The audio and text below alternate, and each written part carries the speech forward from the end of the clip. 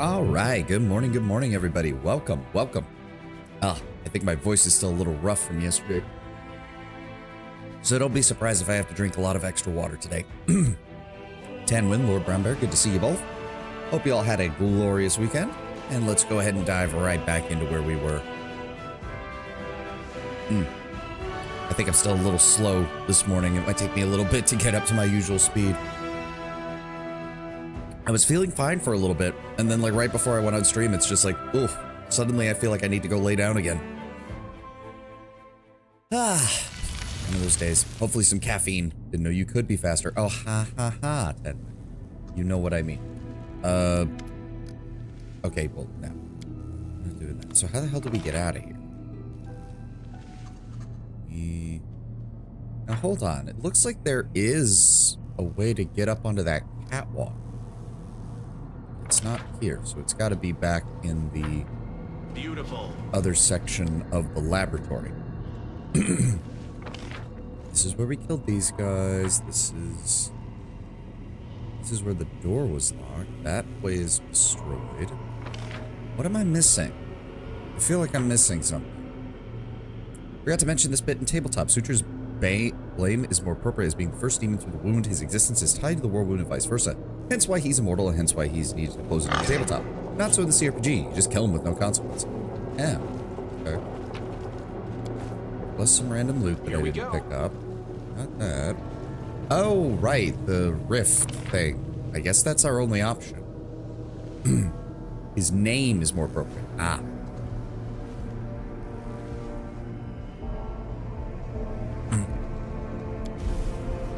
Oh. So... Wait, can I not go tell the normal people that, you know, we have a way out? I can handle it. Was I able to do anything else with this? No.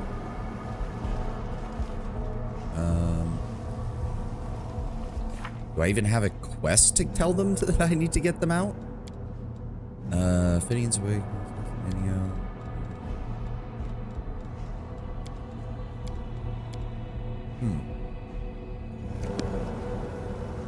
Okay, hold on. I'm gonna make a hard save here just in case. Tell the normal people? Nah, fuck them. Okay, no, it's open. We can grab the loot that we weren't able to grab. So hold on, if I click on this again, it takes me back to the library. Okay, so now I should be able to go tell those guys and be like, hey, we have a way out. Come on, let's move. There's a bloody angel in there, in that little room. That should be something that we'd be interested in getting. I imagine the Hand of the Inheritor would be very happy if we got them out. Yep, I unsealed the way. You're free. Free. Then let us leave here at once. May the light of Iomade be with you. I can't believe I'm going to see the sky again. What time is it? I believe it's daytime.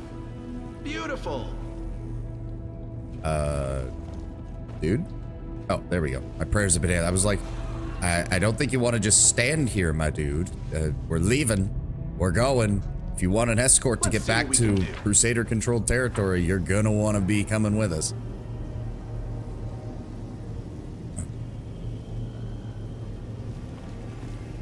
There we go. Okay. Here we go. All right. Something over there. Oh. Ooh. Fancy stock. I think that has a different hair, like a different art style than the others. All right, where are we? Oh. Oh, that's not good. Some ideas are cruel, but I'll be honest, the Trench Crusade kind of goes that step too far that Warhammer doesn't. Of course, Warhammer 40k is over the top brutal, but it outweighs it with that sort of, we know how serious everything is. It's a solid 50-50. Trench Crusade goes a bit too far into grimdark that becomes edgy and kind of dumb. I appreciated what Trench Crusade was trying to do, but to be fair, they also straight up have it harder than 40k, because 40k at least has the excuse of, well, humanity fucked things up before, which is why the Imperium is so bad, and the Imperium is partially bad because it killed off anything that could potentially be an alternative to itself. That's not the case in Trench Crusade. We have the literal forces of hell invading our Earth, and then people on the dev team of Trench Crusaders saying, yeah, it's a morally gray setting. It's like, no, it's humanity fighting for its life against an extinction event that is based on our history. Yes, are the people who are fighting the demons good people? No, but they are the only people left to fight. That's before we get into what I consider to be the utter stupidity of some of their world building choices. Their map, that map that they released was just, how do you claim that this is a war with demons that has lasted over a millennia, and the map is almost the same as what it is in real life? Oy vey. No, Trench Crusade had an interesting concept that then outpaced its ability to world build. The Tainted Grail of Beelzebub, so dark and special and evil, you roll your eyes because it feels too try-hard. I mean, I haven't seen that one, so I can't pass judgment on that specifically, but also, we have a problem, because I still don't know how to get to this area. I'm assuming that's the one we'd use, but that means I need to redeploy. So maybe there?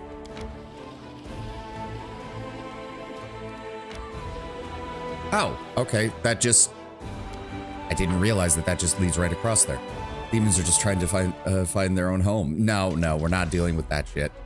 Okay, so this is how we get to these guys. Okay.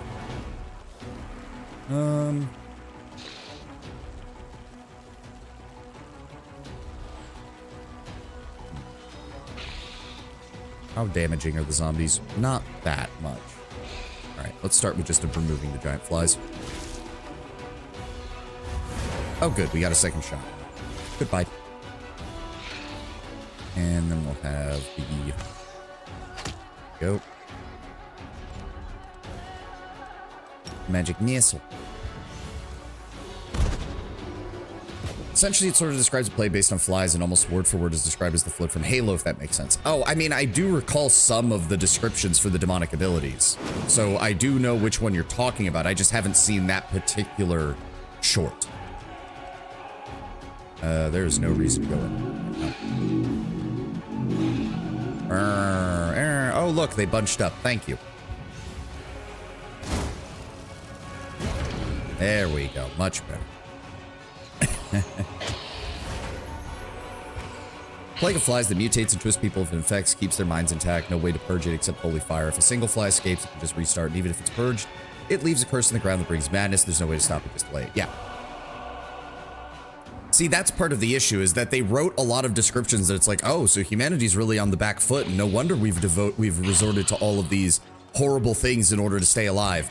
And then they released their map, and it's like, wait a second, the demons are still largely confined just to the Middle East and parts of North Africa. So, what? Why are we having to deal with this then? Or why is this the main source of the problem? That doesn't make sense. Down they go.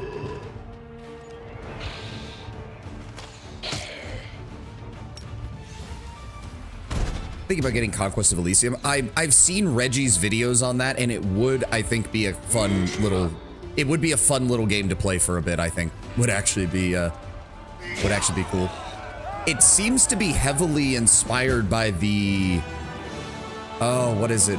I can't remember what the name is called of the game, but I've seen it. Shoot. Nope, I'm drawing a blank on on the game I'm thinking of. I can imagine it in my head, but I can't remember the name. There's a certain level of grimdark where it goes a bit too far, like reading I Have No Mouth and I Must Scream. It isn't an entertaining experience. Well, here's the thing, Tenwin. I actually argue that I Have No Mouth and I Must Scream is actually very entertaining, but that's because it sets out to be a depressing story from the onset and to showcase mankind's essentially last act of defiance. When you go over the top on grimdark and it's in a setting that is supposed to be continuing, that's where it becomes pointless, because it's like, what are you trying to do here? You want us to believe that the story should keep going, that the world should keep going, that things keep moving forward, but you're writing as if this is the end. You can't do that over and over and over and over and over again before it just becomes disingenuous. Crusaders closely examined the remains of the miners' caravan that ventured too far north in the reckless search of profit. They collected a lot of rare and expensive wares, but were never able to return to their homeland. Good. And that also cleared out the path here. I don't know where this goes, though. All right, well, let's get the hell out of here first and foremost. Evade. All right, we're going to make our way back up to Dresden. It's going to take a while. Let's go ahead and switch back to our army, pull him back. We've got one more day before that comes in. Have we replenished troops? No, we have not. I'm not saying I Have No Mouth is bad. I'm saying that it isn't fun to read, if you catch my drift. And a tabletop game meant to be enjoyed with friends. Yeah, it does, that does require a certain fuck yeah vibe. No. As I said, Lord Brownbear, I think you're being a little uncharitable to what Tenwin is saying as far as entertainment. I Have No Mouth and I'm a Scream is very engrossing. It pulls you into just how bad this world has become. Give, I believe it's Harlan Ellison is the one who wrote it, if I recall. Gotta give him props for just writing it and saying, this is what I think humanity's future could be if we just keep fucking off like the way we have. He doesn't pull any punches. This isn't like some of the other Cold War era sci-fi stuff where it's like, well, we need to layer everything in allegory and metaphor, and we don't want to startle people too much. And Harlan Ellison's just over here plopping I Have No Mouth and I'm a Scream on the table and going, no, if we fuck up enough, we're all going to die. Thank you. Have a nice day. Fuck off. Which, if you know anything about Harlan Ellison, that is exactly how he was towards many people. One of my favorite little tidbits is that the only reason he ended up voicing Am in the computer video game version of I Have No Mouth is because every actor they brought in, he got pissed off at and said, you're not doing it right. You're not doing the voice of Am right. But no, there has to be a certain element of enjoyment when you're doing a setting like Trench Crusade, like 40K, like any kind of tabletop game. It's why, honestly, the I Have No Mouth game works as well as it does, because point-and-click adventure, or really point-and-click horror, I would actually say, is the only way to do a setting like that. Yeah, there we go, the hate monologue. There it is. He does make a good Am. He does. Like, you can feel that when he says, I hate you, he honestly means it. Oh, okay, we got an extra day before the demons showed up. We should probably, let's redeploy our main army back to the Stone Maze, while the rest of us still don't know what we can do about that Mad Half-Elf woman. That's fine. So, oh, right, we do actually need to... So, guys, you sent me to the middle of nowhere. I'm an empath. I have a feeling this thing dislikes us. Yeah. No, I get what you're saying, Tenwin. It's... I guess the thing is that I can at least see in Trench Crusade. So the one saving grace I think that the Trench Crusade designers did early on is it's not a full-blown war game. It's a skirmish game. Pretty much the entirety of their combat, like, mechanics, from what I read, are based on what is essentially squad-on-squad combat. So you don't have to try and come up with a grand narrative of, oh, this is how we're beating the demons, or, oh, this is how humanity is falling. Because that's not what the game focuses on the tabletop. But yeah, if your actual storytelling as you continue to expand your world is basically, oh, it's grimdark for the sake of grimdark, and you're not actually expanding your world, you're just writing all the reasons humanity is fucked and not offering, and every time humanity comes up with a quasi like defense, you then have the gall to say, oh, and look how this makes us just as bad as the demons. No.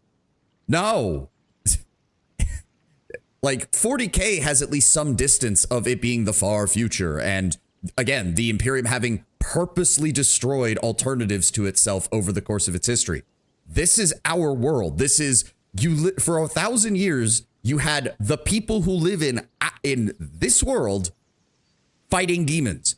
Oh, shock and horror. They were willing to do anything if it meant stopping the demonic invasion that would lead to the extinction of humankind. Oh my God. Who would have guessed? Tell me that you've never had to face an existential crisis in your entire fucking life. Also tell me that you've never cracked open a history book outside of, oh my God, look at how horrible and evil those people from the medieval periods are. Oh, we're so much more enlightened than them. That is the vibe that Trench Crusade started to give after a while. It's like you have no context for history whatsoever. And it's a shame because some of the unit designs and the world building for like the individual factions is really good. I think he's been away a little too long. I tried to trace the teleportation twice and it failed. Surely you don't mean that we teleported Savan, champion of the gods, crusader of the Knight Commander, and our friend to a random point in space with no way of even knowing where? Ikes is clearly beginning to panic. That's exactly what you did, you dimwits. Oh God, Savan, you're back. What was it like? Was it beautiful? Says Aranka with bated breath as her friends erupt in cheers and whoops of jubilation.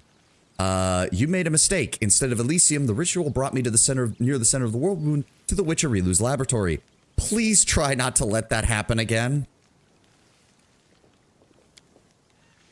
The 40k universe also emphasizes that while indeed the solutions are required, it also points out that even if it works, that it's frequently misused. The Inquisition, very useful against chaos, but giving individuals that much power goes to their heads, and now we have petty bastards frequently doing heavy damage to the Imperium for no benefit. Yes. Whereas, in my opinion, Trench Crusade goes out of the way to explicitly state, like, it basically explicitly states, like, humanity knows that these methods should not be done. They should not be used, but they have no choice. They truly have no choice. And it's harder to separate that.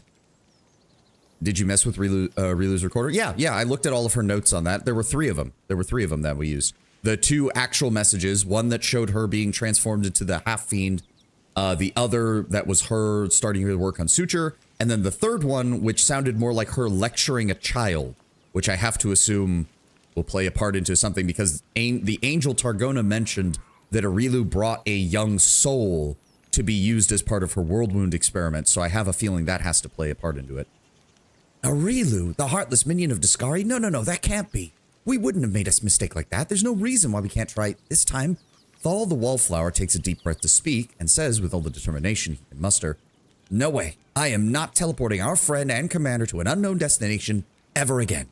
We'll try once more if we can improve the ritual to make it more predictable. But to be honest, I'm not even sure that can be done. There we go. Good. Good on you, Thal, for reminding them not to do anything else stupid. Here we go.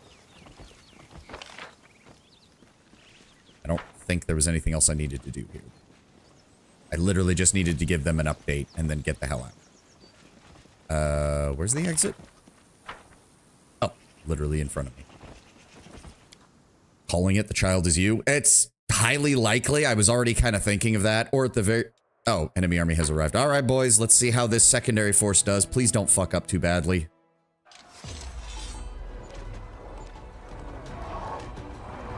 Now, what exactly does this do? Okay, it's a healing ability. Okay, we've got cultist mages in the back. We can reduce the enemy. Who are you guys again? Oh, mongrel fighters, right. Hand axes. Okay.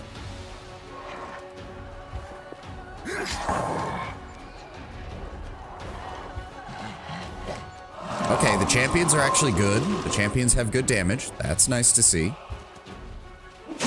There we go, paladins. Oh, and they got an extra turn. Very nice. Finish off the boomerangs. All right, what is he doing? Curse of the Swarm.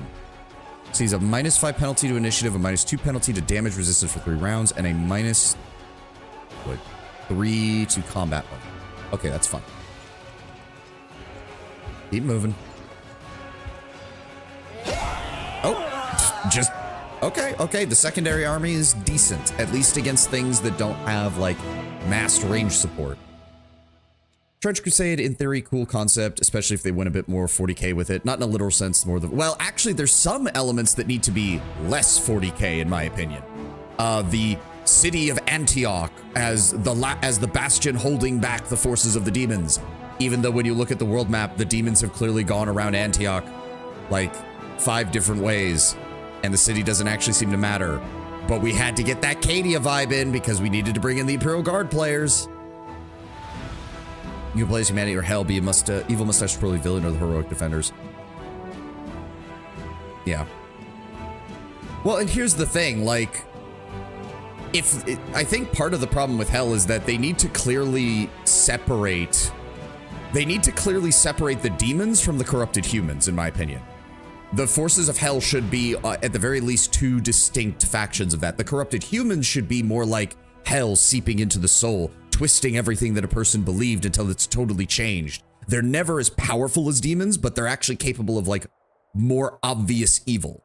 And then the demons should be more eldritch, which some of them are. Some of them are actually quite interesting in that regard. They're much more eldritch, much more Cthulhian almost in the way they act, except for things like the Black Grail, which is just Nurgle again, unfortunately.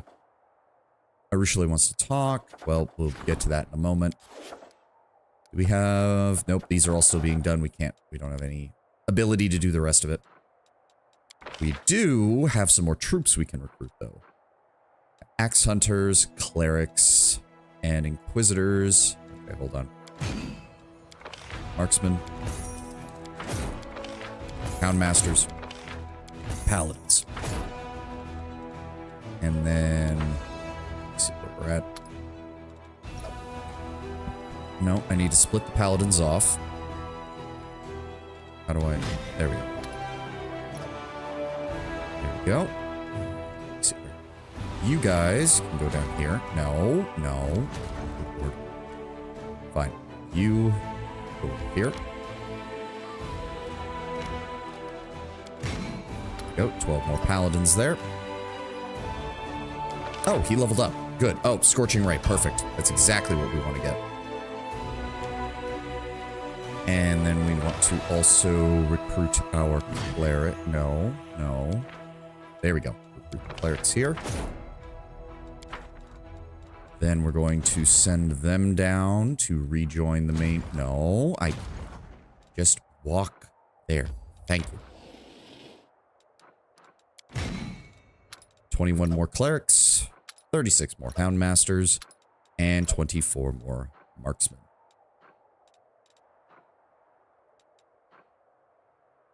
Yeah, the sheer amount of damage... Like, the marksmen just do more damage than any other ranged unit in the game, pretty much. I would love to put those angels with the crusaders that I have over there, but we don't really have that many of them, and he still can only carry 3 units.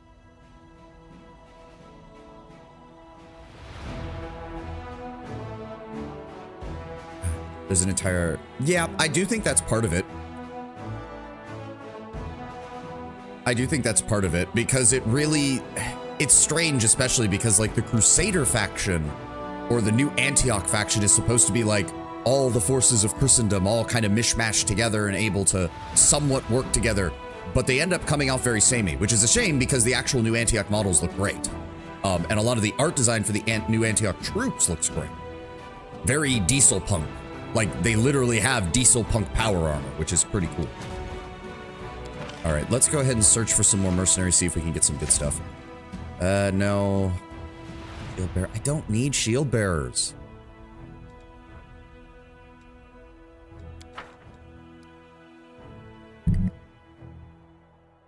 There, phlegm into my throat. Blech. Okay, well, I think we're done there, so... Yep, they're here. Those guys are over there. Let's get back to Dresden. On the cusp of the abyss... Wait, what? On the cusp of the abyss. What am I missing? Oh, okay, so they... Explore the and study the traces of... I mean, I want to get as much done as possible before we go in there, so... Okay, please let me go into Dresden. Thank you.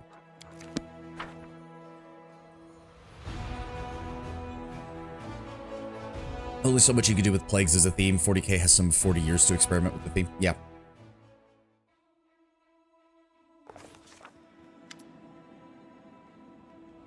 Oh. I don't know why. I think I've just overtaxed my throat a little bit. I need to get some more. I need to get some peppermint tea. That stuff works well with helping my throat. There is an unusual spring in the succubus's step today, and she has a mysterious smile on her lips that you can't recall seeing before. Oh, Desna, something truly miraculous happened. If only you knew. I see you beaming. Wordlessly raise a brow. That or go after the more literal plagues of the Bible. Yeah. And again, like, actually, it's a good thing you brought that up, Ted, because it reminded me that the one thing the Trench Crusade devs do still have going for them that I think that shows they do know how to world build. They know how to keep a secret, which is something that Games Workshop has obviously failed to do massively for the last 10 years or so. Because when I was reading the Trench Crusade timeline, one of the best moments, because they don't explain any of it, is an event, I think it happens in like the 13 or 1400s, and it just says, God reaches down his hand, the city of Corinth is wiped from the earth, or the city of Corinth is no more. And it doesn't explain anything. And in a setting where, one, God is in some form real, and two, can't intervene directly because it leads to the apocalypse, it literally will just lead to Earth being destroyed. It's very interesting when one of your events is just, oh yeah, that city doesn't exist anymore. Which again, only makes things weirder when they release the map, and it's like that, okay, so were the demons coming this way? Did they get around? If they got around, how did they get past New Antioch? Because I thought the whole point of New Antioch was to do this. This was before the demons had full control of the Mediterranean, so how'd they get over there? Again, that's part of the problem. They know how to world build, but I don't know if someone else was in charge of like specific events versus like overarching world building themes or something. Wordlessly raise a brow. I used to, and now I'm...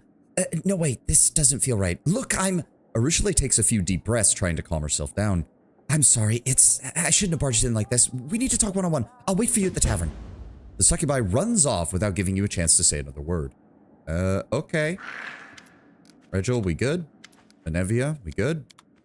Ivu, good? All right. Just checking in on everybody. Wait for you at the tavern with condoms.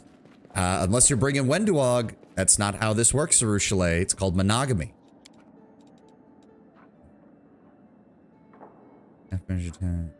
Hold on, we'll walk there, because I also have shit to sell, so we can go over to the... Oh, are we going to get an event from the Hand of the Inheritor? Can't make the demons wait. My watch goes on. Greetings, champion. Oh, look, the Golden Man will turn to stone if he doesn't move soon. We need to break the barrier quickly. Quickly, call up the court and attack the demons. Otherwise, they'll find out what we're planning and plot all kinds of nasty stuff.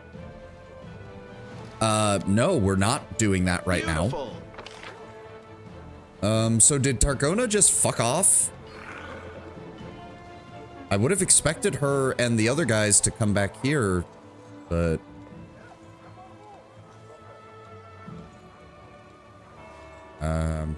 Yeah, she just dips. I guess she's only vital to the angel story. Okay, fair enough. Oh, we do have some elven notes to give to the... Where are you at? Storyteller. Found some pages. Oh, okay. Well, we always know that this leads to a lot of talking, so hold on. Let me drink some water.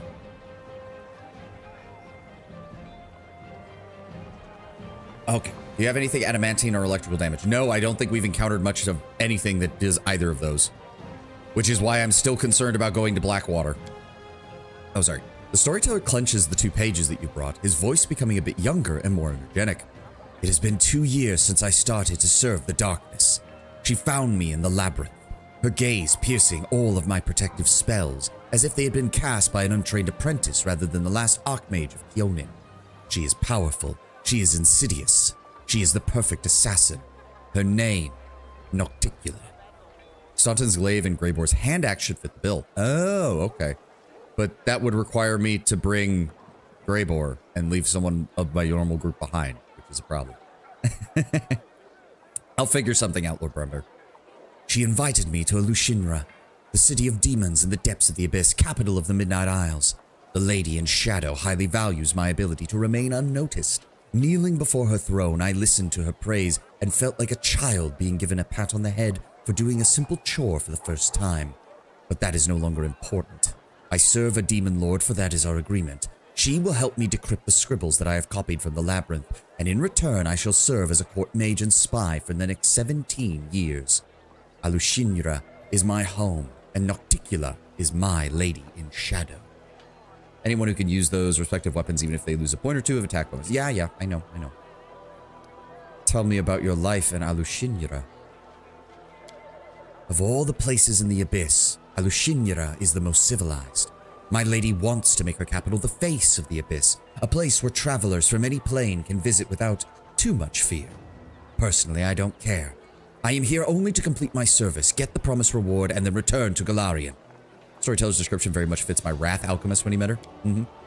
However strange as it may be, Alushinjara's demons treat me honorably. I can tell they hate me. They growl at me, but they have never attacked. I still have my spells, and I am ready to use them at any moment, but I've had no reason to yet. I have my own tower in the upper city, not far from my lady's palace. I have strengthened it with every protective spell I know and set golems to guard it. I created a portal to Golarion at the top of the tower, one which only I can use. It will be my final escape route if I need to flee. I expect an attack every day, but it has never happened. It might sound ridiculous, even surprising, but after my service here, I think the demons of Alushinjara respect me. You trusted a demon lord. My lady in shadow has no reason to hide the truth from me. She does not care about my research. She offered her help. Oh, pardon me. She offered me her help out of curiosity. I'm something of a bizarre pet to her, funny and useful. The storyteller shakes his head. She offered me help and I agreed. I must thank my lady for her generosity. 17 years of service in exchange for translating the 17 phrases of Baphomet's Labyrinth. A bargain.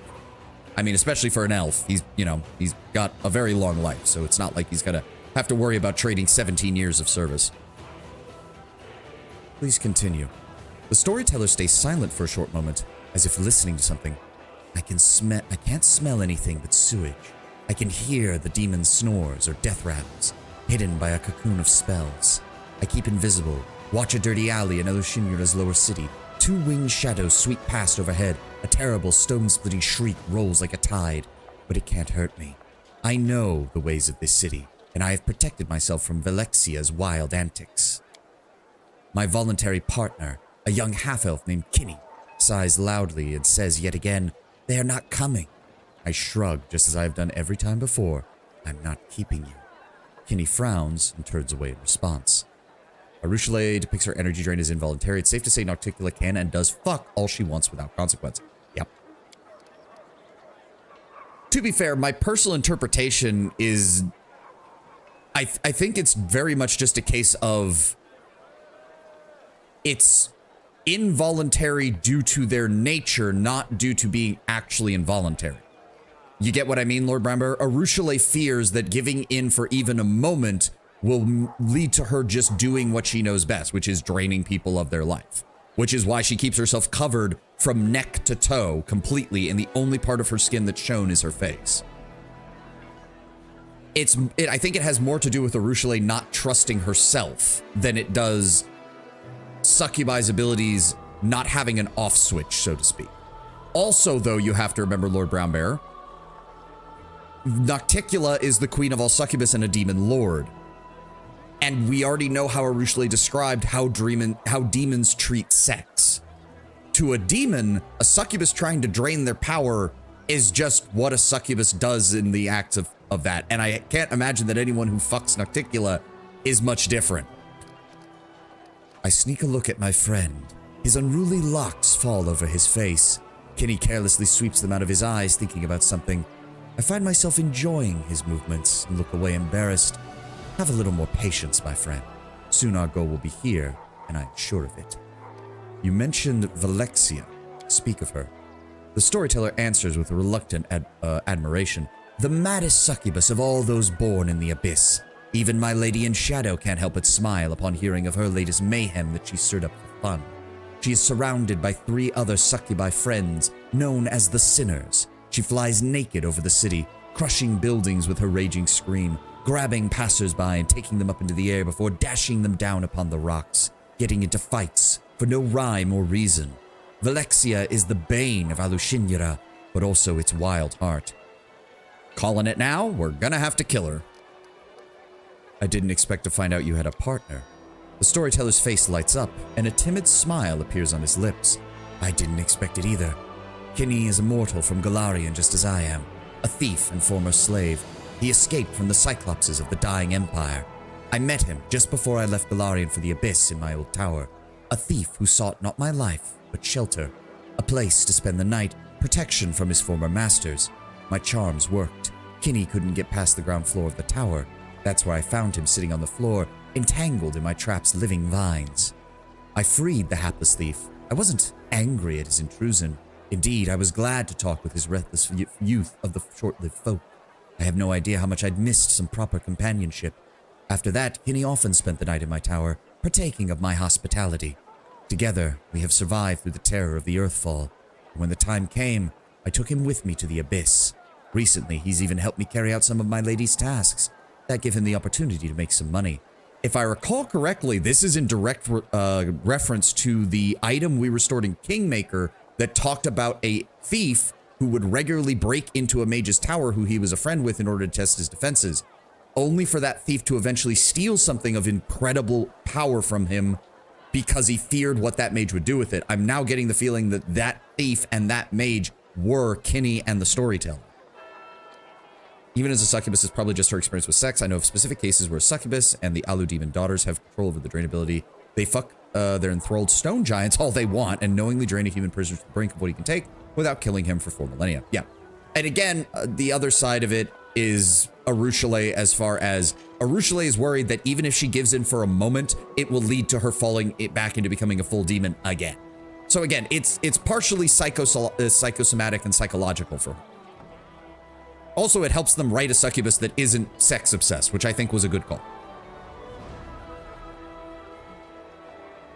Does your partner know about your goal to save Galarian? Yes. We've discussed my plan many a time sitting at the top of my tower, nursing goblets of warmed wine. Kinney shares my love for our dear home, supports my desire to save its doomed civilizations. The storyteller smiles warmly at the rush of memories. My friend is not like me at all. He's young, hot-tempered, mischievous. He prefers to act first and deal with the consequences later. I think maybe that's why we get along so well. Opposites attract.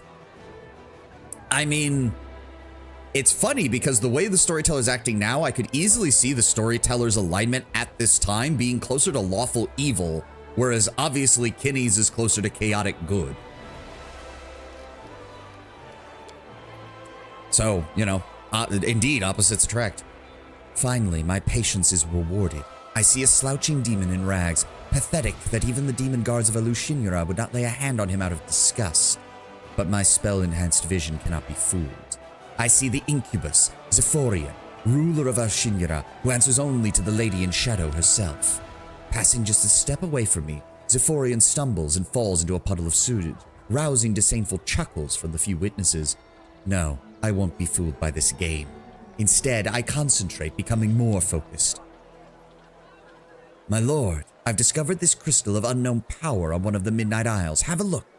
A hand holding a heart-sized crystal burning with purple flames emerges from under the rags. The incubi's hand is shaking, the skin on his palm slightly smoldering from touching the crystal. The demon's reflection in the puddle of sewage ripples and changes. I don't hear Zephorian talking to his mysterious lord. The incubus hides the purple crystal under the rags. As you wish, my lord. No, Nocticula knows nothing about the crystals, I am sure. Of course, Lord Sokobanoff. I wince, for I have no desire to stand in the way of another full demon lord. Yeah, Sokobanoff, patron of sexual and other hedonistic gratification, seeing the world as his plaything, one that serves up violence and destruction, of which he's especially fond, brother of Nocticula. I turn around. You see, Kinney? We were able to get evidence of Zephorian's treason. I was right. But my friend is nowhere to be seen. Who is Sokobanoff? The storyteller cringes again. A disgusting demon lord, champion of meanness, debauchery, perversions, and the breaker of taboos. He is Nocticula's brother and former lover. Out of jealousy, he tried in vain to kill my lady, but he remained alive after the attempt. He is driven by fear, shame, and hatred towards his more powerful sister. It was a Neandrian crystal. The storyteller nods slowly. You are right. This is probably one of the first crystals discovered by demons, if not the first one. I'm glad that it took the demons so long to discover the crystal's true properties. Otherwise, the invasion of the Abyss could have happened much earlier. Continue. I am now standing atop my tower. There's a goblet of warmed wine in my hand. Nocticula was quite pleased with our information. She won't kill Zephorian on the spot, no. My lady's punishments are much more sophisticated. Banishing, demotion, even transformation into a pathetic creature the incubus was masquerading as. Nocticula has many choices. Personally, I don't care. I've already done my part. I sip from the goblet and turn to my friend. Without saying a word, Kenny takes out a rag from under his shirt and shows me the purple crystal wrapped in it. I chuckle. So that's where my friend went at the end of the raid. Well, we're going to keep it. I'll study its properties in detail, find out if it will help me achieve our goal. Nocticula doesn't have to know that I have the crystal. Let her look to Zephorian or her demon lord brother for it. I drink from the goblet once more and look down. Alushinura lies at the bottom of the tower like a faithful dog at the feet of its master. I have earned respect here. Even the Lady of Shadow heeds and trusts my words. I feel a treacherous smile appear on my lips. Of course, when 17 years have passed, I will return to Galarian. But at least for now, I like my life here. The storyteller is quiet for a good long while, thinking about everything the two of you saw. Then he runs his hands over his face, tired. I served a demon lord. And what's more, I liked it. I did not expect this from myself. I was so different.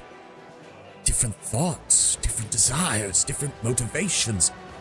What caused me to change? I just don't know. The storyteller shakes his head ruefully. Fun fact, Sakamanoth used to have a quarterstaff as his personal weapon. Nocticula shattered it into pieces, and he's still looking for them to get his weapon back. He has to be careful because the shards are in the Midnight Isles. Good hook for a quest. Yep. Oh, good. We do have another page. Yeah, but that's not enough to unlock the next tier of his story, as I figured it would be.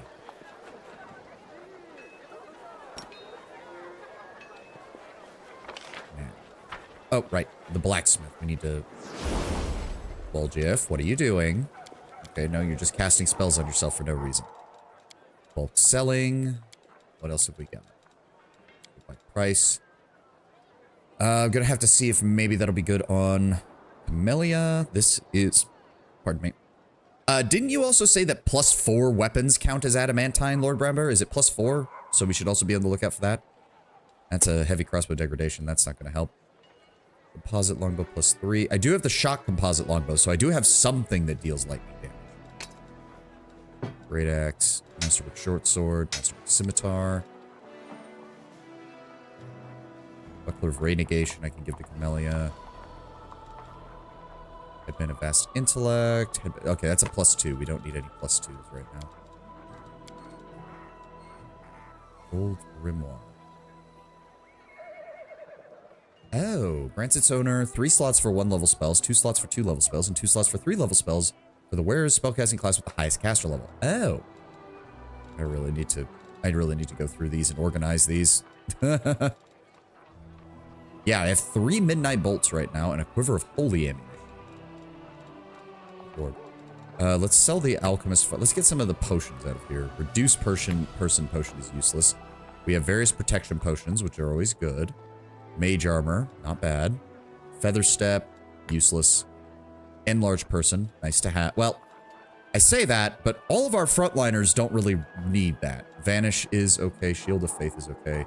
Remove sickness, I guess we can keep.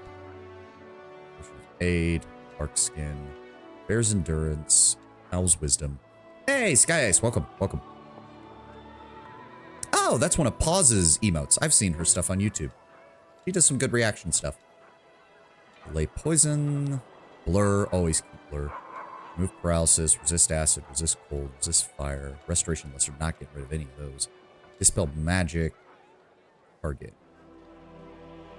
I don't think that's going to work. Neutralize poison. Magical vestment of armor. That's a caster level 5. That's not very worthwhile. Potion of haste. Potion of displacement. Potion of dispel magic. Potion of inspiring recovery. What? Oh, it's a healing item. Okay. Well, we're not going to get rid of it then. Okay. 38,000. Not bad. Not bad. All right. Let me see here. Arushale is in the tavern, I believe she said, and we don't have anybody else to check in with, so.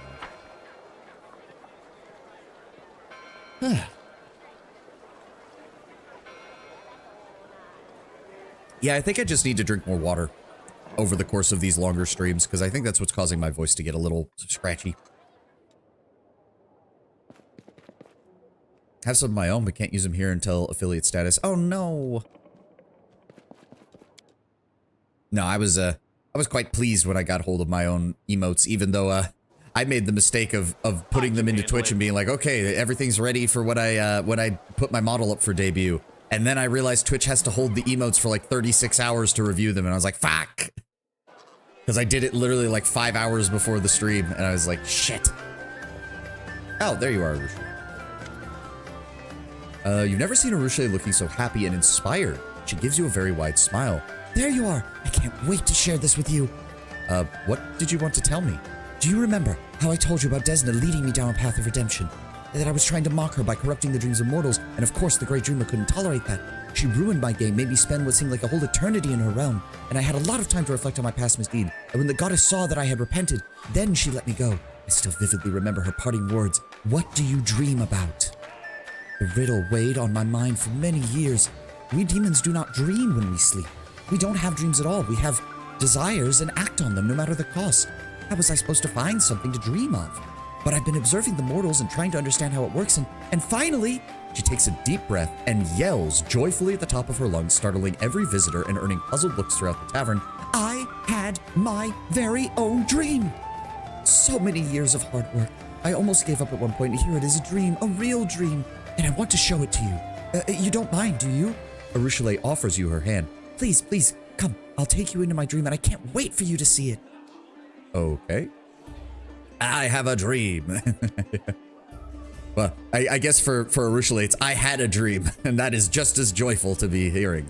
The succubus reaches for your hand with her burning fingers, and the world around you fades as if you are carried somewhere far away. I do like the tavern music that they use in this game. Ooh, it is cool and quiet in Areelu's dream. The ground is firm beneath your feet. Thin mist curls along the surface. In the soft, eerie light emanating from invisible stars, you see nothing. As you look around, you see nothing and no one save for yourself and Areelu. Nevertheless, the succubus is beaming with joy. This is it! An actual dream! My first one! Is this what mortals see every night? Does it look like your own dreams? What do you think? Why is it so empty? Empty?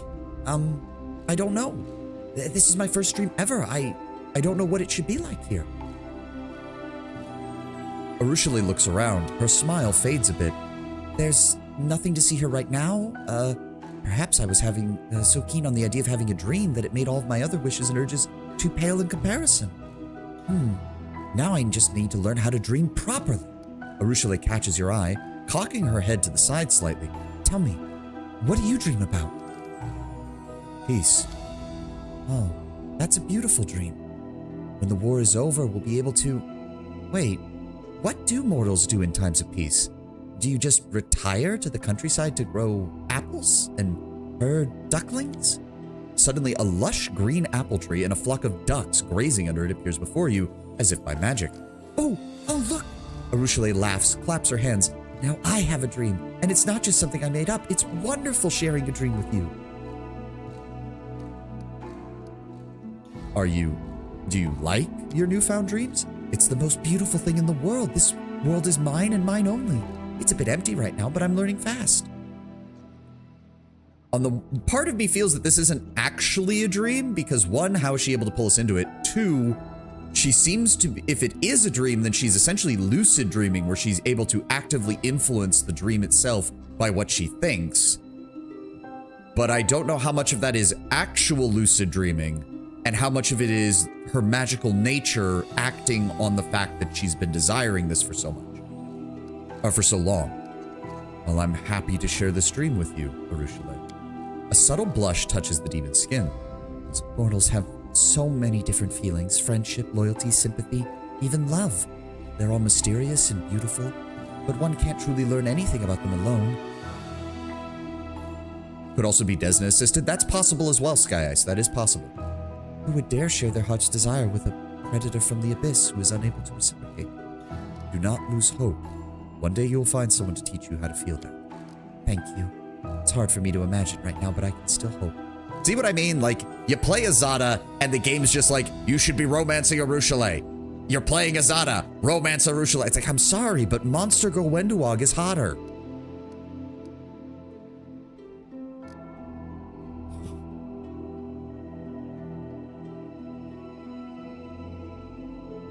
Do you mind me taking a quick look around? Of course. Feel free to do whatever you like. It's why I brought you here. Okay. The ducks are quacking blithely as they graze on a lawn under the apple tree. Okay. Yep, there's ducks. There they are. Yep, it's a little barren. Demons wait. It is a little barren. There's no getting around that. Ducks grazing? I mean, technically, yes. Ducks will eat, like, they will scoop things up with their bill. Also, Areelu might not know what a duck fully is, to be fair, Tenwin. It's too obvious of a desired relationship. I'm only going one tune for her. Yeah, it's like, she is very blatantly placed here as the Azata love interest. You can kind of justify it if you're playing Angel as well, but with Angel, they also kind of push you in the direction of Queen Galfrey. Cough, Shadowheart, cough. Yeah, a little bit.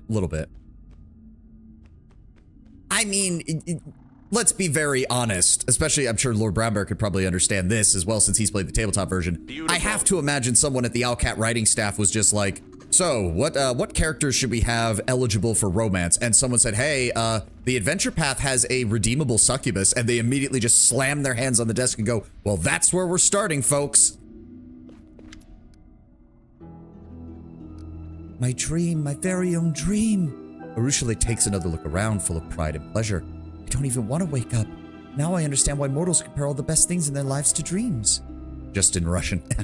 Yes. Let's go back to the material plane. Let's go. Areelu touches your hand and the dream world begins to fade away.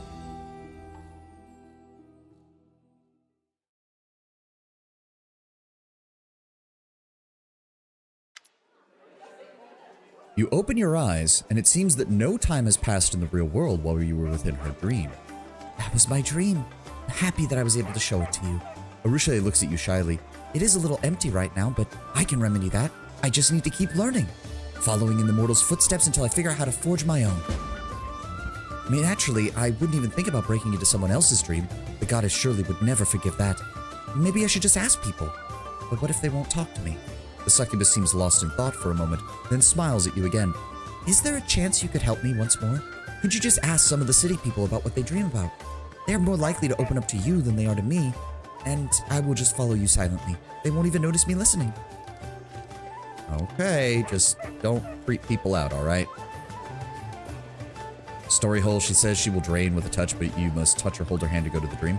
I mean, it does say that you... So it says you take her hand, it does not say that you touch her skin. Which means that all she did was take your hand, and she does keep all of her body covered. I mean, I can't really... I think the fingertips of her gloves are off, but I don't know if that's I don't know if that's meant to accurately reflect what she's wearing, or if that's meant to just be an artistic interpretation.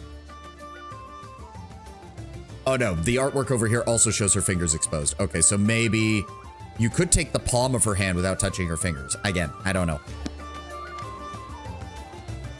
Oh, here we go. I have a question for you, good sir. One that might seem a little strange, but as the commander, I need to know your answer. What do you dream of?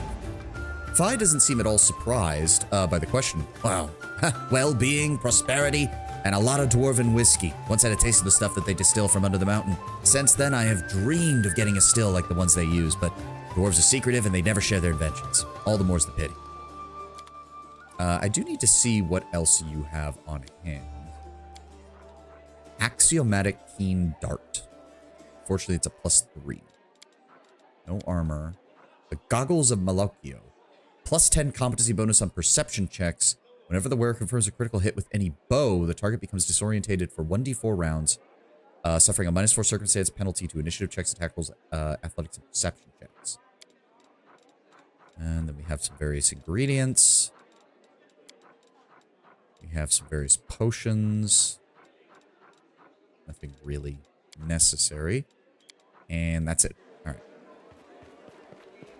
So I'm assuming we have to ask named people. I wonder if it actually gives me a list. There we go. One-Eyed Devil, the Storyteller, Arsinoe, Hilor, Horgus, Kiar, Irabeth, and Anevi. All right. Why is the boar here? Social, did you leave your boar? Social, the boar got drunk. Can you come and get it, please? God damn it. Gray boar, do I need to talk to you about anything? No. Good.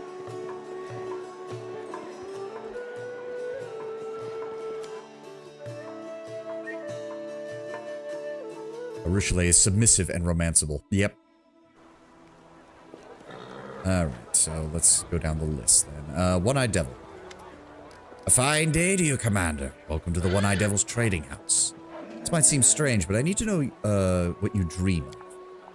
When I get rich, I dream that I'll retire. I'll go to Taldor and buy a villa by the sea from a broke noble. Hell, maybe even buy their title. I'll surround myself with such luxuries that even the ancient Taldan emperors would envy me from the afterlife. I will have a pipe organ in my dining room, and I will play it while I dine. And the harps, and the bells. Out of the corner of your eye, you notice movement, but nothing else. Areelu has disguised herself very well in order to overhear the dreams of the townspeople remain unnoticed. I'm surprised she doesn't want us to go talk to the actual Desnans who would be willing to talk to her about this. Yara, I have a question. I know you are still in the bowels of your depression, but what do you dream of? Sighing heavily, the old man's gaze looks over your head off into the distance in the sky. So many young men and women have laid down their lives for this war. They came here young and fearless, just to wind up dead. Bringing them all back to life. Stopping this sacrifice. That is my dream. Alright, who else? Helor. Where is Helor? Wait, no. Helor is... Wait a second. Helor's over here. He's in the inn with, Nenia.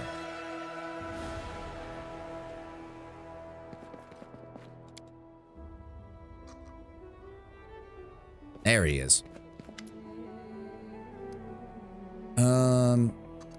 Actually, I don't know if I've updated myself on his story, so let's do that first. Tell me how you almost caught the Spinner of Nightmares.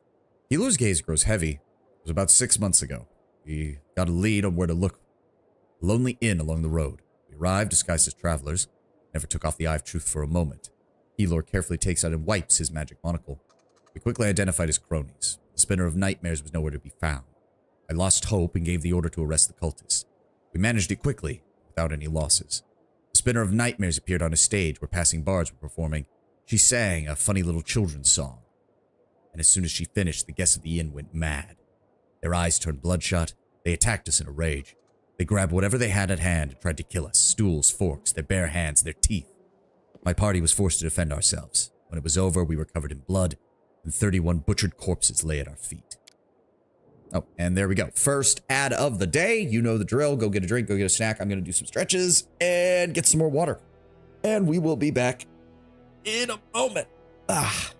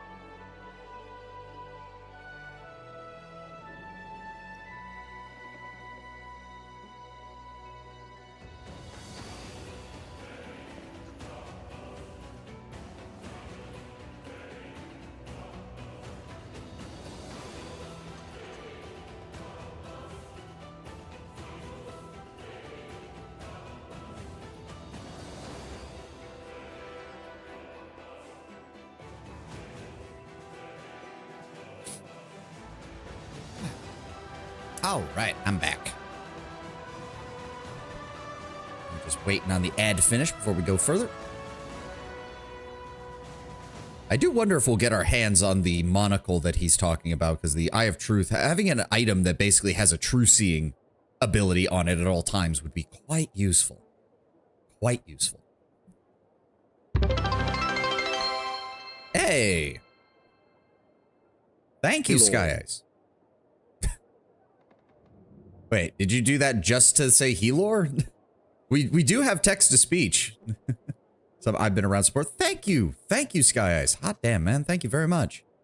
But yes, FYI, any bits above 100 get you text to speech. So if you wanted to actually deliver an entire message, please do. Like, I don't mind it at all. Ah. No worries. Thank you, Sky Eyes. Hot damn, man. Thank you very much. It means a lot. It means a lot. Where were we? They wouldn't even stop fighting after their guts were dragging across the floor. The air reeked of blood, guts, and shit. I was barely able to clamber out. Legs refused to walk across the slimy muck. Once I made it outside, there was only the night, the step, and the laughter. The delighted, mocking laughter of a child who pulled off a prank. It arched from horizon to horizon. It echoed in my mind. I lost consciousness and fell to the ground. Helor's story ends with a helpless sigh. The Pathfinder massages his eyes with his fingers as if trying to push away the horrific images that he had envisioned. I have a question for you, Helor. What do you dream of? I would give everything to see my little girl again one last time. I mean, that was kind of... I kind of saw that coming. Here we go. Nenio, do you... Ooh. Check out this mask I found. There's writing on the inside. I forgot we even did that. Nenio snatches the mask from your hands and examines it from every angle. It looks like an average mask. Smells like mold. Tastes like... Ah, disgusting. Eye holes are... She puts the mask on and looks at you through it. Utterly unremarkable. And yet I sense some hidden magic in it. I would bet my encyclopedia that this must be the answer to one of the riddles in the statue of the Nameless Ruins. The writing on the inside looks very much like one of the answers. With a sigh, she hands the mask back to you. All we have to do now is find 4 such masks and bring them to the statues. You won't forget to take me with you when you head to solve the cultist riddle, will you? Better write it down somewhere. Nenio is extremely interested in visiting the Nameless Ruins after you find all 4 masks. Don't worry, Nenio. I won't leave you behind. Speaking of which, though, while we're here, Greybor. Let's see. Defensive study, 2-weapon fighting. What else do we want to grab for him? Mythic sneak attacker. That would probably be a good choice. Let's go ahead and improve his sneak attack damage. Darren, what is your mythic? Hold on, I need to find your... Where did I put your build? Where did I put your build? There it is. What are we on? Level 4? So yes, they want... Which one is it? School Mastery. There it is. School Mastery, Necromancy. Someone went heavy. Hey, if Sky, I'm not going to say no to somebody offering support, and I appreciate it from Sky Ice. I do. I appreciate it to all of you guys who have given me subscriptions, bits, or even just shown up. It means a lot to me. It does.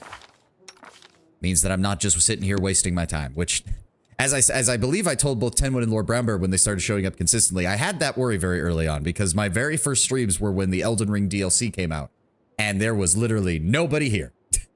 For, like, almost 20 hours of recording, there was nobody here. What character did I even click on? Oh, Nenio. Okay, Nenio, where's your build? Where's your build? I need to pull that up. I try to spread my support evenly among the streamers I watch. When I was first getting into watching VTubers, I had problems with that because I felt like part of me was just like, oh, but I watched them, even if it was just for a bit. I feel like I should give them something, but I don't want to commit to a subscription that I might not be able to keep up.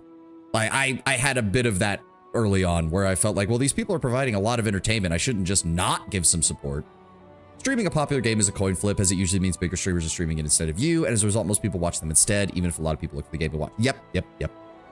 And it also just depends. Like, that's part of the reason why I try to be at least a bit of a variety streamer, because I don't want to be just a insert game here streamer. Like, I don't want to be a WoW streamer or an Elden Ring streamer or I mean, there are people who have made a career off just replaying Pillars of Eternity and Baldur's Gate 50,000 times because they do it differently each time and they have the patience to learn the mechanics to an obsessive level.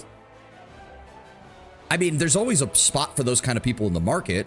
Looks at your RPG capital, like, sure. Hey, I told people that I have to get through my RPG backlog. That's my priority. There are other games I want to play. There's a couple of strategy games I'd love to play. I still want to do the Homeworld series as a whole. Well, except for Homeworld 3, which doesn't exist.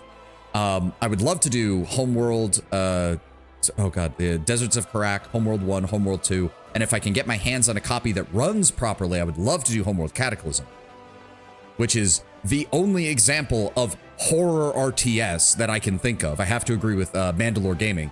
It's quite possibly unique in that regard. I can't think of another real-time strategy game that actually leans into the horror elements. Command & Conquer, yes, I would like to return to Command & Conquer and finish up those, especially the Anniversary Edition. I want to stream, but I'm normally way behind times because I'm cheap when it comes to buying games. You'd be surprised, guys. I had some of my highest viewership playing Baldur's Gate 1 and 2. Sometimes if you can find an older game that there's a lot of people who remember it fondly or who want to see people experience it, you can find a niche. I was actually averaging quite a few people when I was doing Baldur's Gate 1 and 2. There were a lot of people who wanted to see people playing that. Cult classics, exactly. Okay, give me a moment. Let me pull up Nenio's build. Where is it? Nenio, I need to see your mythic abilities. We are at Mythic 4, right? I keep forgetting. Literally, I just looked at this. We are at Mythic 4, right? Yes. Mythic 4, Expanded Arsenal, Evocation. Boop, boop, boop, boop. There we go.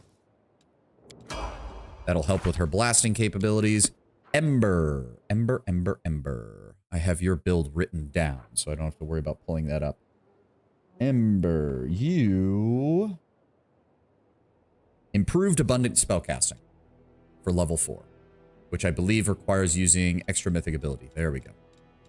I think Kingmaker also got more at the end. Yeah, by the end it was. Can I see your Wendowog ability choices? I'm trying it out, but it just doesn't seem to put out the DPS yours does. Sure, give me one moment. Improved Abundant Casting. Let me get these mythic abilities done, and I will bring up Wendowog's build so far. Wait, who did I just click on? I literally... Woljif. Okay, Woljif. 2 weapon fighting, ever ready, which is good for his extra attack opportunity. He already has Archmage armor. Let's go ahead with...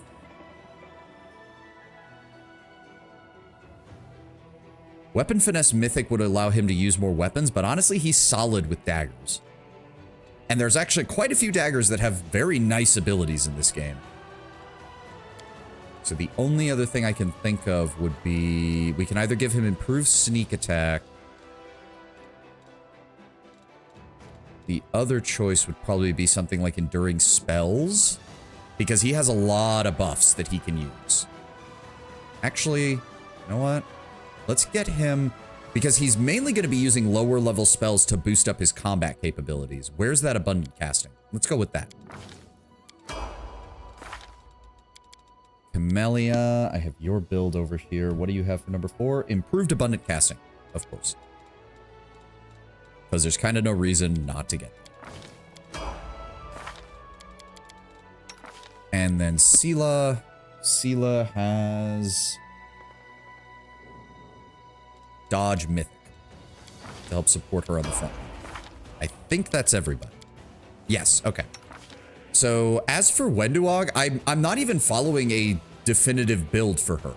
I do know that, like, I've seen some people's builds for the throwing axes, but I'm not actually following any of them.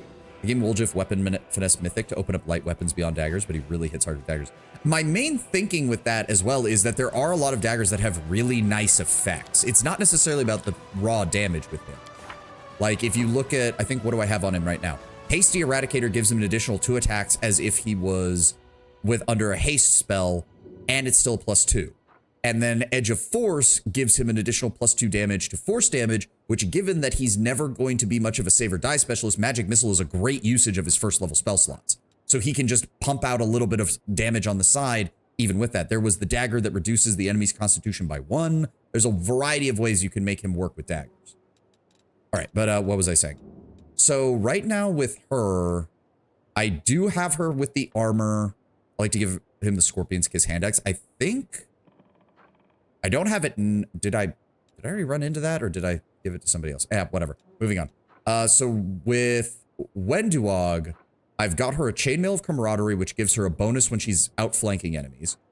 She's got Surefire Gloves, because all the throwing weapons are within 30 feet. So this gives all of her attacks an additional 1d6 piercing damage and the chance to apply bleed for the next 3 rounds.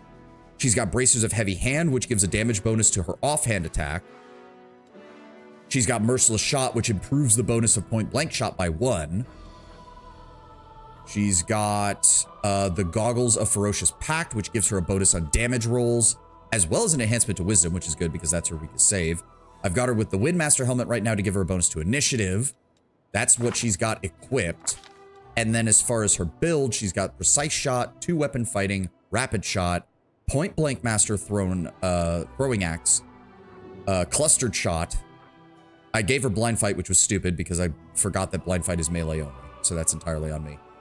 Improved Precise Shot, and then her fighter skills, she's got Point Blank Shot, she's got Weapon Focus Throwing Axe, Weapon Specialization Throwing Axe, Many Shot, Greater Weapon Focus, Improved 2-weapon fighting, Penetrating Strike to reduce enemies' damage reduction, which is very much needed because of how much damage reduction demons get, Hammer the Gap for some additional damage, and then her weapon training was just two-handed all the way down, basically. Go back to Many Shot. When making a full attack, doesn't that just work with bows? That's possible. I might have done that wrong. Again, I'm not actually following. If that's the case, then I'm doing better than I thought, because I guess, oh, Many Shot is bow zoning? Okay, then I fucked that up. So even with 2 wasted feats, she's one of my highest damage dealers, which is kind of telling. She also had, oh, right, she does have that one. So the +3, the Fixed Obsession gives a damage bonus for every time it lands a hit, it increases its damage by 1 up to a maximum of 10. And then Frost Embrace is an Icy Burst Axe, but I don't think I've ever seen the Icy effect go off. But when it lands a hit against a new enemy, the enemy must pass a Fortitude saving throw or become paralyzed.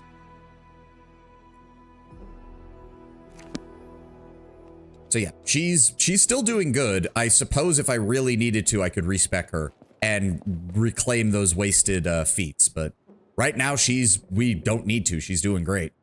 Wenduog's main weakness is the fact that as a dedicated damage dealer, I have to make sure she doesn't get mind controlled or confused, because then she turns into a massive liability. Orgus, I have a question for you that might seem strange, but I need to know the answer. What do you dream of? I'm well past... No, wait, hold on. I gave Horgus not his old voice. Hold on. I'm well past my prime. I've seen far too much death to be afraid of dying myself, but I don't want to get old. If one has enough money, one can bribe time itself. Just ask the Queen. I just wish I could afford the magic potion she's been using to stay young for over a century. Ah, I see what you mean, Horgus. I see what you mean. Horgus is... If Horgus was in the modern day, he'd be one of those people who's just like, I am going to enjoy my life, and then my retirement plan is a pistol with 1 bullet. She will mess up your team. Have to keep that protection from evil chaos. Yep. Beautiful. I still remember the old Rooster Teeth podcasts where Gus Sorolla was the one who said that. It was just like, it's like, my retirement plan is a revolver and 1 round. Let's see what we can do. It's like, okay, Gus, thanks for bringing down the mood, buddy. Storyteller, Arsinoe. Where is Arsinoe's the cleric over by the chapel, and then Irbeth and Nevi are inside the fortress.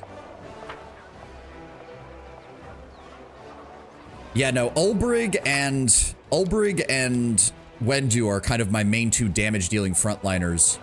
Regil is combination tank and frontliner. He can do a lot of damage. But he has the higher AC, so he is usually useful for drawing fire. And then you have Social on his boar, who is dedicated tank. What do you dream of, Arsinoe? That is a rather strange question, but if it is an Orc commander, I will answer. There is a saying, one cannot win a war and keep their gloves white, yes? I do understand that there isn't much time and energy left for landscaping when you're fighting hordes of demons to the death every day, but Abaddon knows that I would love to see Dresden neat and tidy for just a day. No missing cobbles in the streets, everything sparkling clean, flower beds blooming, all the lawns trimmed, glory and order, instead of so much filth and blood. That's kind of understandable. Arsinoe wants to actually see Dresden as a city and not just a fortress fighting against the demons, which I suppose as a cleric of Abadar makes a lot of sense. It would make a lot of sense that clerics of Abadar, even though they're big on order and organization, all that, would be the kind of people to be like, the best thing you can see is the day when a fortress becomes a city, and it doesn't have to constantly be used to fight. What do you dream of, storyteller? I haven't been surprised by a strange question for a long time, especially not when beside you. I hear the weightless tread of your succubus friend who has stepped onto the path of redemption. No wonder she wants to know more about mortals and their dreams. But I'm afraid my dream will disappoint you, child. Yet, I will still answer. I suffer from insomnia. Every night, as soon as I lie down, the ghosts of those who are remembered and those who are forgotten stand about my bed. The stories I have gathered swarm in my mind. My mattress becomes hard like stone. My pillow is cold as ice. Maybe if I had a softer bed, I would fall asleep quicker. But I don't think it's about the bed. I do want to know what's up with it. Like, it's very obvious that his story is leading us to when we go to Alushinura, which I know happens in the game. It only just occurred to me. I'm surprised no one else knows. Doesn't this kind of look like a stylized version of Discari's emblem? So it kind of makes sense that this is what leads to the Midnight Fane. You literally have like a partial version of Discari's emblem circled around Iomedes. I'm now not surprised that that's where we're going to end up. Beautiful. All right, where are you guys at?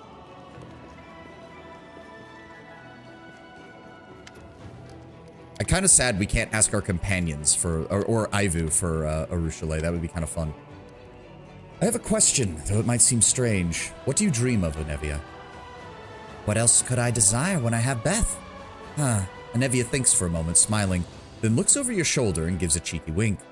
Arushale, quit hiding. I know you put the commander up to this. Feeling shy? Fine, fine. I'll pretend I didn't see you. All right, Commander. War's no place to be thinking about wants. Needs, yes, not desires. But you mean when the war's over? Well, then we'll have a chance to do something other than just survive. To learn something other than fighting. And you know, when I was little, I'd always hang around the kitchen whenever the cook was getting the fresh bread out of the oven. Big steaming loaves, smelled amazing. I know it's stupid, but when the war's over, I'm just gonna build a big stone oven in my house, and I'm gonna learn how to bake bread just like that. Nevia, you are a woman after my own stomach. If you do that, I will come and buy your bread, because that sounds amazing. Afternoon, Commander. What can I do for you? I have to ask you, Irbeth. What do you dream of? I couldn't keep a secret from you, Commander. I used to think that reclaiming Dresden was a hopeless dream, but now, thanks to you, even winning the whole of this war seems possible. The victory is our common cause, the dream of the entire crusade. My personal dream is far more modest. I just want to put an end to Baphomet's Templars once and for all, to stop them from invading our ranks, poisoning the minds of our soldiers with their deceit. Rearmament is another thing we'll need to pursue. Our armor falls into disrepair at an alarming rate. Our warriors' blades are barely sharp enough to pierce the skin of the weaker demons. I understand that Mendev's coffers aren't bottomless, but if we can't order ready-made weapons, I'd be glad to get a half-ton of cold iron. Wait, are we still dreaming? No, a ton of adamantine then, or 2 would be enough.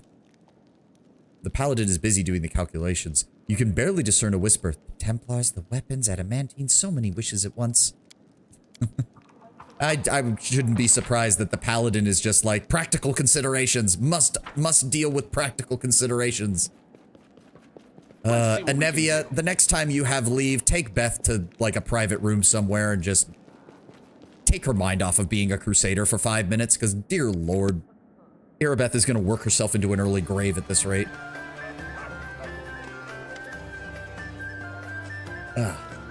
Alright, we talked to some of the city's people about their dreams. Was that enough for you? Yes. You can't even imagine how many new dreams I have in there now. Oh, let's go. Let me show you everything I found. The succubus once again takes you by the hand to bring you into the dream realm. Arushale, did you literally just splice together everything you heard from... Oh dear. Arushale's dream... Why are we getting the ominous music? Arushale's dream is no longer empty. You arrive to discover an avalanche of voices, scents, images. The smell of Anevia's fresh bread intertwining with the stench of Templar blood from her wife's dream. The bells and harp strings producing the sweet melodies that one-eyed devil wished for. The storyteller's luxurious bed makes your eyelids heavy. The trimmed lawn on which it stands could have filled Arsinoe's heart with utter joy. Look at how, do you see many different things are here now? Oh, I can dream like any mortal. Arushale, none of these dreams are your own. What's the point of collecting other people's reveries? Well, there's no need to be harsh. This is my first dream ever. It's a miracle that I'm able to have one at all. I would never have collected any of this without you. Please take a closer look and explore my dream and do tell me if things look like the way mortals dream about. Maybe you'll give me some hints on how to make them better. Here we go. I think I see the problem. Arushale doesn't understand the difference between a dream and a dream. I can handle between the act of imagining what you desire most in the world and the act of what you see when you sleep. The pavement is not merely swept clean, it is thoroughly washed with soap. The lawn is trimmed so neatly that not a single blade of grass sticks out. The soft bed is tempting you to have a Can't make rest. the demons wait. The musical instruments look like they are ready to start playing all by themselves. Hello? I'll get to that in a moment. The fresh baked bread gives off a breathtakingly savory smell. Amber-colored liquid with a bewildering aroma is dripping steadily from the pipe of the pot still. These magic weapons were enchanted to eradicate demons. Equipped with this, your soldiers could have carved through the enemy ranks like a hot knife through butter. Rejuvenation potion glitters like a tiny sun trapped in a bottle. Whoever killed these Templars, they did it cleanly, without unnecessary violence. We are alive. Praise the good gods. Once again, we are alive. This carriage is full of sparkling adamantine ore. Okay, what the hell's going on? Lowry. Oh, right. It's Hiller's kid. It took me a second to even remember that. Here we go. Okay, who's fucking with my succubus's dreams, you dick? Arushale, I don't think this is one of the things you wanted here. My venomous butterfly. Wait, be careful. Where are you, darling? We used to be as happy as a canopy of stars. Okay, this is going faster. Let me have a taste of your sweetest venom one last time.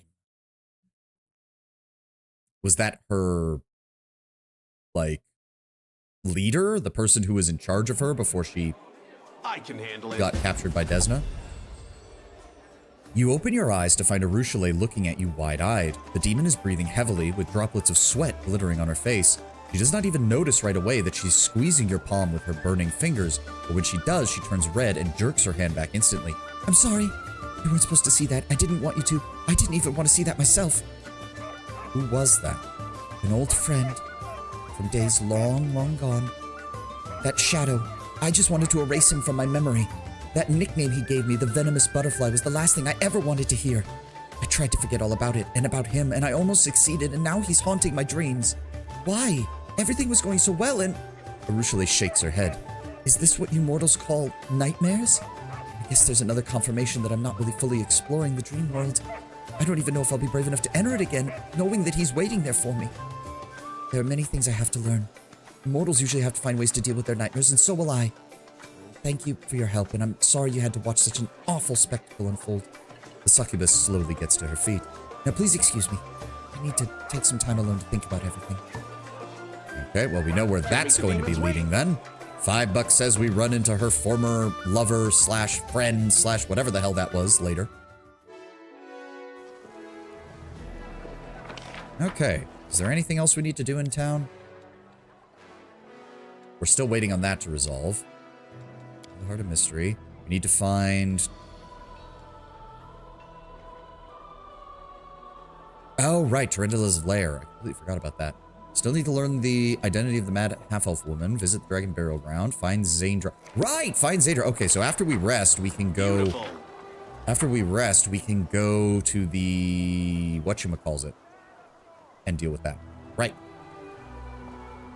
The temple of Erastil. That was it. That was it. My brain is working, I swear.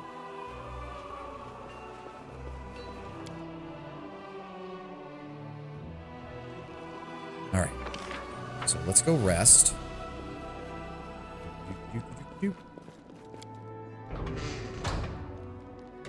Don't need to do anything else. Just go ahead and rest. Oh, I should have... Fuck, I forgot. I see that you are carrying a great burden, pain, loss, and guilt. If you wish to ease your soul, I am here to help always. Ah, lad, if I laid even a quarter of my burden on your dainty shoulders, you'd be crushed. I have to imagine, given his people's proclivities, Ulbrich took one look at Social, was just like, you're supposed to be a cleric? What the hell, man? Get some meat on your bones. Oh, right. That's what I forgot. That's what I forgot. I forgot to look at people's spell lists. Fuck. Okay. No point doing that. Let's go ahead and grab Mage Armor. She already has 2 castings of Mage Armor. She shouldn't need any more. Vanish is kind of useless. There's really not that many good illusion spells at level 1, so...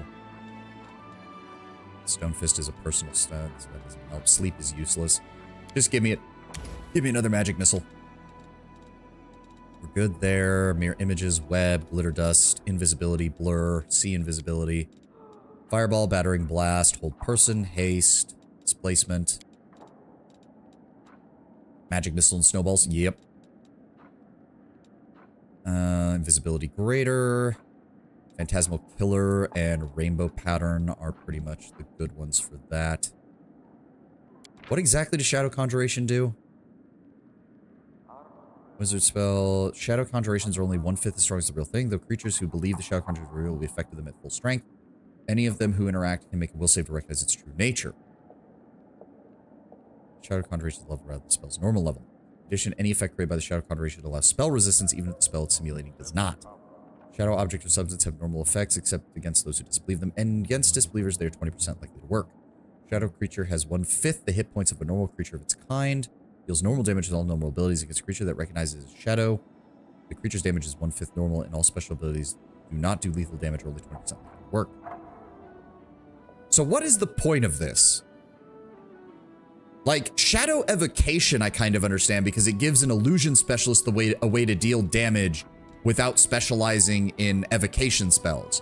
But what is the goddamn point of Shadow Conjuration? I'm gonna go ahead and give her another Phantasmal Killer and another Rainbow Pattern.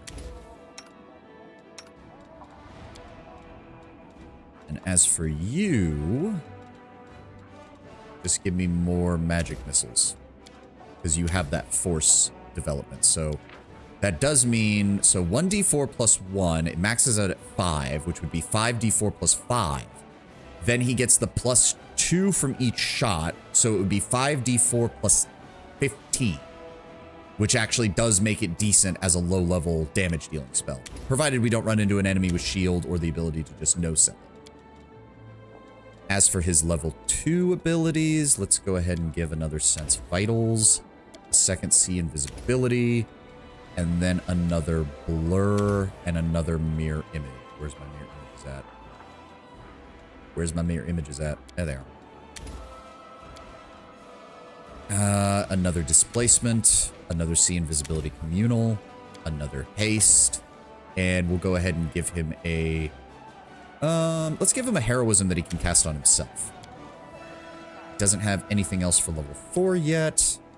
And as for level 5, let's go with Angelic Aspect and Stone Skin. Did I forgot to even look at her higher level spells. I'm an idiot. Another Phantasmal Web. We'll go ahead and grab... Dispel Magic doesn't work for her. She has True Seeing. Go ahead and give me another Hellfire Ray. 7, give me Invisibility Mass, give me True Seeing Communal, and then give me... None of these are really that good. Gambling Mound, Elemental Wyvern, or Medium Dragon-like creature, the subject may choose to resume its normal form as a full round action, but doing so ends the spell for that subject. Shadow Conjurations are good shadow specialists. You can elect to get a 20% increase to their abilities and class abilities. Okay, but I understand that, but all that does is put your Illusion Shadow Conjuration on par with Standard Conjuration while still having the chance that the enemy makes the save, and then your Shadow Conjuration is straight up worse than your regular conjurations. Like, again, the Shadow Evocation I can kind of understand because it gives an Illusion Specialist access to more damage dealing sources. But Shadow Conjuration doesn't seem to do anything better than what basic conjuration spells do. And in fact, in a lot of cases, you're using a higher level spell to produce an effect from a lower level that isn't better in any way. And I don't understand why you would want to do that. Let's go with 1 Summon Greater Elemental and 1 Legendary Proportion. I agree, I don't use it, but it also can give you more flexibility by giving you more options due to lack of spell slots. Okay, fair enough. Fair enough. You don't need to do anything. You don't need to do anything else. Camellia. Oh, God. You have a lot of shit that you haven't touched. Give me another... No, not that. Where is the Tangled Knot to give the enemy penalties? There we go. You're still good there. You're still good there. Magic Weapon Greater, hour per level, so that is nice. Can't use Thorn Body. Thirsting Entanglement. The plants latch on to targets to drain away their vitality. Any creature that fails to save to avoid being entangled or fails a check to break free takes 1d2 points of Constitution damage. Okay. Can't do another one of those. We can put on Thorn Body, which we do know actually does do quite a lot of damage if you set it up properly. Let me see here. She has Restoration just in case. Let's grab a second Restoration, a second Ice Storm, and another False Life. Oh dear. All right. Another True Seeing, another Breath of Life, another Call Lightning Storm. And then let's also go ahead and grab Stone Skin and Cave Fangs. Also, if you're an Illusion Specialist, that will increase their output. I'll test it on a tune and let you know. As I said, I'm sure there are ways to build it. It's just, it's one of those things where it's like on the surface, I'm just not sure how exactly it would be better. True Seeing Communal, Stone Skin Communal. Cure Moderate Wounds Mass. Let's go ahead and keep a backup Raised Dead on there. And go ahead and grab Dispel Magic Greater. Level 7, she's got Prismatic Spray. She has Ice Body. And then we'll also grab 1 heat. Sela. We're already loaded up on level 1, loaded up on level 2, loaded up on level 3. So I think Angelic Aspect Greater. There we go. Alright, who's left? Areelu. Another Hurricane Bow. Since Vitals is already maxed out. Instant Enemies already maxed out. Freedom of Movement. May as well... I could take that because she's often paired up with Sociel, so I could have her cast that on Sociel's mount. Does it also work on Ivu, maybe? Either way, let's put it on there. Windewalk, no spells. You no spells. Sociel! You don't have any abundant casting, but that's fine. You just need a variety of choices, and then your blessing, your buffs that you get from your various domains are fine. True Seeing Communal, we already have 2 of. Let's just go ahead and grab a 3rd heal. Resurrection, Cure Serious Wounds Mass, Restoration Greater.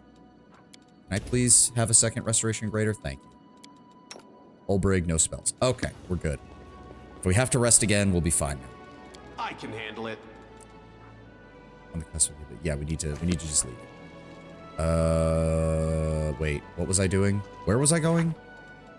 Right, the temple of Erastil, which means we can take our normal group. We're still waiting for our teleportation stuff to be built. In fact, hold on. Where's my option? Okay, the preachers have spurred many to join the crusade. Recruitable. Wait. Oh, this is a repeatable. Why did I do that then? Wait. Why did I do that then? I don't even remember. Yeah, that's a decree, so that's repeatable. There's no reason to do that just yet. We still have 4 days before we get this leveled up. Good lord. 7 days until this is resolved. Fuck. Alright, yeah, temple. There we go. It is thought that Zandra may be hiding in a shrine not far from present. There we go. Alright, let's go over here and take care of this.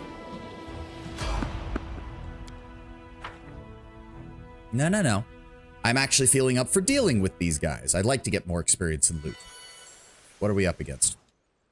Also, Socio, Search get on for your the beauty bloody with your mount. heart, not your eyes. Did it move everybody again? No, it did not. Good. Can't make the demons wait. All right, who are we up against?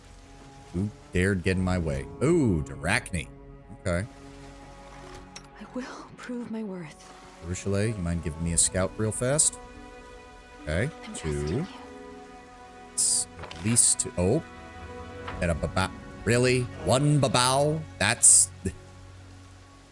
I also can't take the babao seriously anymore because of Fuamoko from HoloLive. I can't take them seriously at all. We'll witness, one way or the other. All right, so let's see if we can vaporize one of these fuckers right out of the gate. Empowered, maximized, full strength. Blast that Darachne.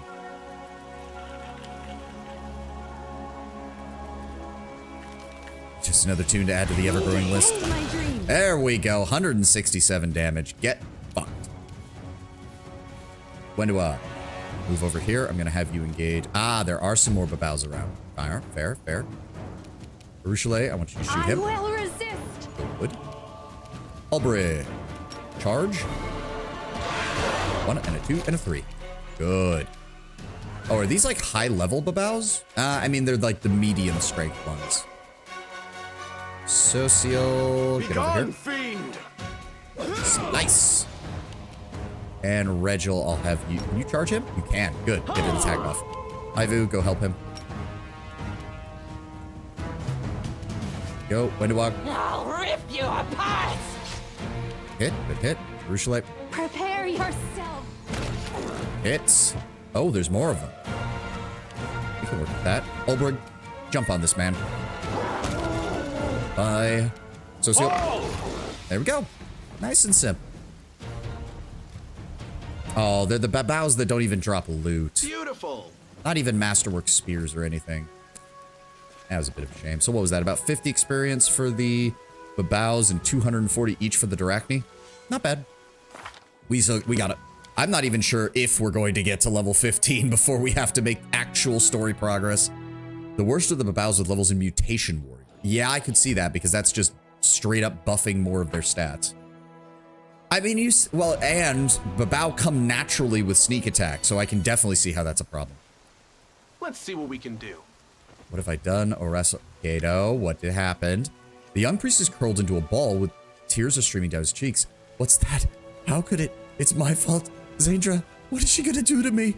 What's going on, Cato? Zandra showed up here with those creatures. There was a peasant lad and they dragged him into the crypt. He screamed and it was terrible and then it stopped. They killed him.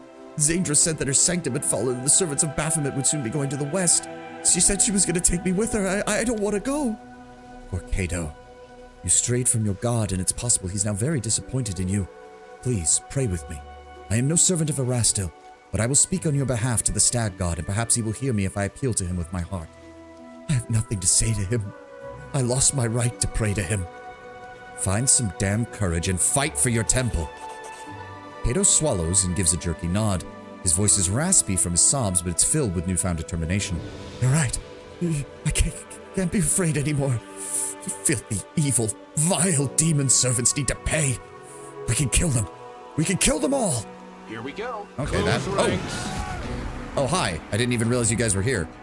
Zandra, what does he say? Zandra promised to take us to a safe place. Baphomet, protect your servants. You're about to find out that that is not in the cards, buddy. Wenduog, blend his balls. Olbrig. Who's up next? The cultist archer? Yes, the cultist archer. Go after him.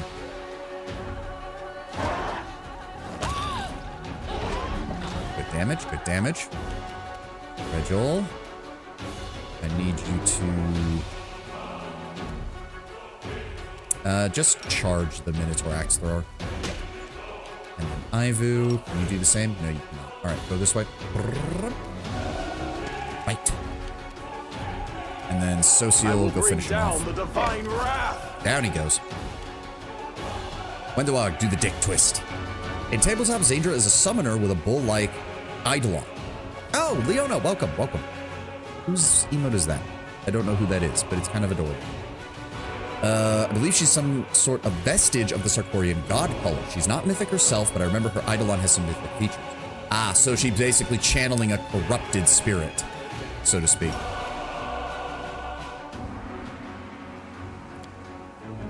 We could burn some. We can use this. I think we should be fine with the regular blast. How much health do you have?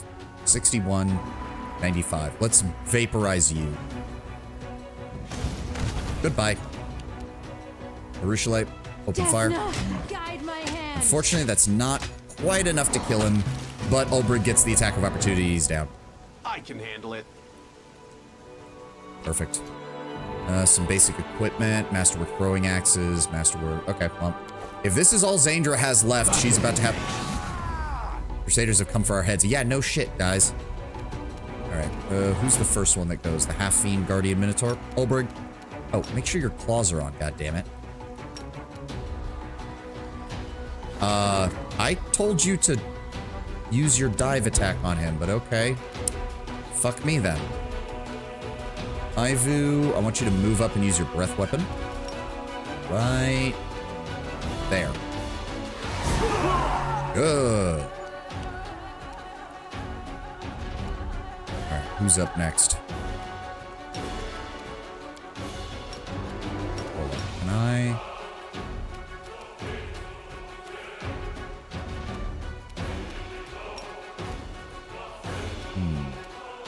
Yeah, we could do that.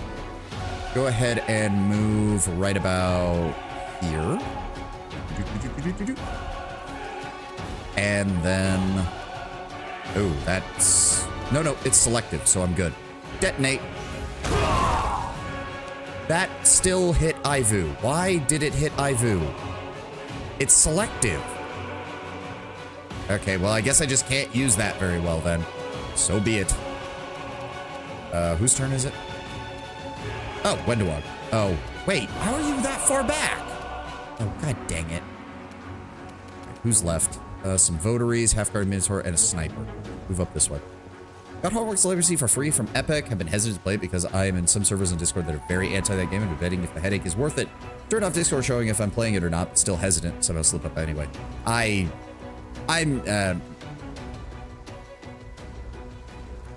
was there when the controversy was going on. I take the Pipkin Pippa stance of I'm almost tempted to play it just to piss some of you people off because you scream about it to the point of insanity. Make your peace. But personally, I don't care nearly enough about Harry Potter to bother. Are you really? Okay, good. He's shooting at Ulbrich and missing for him. Who are they even focusing on? I can't even tell. Oh, Regil. Okay. Thank you for coming into range of Regil's kneecapping services.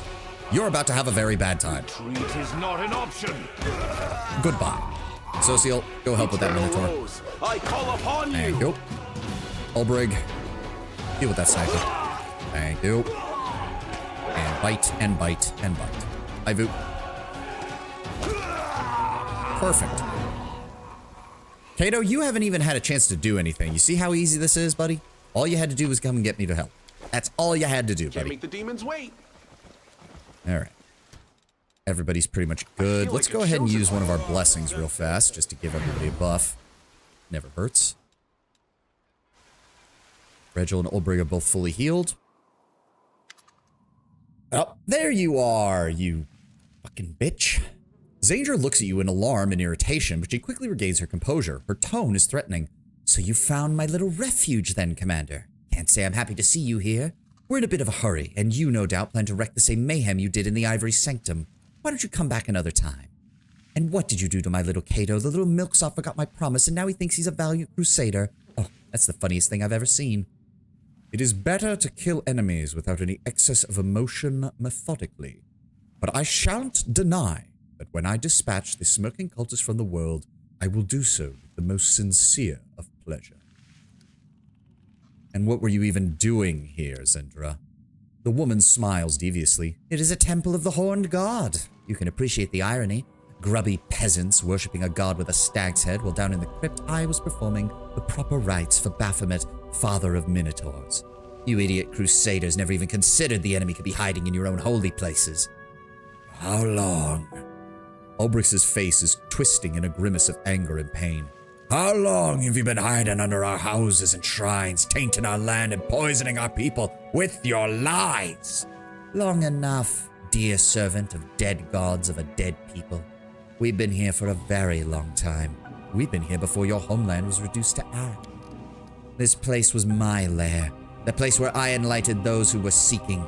But now that you've destroyed the Ivory Sanctum, it is time for the servants of Baphomet to go west and rebuild. Why didn't he tell me anything about you? The cowardly pup. I came here and ordered him to obey me. He didn't even put up a fight. I placed a curse upon him, one my master taught me. If that little wimp allowed anyone but a true servant of Baphomet into the crypt, he'd be doomed to an excruciating death. It was fun watching the torment of that coward. You do talk like a demon, even if you're not one. Don't you realize that in the eyes of your masters, you're just a piece of mortal scum, just like the people you torment? Mayhem woman, when I'm done with you, the larva of the abyss will pity your fate. Yep. I mean, I do like the idea. Again, I have a mythic ability that bypasses all flame resistance and stuff. I like the idea that my fire is quite literally burning people's souls. You will pay for what you've done to all of this. For what I did to this one in particular, she smirks. What about all the other poor souls you herded forward to be slaughtered? You herded toward me to be slaughtered. This boy's but a drop in the ocean of all the souls that I have corrupted and led into treachery. How dare you defile this temple? Oh, how dare I? I am the defiler of temples. I am the temptress of priests. She hisses in fury. I am the thief of relics and shrines, for I am Zanedra. Who are you to barge into my sanctuary? You will not escape. Let's see if you're brave enough to follow me, Crusader. Do you have the guts to pursue me into the shrine of Baphomet, Lord of the Ivory Labyrinth?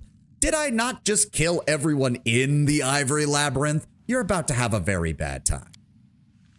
Don't you realize your master see you as scum? Yes, and it turns me on a lot. Yeah, I mean, the worst part is you're not even wrong. It wouldn't surprise me if a lot of demon followers are sadomasochists. And know this. If you step over the threshold of the crypt, Cato's death will be excruciating. A brood of rats will appear inside him, and they will chew him from the inside out. If you choose to fight me, you will condemn him to death. Oh, now that's a threat. The rabbit priest will die then. Let's turn around and go. Beautiful. So, do we not have any way of... Do we not have any... So he's just dead. Like, because we're not playing Angel, Let's see what we can he's do. just dead. Okay, there's no way to save Cato. Well, that sucks.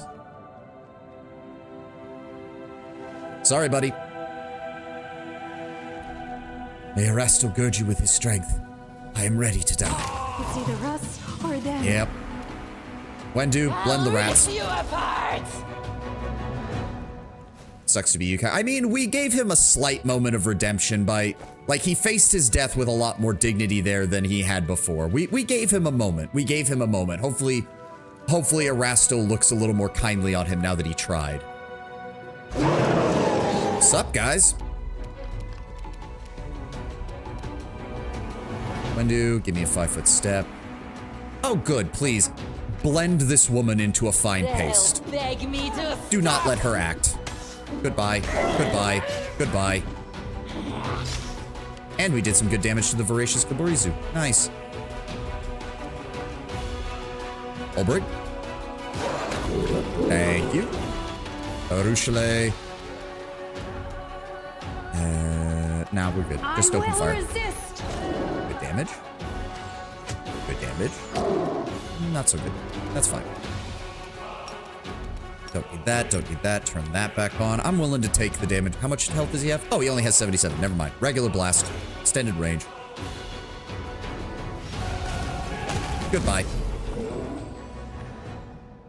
There may be a way if you don't walk in, but I usually play a trickster who can make his way in without consequence, or a demon who doesn't care. Yeah, because I believe Angel has the ability to cure him. Trickster convinces him to bless you as a member of Baphomet's cult, which means that you technically fulfill the requirements to not cause the curse to go off. The bloody remains of a person lie out in plain view. There are marks on the bones left by gnawing teeth, some of them human.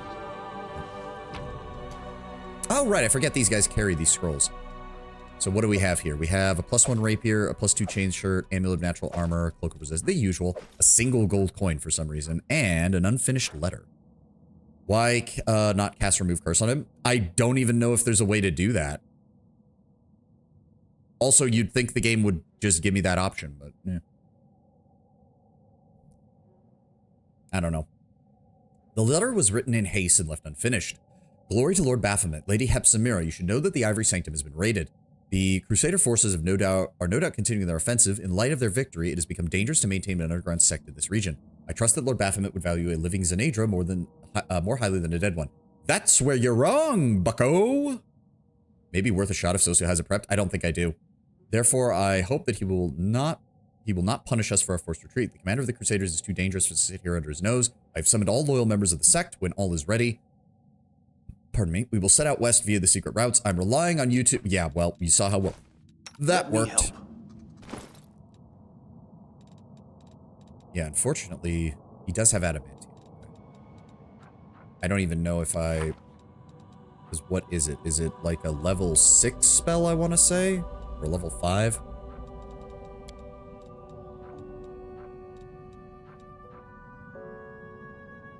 Break enchantment. Yeah, because he doesn't actually have... Does he have remove curse?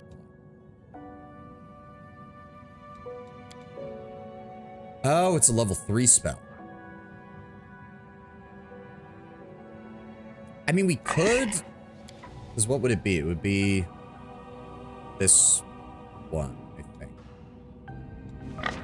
Make a hard save. Was that before or after he exploded? Break enchantment can also cure curses, but I don't know if it can target NPCs. The goddess protects us. Social. To be fair, he doesn't have it prepped. Do I have a scroll of it? Hold on. Sort by... Nope. Sort by type. To our scroll section. Move. Let's see here. Scroll of Scare, Scroll of Restoration, Scroll of Restoration Greater, remove Sickness, remove Paralysis, remove Fear, Cause Fear, Death Ward, Glitter Dust, Heal, and remove Disease. No, we don't. Fuck. Worst case scenario, you kill Zandra again. Yeah, I mean, we did it in one turn, so it's not exactly that hard. I really, really don't like that Social does not have the ability to restore one of his spells, because I'd be able to do that just fine. Let me see here. What can I do? Let me help. Spellbook. So we would need... Let me see here. Where is it? Remove Curse. And then I also want to see if maybe... What was it? Break Enchantment. Oh, wait, he does have that. Hold on, we can try that. You my aid. All allies within a 30-foot... Yeah, it's probably not going to count because he's not even highlighted when I select this. So even if I cast it...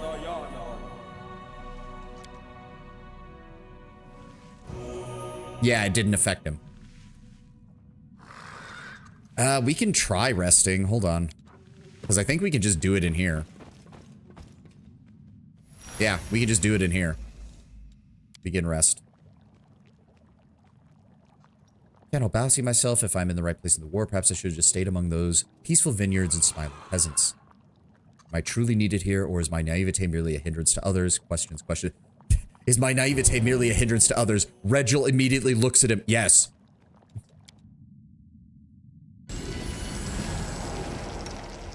Everybody's good to go. Here we go again. All right, Social, let's give it a shot. Where is it? Remove curse. Nope, we can't target him. We can't even target him. All right, well. Beautiful. All right, reload from the one that we took after. There's no point in even fighting her again. Sorry, Kato. My bad, buddy. Beautiful. All right, what else is down? Profane depictions of a bull's head drawn in blood. Only other option is leaving Xandra alive, and that's just not going to happen. Not with the way that everything's going. Diary found in a crypt. Mira, it's 3 days old. What a happy day. I'm strong enough to hold a quill again, and I can now write of my joy. My prayers have been answered. I prayed desperately for many years to the goddess of beauty and fertility. The only responded with silence. Mother Lamashtu alone has answered my prayers. Finally, Mira was bored. It was difficult for me to bear her for 9 months, but looking into her golden eyes and seeing her pretty smile, I realized that all the hardships were worth it, all the terrible rituals I wish I could forget. It's such a pity that my husband didn't live to see this day. Mira is 6 months old. The wet nurse refused to feed her, so the baby bit her breast too hard and sucked out blood. That's nonsense. My little girl was born with teeth. That doesn't make her a bloodsucker. She's my angel, and I'm sure the humps on her back will soon develop into tiny wings. Oh boy. Mira is 5 years old. She's 5, but I still breastfeed her. She just won't let go of me. I'm the only one who can bear her teeth. The servants have left us one after another. They say they're frightened by rustling in the night. The girls discover bite marks and bruises on their arms and legs in the morning. The housekeeper was the last to leave. She said she woke up at night to the sound of scratching from above the ceiling beam. She swears she looked up and saw Mira crawling across the ceiling. She showed me the claw marks in the wood, but of course I told her that was ridiculous. My baby sleeps blissfully at night. The silly woman packed up her things nonetheless. Mira is 5.5.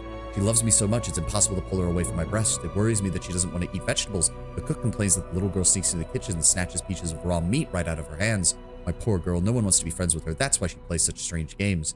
Mira is 6. The cook has vanished, probably ran away in secret. Mira slept all day. Her little tummy is so bloated. I'm afraid she might have contracted an illness from that uncooked meat. Mira is 6 and 1 month. I found what was left from the cook in the compost pile. I don't know what kind of animal chewed off her breast and ripped chunks of meat from her stomach. A wolf, perhaps, a rabid dog. Absent-mindedly, I didn't hear Mira come close. She laughed joyously, pointing her finger at the rotting remains. A child's innocence. She didn't even realize what she was looking at. This may be the last thing I write in my life. My milk is not enough for Mira anymore. She wants more from me. The wounds from her teeth have gotten deeper and deeper. Now I understand what happened to the cook. I'm afraid. I am her mother. I must be strong. I must give my child everything I can. Mira is near. I can hear her laughter. Great Mother Lamashtu, I beg you, care for her when I am gone. She has no one but us. Yep. Let's see what we can do. As I said, my character in Kingmaker was willing to make a deal with the Cult of Lamashtu as far as they didn't do anything too crazy, but I have a feeling within a few years, the Cult of Lamashtu probably got cleansed out of my kingdom when they inevitably stepped over the line. All right, there's our break. There's our ad for the moment. We're going to go ahead and take a break here. You know the deal. Get a drink, get a snack, whatever you need. And we will continue in a moment. I'll be right back.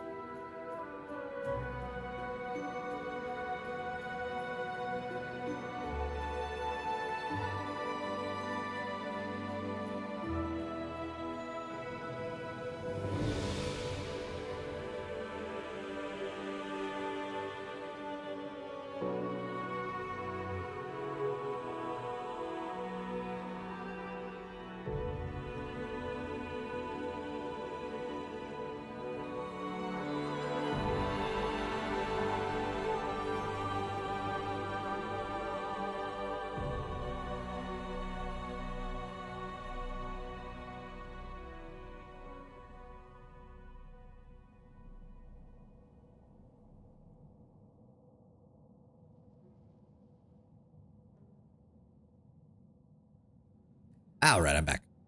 But yeah, like Lamashtu very obviously. Here we go. Like I could easily see that Lamashtu does strike me as the kind of demon that would be like, yeah, some of my followers just have, you know, slightly genetically modified, you know, eyes or ears, or they have some slight disfigurement. And then there are others that are just straight up a vampire, but I not can susceptible handle it. to normal vampire weaknesses and desire the blood and flesh of the innocent for no reason. Sometimes Lamashtu hits you with barely anything, and sometimes Lamashtu decides to utterly wreck you and everyone else around you's lives. One of the side encounters in our game was a coven of Lamashtu witches who wanted to spread more non-insectoid monsters throughout the Worldwound. We chose not to kill them, and later on when I wanted a fiend-bred quill cat, a bobcat bred with howler, my DM said building a black market wasn't enough explanation for one. However, we reminded her of the coven of witches, and soon I had a pet quill cat who I named Huey. Can't make the demons wait. Glory be to Baphomet, Lord of the Ivory Labyrinth, unbridled consort of Lamashtu, father of the Horned Brood, connive, maul, rut, and build labyrinths of lies in his honor. This is the will of of his chosen priestess, Sinedra. Beautiful. An antler of monstrous proportions set in steel, the beast to which it belonged must have been as large as a house. And what is this? Oh. Burial rites fulfill several functions. They mitigate the psychological strain of parting with the deceased, they neutralize a source of disease-causing miasmas, and they suppress the spread of cannibalistic and necrophilic acts in society at large. There are many ways of disposing of a corpse: burning, dissolution in harsh chemicals, ingestion by members of the community, but by far the most popular method is burial. A grave protects the corpse against carrion eaters, serves as a place of remembrance, proclaims the merits of the deceased, and of special importance when all safety measures are taken, grave burial prevents the deceased from coming back and visiting their still living relatives. The commander examines the stone sarcophagus resting in the crypt of the Temple of Rastal. It was used as a feasting table for demons until very recently. Bones are scattered across the stone top of the sarcophagus. Some are easily identifiable as human finger bones. A human eyeball floats unappetizingly in a clay bowl, and next to it sits a half-gnawed ribcage. Examine the symbols on the sarcophagus. At first, the symbols are unfamiliar to the commander, but his eyes soon land on a familiar combination of letters: De la Mer. This is the name of the cleric Cato mentioned in his conversation with the commander. The sarcophagus undoubtedly contains the body of one of the priestesses of Erasta, Delamere the Blessed. It is unlikely that the young cleric could have read the inscription, written as it is in such an ancient tongue. However, the information Cato provided is enough to help the commander unravel the mystery. Upon the lid of the sarcophagus, the symbols form a circle. The commander notices the seemingly solid slab is actually composed of several pieces here. The hairline joins between the fragments almost impossible to see. In Sarkoris, there existed a funeral tradition in which the priests would place magic seals such as this on tombs. The symbols on the seal are threatening. I guard the eternal sleep of Delamere. Cursed be any who dare to destroy me. The commander says that the seals can probably be broken, says the seals can probably be pried off with a knife and disassembled, thinks to say a prayer to Erastil. Sivan recalls an old Khalid prayer to Erastil. As soon as he utters it, the symbols of the stone begin to glow. With a click, the seal crumbles into place, and the lid of the sarcophagus slides open. Inside the sarcophagus lie the remains of a female archer. The bones are held together by leather armor covered in the same symbols, as are those in the sarcophagus, and the skeleton's hands are clutching an impressive bow made from an antler. Surprisingly, there is no unpleasant smell from the remains. So the Lich can obviously raise this. Take the relics. Decides to have the remains of relics moved to Dresden. I feel like... are the followers of Erastil going to come back and, keep an eye on this place? Because if they don't, I don't want to leave this here.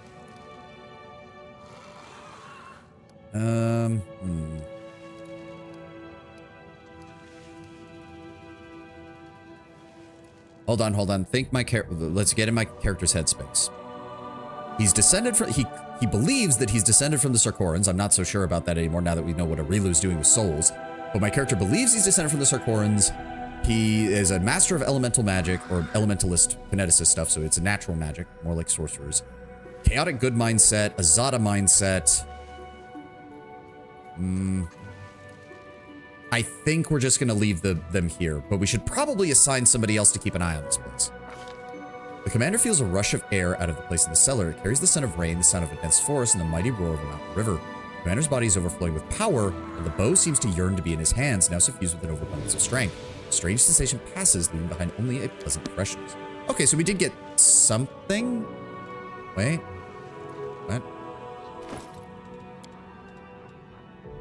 No. Wait, what? But I didn't take it. What? Reverently touches the relics and closes the lid of the sarcophagus. Carries the scent of rain. The commander's body is overflowing with power. The bow seems to yearn to be in his hands. Leaving behind only... Okay, I have no idea what I just did, but that seems to be fitting. Let's so see what we can do. we might want to get this place cleaned out at some point. Just saying. I don't think there's anything else here. Kato's dead. There's nothing we can do here. Here we go. Well, at least we wiped out the remains of... Hold up. Can we go over here? Oh, shit! There's more of you. Shadow Demon, kill him, kill him, kill him, kill him, kill him, kill him. Thank you. Oh, I hate Shadow Demon votaries. Hate Shadow Demon votaries. Hate them.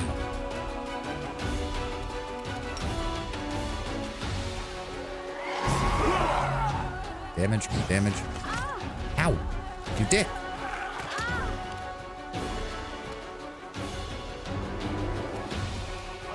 Sniper. You apart. Damage. Who's he going after? Oh, he's going after Areelu. God damn it. Give me... Turn that off. Turn that on. Give me a selective eruption. Oh, we don't even need a selective eruption. Hold on. Turn that off then. Go for maximized blue flame eruption. Right there. Should get them both. There we go. Down they go. I can handle it. Okay, I suppose I should have figured that there would be more enemies over here, but it didn't even occur to me. Anybody else? Or was that the last group? Can't make the demons wait. That appears to have been... Okay, that was the actual last group. And with that, a good chunk of Baphomet's remaining followers in this area have been completely wiped out. Hopefully.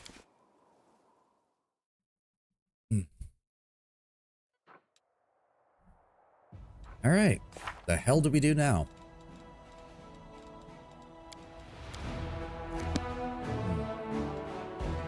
We have a lot of stuff to still explore, especially over here. Dragon Burial Ground's all the way up there. Ugh. Sanctum, little. I don't want to do those. I don't want. Rendalov's lair is down there. We're gonna be turning the Lands of Yath outpost into a place we can teleport to. I don't want to go to Blackwater though. Ugh. Can we try to get up to the Dragon Burial Ground maybe? That might be somewhere we can go. Do our armies need to do anything? There doesn't appear to... No, there doesn't appear to be any, like, demonic incursions right now. There is an army over here with a lot of dudes. There is that, which I'm still concerned about that because that is a lot of archers. That could just straight up delete some of our units through sheer numbers. I am very concerned about that. That said, I kind of want to take them down. I do kind of want to take them down. Let's send our main army down here and see if maybe we have the ability to take care of them. Quick save.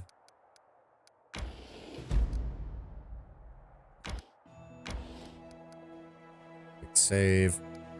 Alright, here we go. Please don't let them go first. Please don't let them go first. Please don't let them go first. Oh, and they're all bunched up. Oh, this is beautiful. Fireball directly on top of it. Look at that. Freaking 3,000 troops around a core of succubi. This is like a full-blown army. Fireball. Come on, I need to kill most of the... There we go. Okay, that's good. Now take down the archers. Down they go.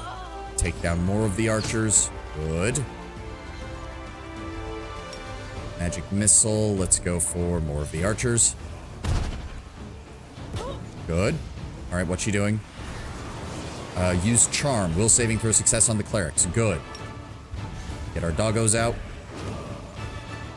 Oh, they're fast. Oh, they're fast. That's 750 cavalry. Oh, that's not good.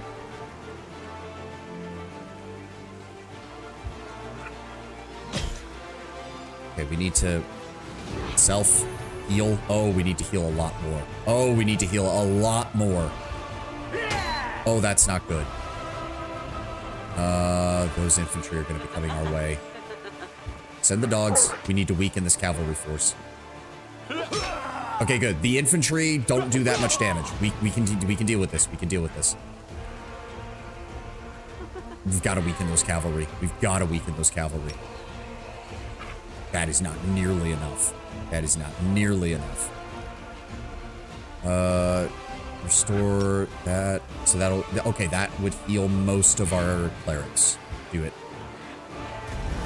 There we go. All right. I need you to... Shit. Shoot the light cavalry. We need to weaken them. There we go. Good. The Mongols can shoot them. Then they get a second turn. And we can use that to pick off some more of the succubi to weaken them. And then you vaporize some more of the light cavalry. Ow! 45! Fuck! Okay, infantry, advance. Ow! For the love of God! Alright, move around this side. Keep them from getting close to our archers. Good, good. Weaken them some more. Heal. 7. Okay, this is not good. We've got to weaken them more. We've got to weaken them more. Okay, we're gonna need to heal before the end of this. That's for damn sure. Mass combat is fun, but by now it's easy to see it's largely brute force with extra steps. Of course. Like, I'm not even gonna deny that. Like, it is. Okay, we've got to bring these light cavalry down. We've got to bring these light cavalry down. You keep plinking away at the succubi. Weaken them some more.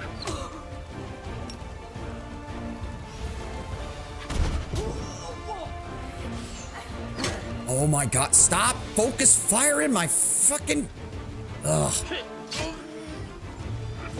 And our clerics are almost down, and if they die, we won't be able to heal them. Fuck.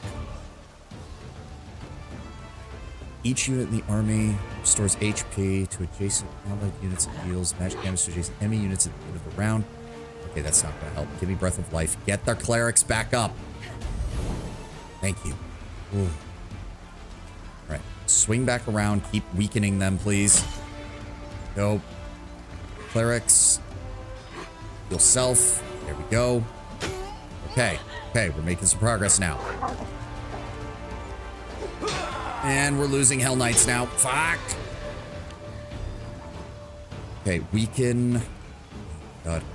Alright, hold on. I need to heal... That's 10 to 43. 20 to 43. Heal those Hell Knights. There we go.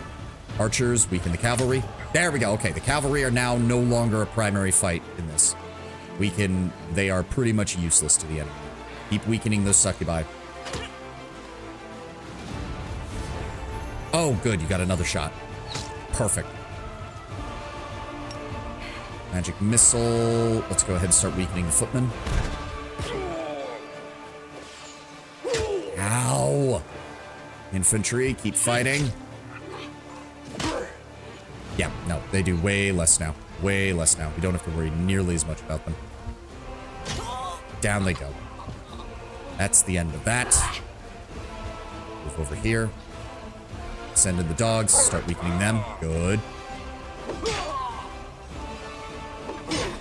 Ow. Alright, archers. Let's... weaken the succubi some more.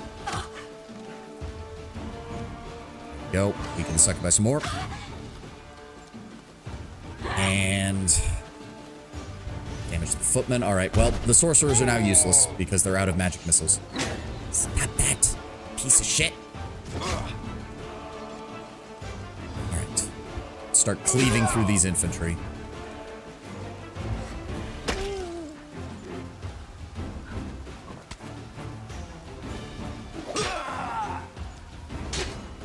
We need to get the rest of my clerics back up. That means another Breath of Life. There we go. 115 of them brought back up. Perfect. Let's go ahead and... you. There we go. 300 infantry just got slow. Let's go ahead and weaken you as well. And you're useless now.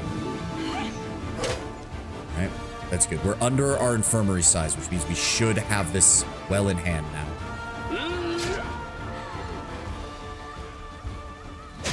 64 of those. 41 of those. Good. Send in the dogs.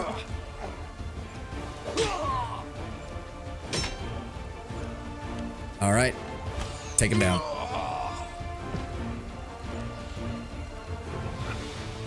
Just keep weakening the succubi. Yeah, the mongrel marksmen are not nearly as good as I would have hoped. I was kind of hoping they would be a midway point between regular archers and marksmen, but they're just kind of... They're good at finishing things off, but otherwise they're just not that good. Flank. Engage. Oh, good. And then send our cavalry in to go kill them. Good. Clerics. We are under our infirmary number, so we will not lose any troops from this now. Good. And take them down. That was pretty much the toughest fight we've had in a mass combat, though, but not surprising given that the enemy brought almost what? 5,000 troops. We were outnumbered like 2 to 1, 3 to 1 there, and we still managed to pull out a win. The unit that was moving toward Dresden but fell under the succubi's charms has been defeated. Any survivors will be handed over to the priest to cleanse their souls. The dead shall be laid to rest. Only the succubi who committed this villainous act were chopped into pieces and dishonorably burned. We just gained 400 finance points a day. We can also get bonus to that, bonus to target unit gains, +1, bonus. Still not that good. All units in the army gain a +2 bonus to attack and initiative for 3 rounds. And a plus, I mean, that is better to attack and damage, but it's only for a single unit. This is better. All right. I believe that was the last of the major demonic forces that are out in the field right now. It's all just forts and whatever they spawn in. So let's fall back here. There we go. All right. Yeah, let's see if we can get up to the dragon graveyard. Oh, the sacred lands. Oh, I have no idea where we're going. Oh, apparently this does not lead up to the dragon burial ground. Never mind. This just leads back here, which I don't want to go to Blackwater. I don't want to go to Blackwater. I hate it. Can we go through this side? No, that's a dead end. Damn it. Fade. Am I? Oh, I might need to get my army up here. Maybe. Well, we need to rest. What did we get done with? Oh, we need to strengthen the chain of decree. It's taking forever to get these events done. All right, well, we have to rest regardless. Yep, the usual loadout, party meal, rest. Even if you stray from the path of righteousness, you will have a long time to conquer yourself and find your way again. No, I know that once I step off this path, I can never come back. Yeah, I mean, Desna, it's hard enough getting a demon to, like, you know, break free of what they were. I don't think Desna's really going to give a second chance, so to speak, Social. Like, if Aruchile starts having problems, she's screwed. It's why she's keeping herself so anally retentively away from people. The skeleton wears elven armor. Someone folded his arms over his chest and placed a sword in his hands. Lathamus looks at you from the shadows. His eyes seem to glow in the dim light. Here you are. I've already explored some of the surrounding areas and discovered a number of... I doubt you'd be interested. My suggestion, you go in first, deal with any monsters that might be lurking up ahead. I'll follow close behind and examine everything we find. Agreed? Have you found any signs of a battle yet? Oh yes, I found a halberd with the symbol of Apsu, as well as a number of skeletons wearing human and elven armor. They weren't just any mere marauders, these were richly dressed warriors. Think about it, why would anyone but dragons be found at a dragon burial ground? This would only happen if these people also participated in the battle under the command of a draconic leader. In addition, I found dragon bones covered in bite marks, skulls bearing the characteristic signs of damage caused by claws. All of this points to a violent end. If we consider where those bones are located, No, this is no mere burial ground. I think if we descend deeper into the cave, we'll discover further evidence of an ancient battle that took place here. It does seem a little normal, though, right now. The history of dragons is so deeply rooted in the past, any evidence we uncover is a wondrous gift. But what concerns me is not the past, it's the future. Dragons fought and fell here in a terrible, bloody conflict. Why and for what? Perhaps by knowing why they fought, we can finally put an end to such conflicts between dragons once and for all. As you know, not all dragons are good. Only the metallic dragons embody such moral principles. Of course, there are others, rebels, destroyers, warriors, yet all of them share a love for solitude and seclusion.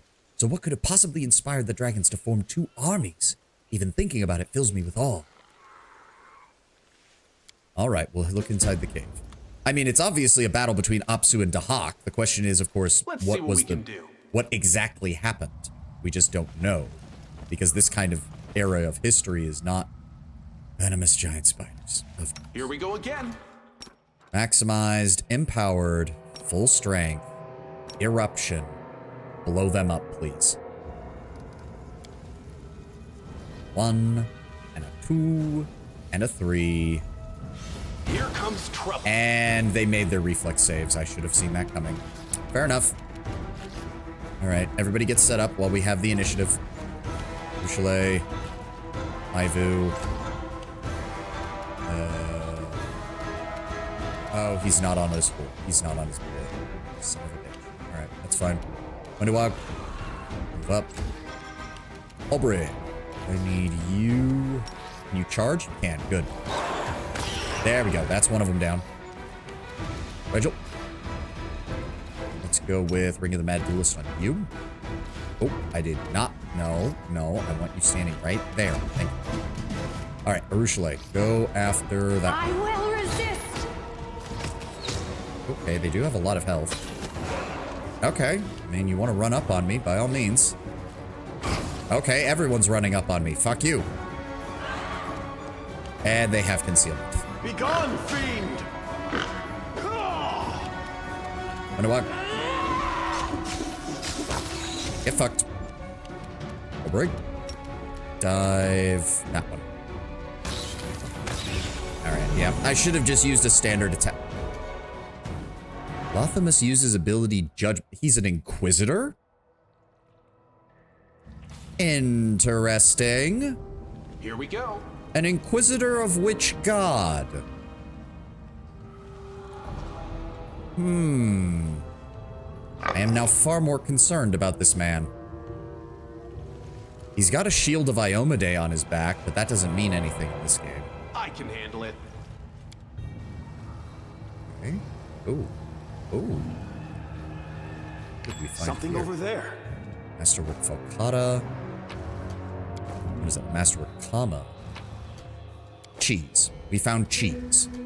The lower jaw of this dragon skull is fractured as if destroyed by a powerful blow. Can't You make the see his demons alignment. wait. No, it won't let me inspect him at all. It won't let me inspect him at all. It doesn't show up when I mouse over him. Maybe I can try inspecting him in combat, and I might be able to see, but we'll need to get into combat first. Golden signet rings, scroll of heal, scroll of cleanse. Beautiful. Look like there's anything else here.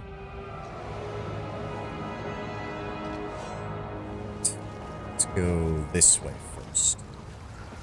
Let's see what we can do. Athletics 24. What else have we got? I'm assuming it's going to be mainly spiders in this section. Maybe some undead. That would make the most sense.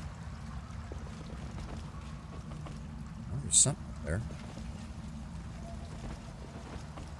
There's something down Here we go. Oh, skullberries.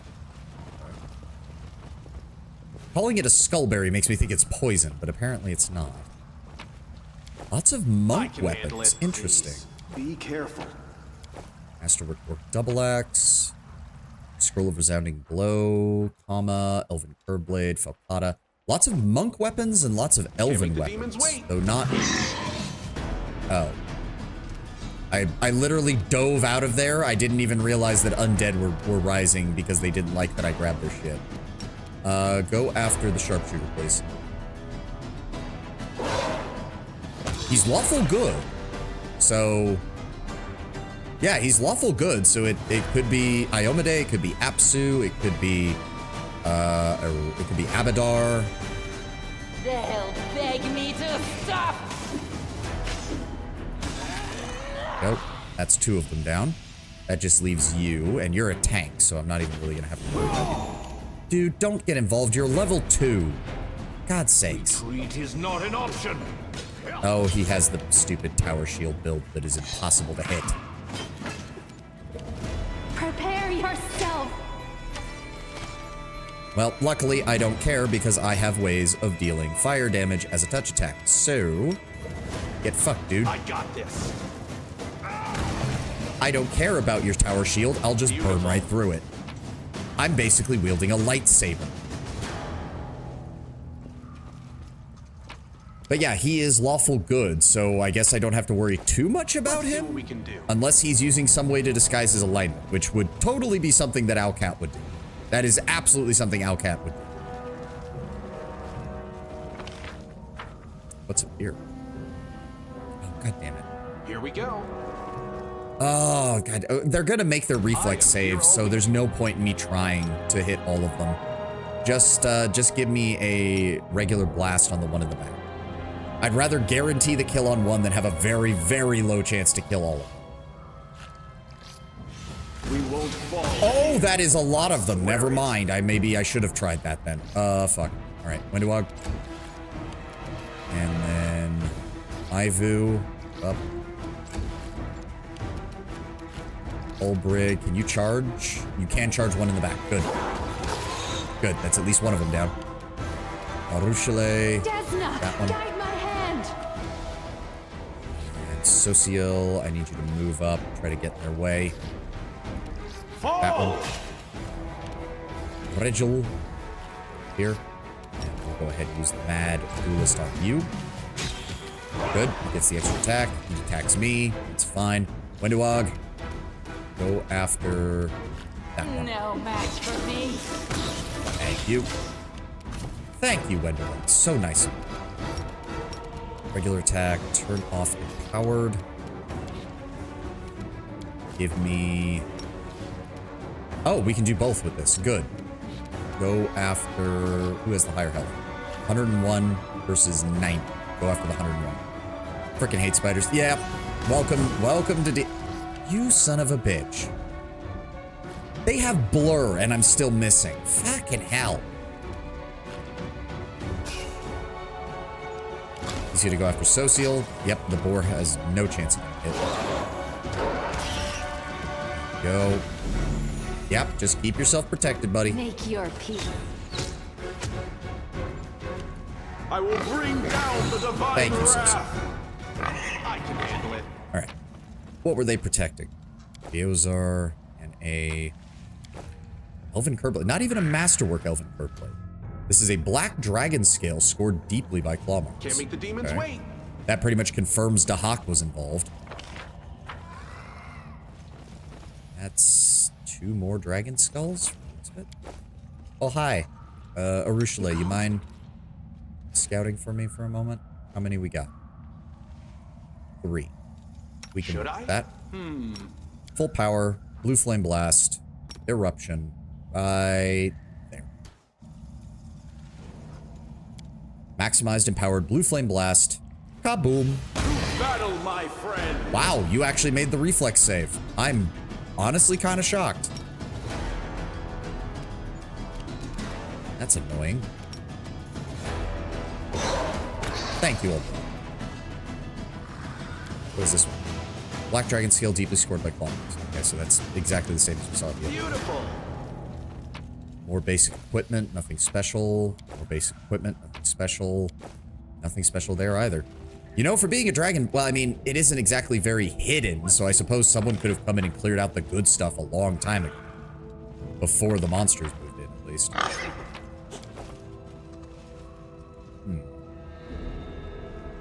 Have to true sight to do best. Annoying. Yeah. Here we go.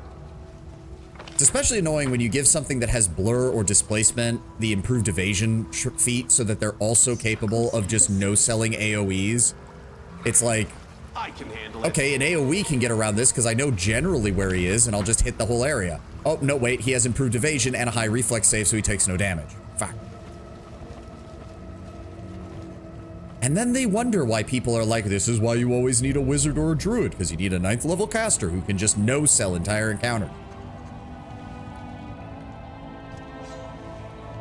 That's what happens when it's like, we gave you the ability to get around this. Yes, and then you took it away by giving the enemy more ways of getting around what I could use to get around their ability.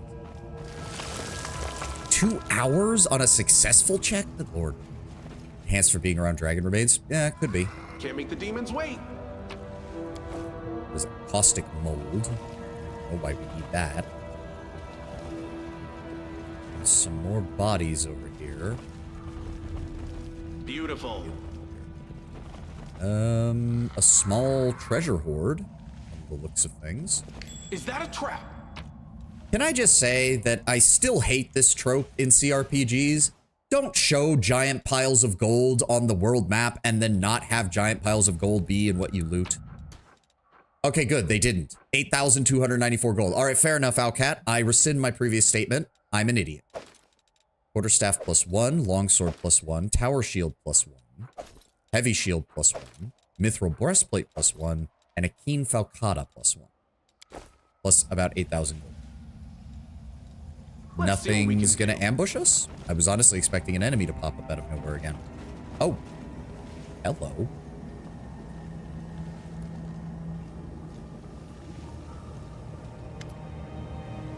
Lathamus quickly and greedily looks around the cave. When he touches the walls, his hands tremble. This must be the Sanctum Sanctorum. Perhaps whatever is hidden behind these doors provoked a violent conflict. Or will we find a tomb of forgotten draconic chieftains instead? Oh, I must solve this mystery. And look at this. Ancient draconic runes. Even I could only suggest that their meaning. Simply astonishing. How many centuries old is this place? Lathamus grins as if he can't quite believe his own luck. And you see this image? This is Apsu spreading his wings over a clutch of glowing dragon eggs. His spouse is supposed to be depicted here next to him, but the image has been defaced. Blasphemy. Lathamus continues to study the door for several moments. Such cunning magic. I have never faced something like this before. It will take me some time to unlock this door. Days, weeks, I'm not even sure. Your duty calls to you. I will not delay you further, Commander. Please accept my sincerest gratitude along with this modest reward. I'll let you know as soon as I find a way to open the lock. It wouldn't be here without your help, and I promise that we will enter the tomb together. Perhaps I would be able to help. Oh, God damn it, Arushale. Try to make sense of the signs and sigils etched into it, but the meaning is lost to you. This is ancient magic, and cannot be conquered with brute force. It will require many days of thoughtful study and examination. Please, allow me to deal with the tedious work, Commander, and do not trouble yourself. Couldn't we just break it down? No, don't do that. We have no way of knowing how the spell works. What if opening the door by force causes everything inside to be destroyed? Far too great a risk. Do you see the bell? It might alert someone if you try to break down the door. Someone we don't want warned of our presence. Planning on opening the door and taking it all yourself? Do you so distrust me, Commander? That's a pity. Believe me, if I had a habit of swindling people, I'd be Lathamus the court archaeologist by now, or something like that instead of Lathamus the antiquarian. Besides, it will take all of my concentration to work this over. I'll work better when I'm alone. Please, trust me as I have trusted you. Fair. I'll leave. Thank you. To be honest, I do work better alone. I will send a message as soon as I succeed, and I promise not to enter the chamber without.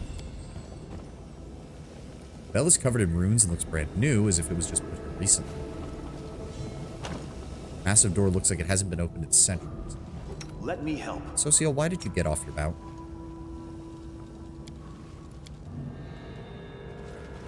Well, we're not done in here. There are still... We're not done exploring around here, so I would like to do that before we leave. Oh. That's where we came from.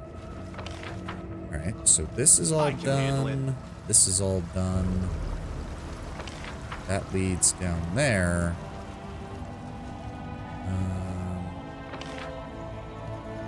That's where we...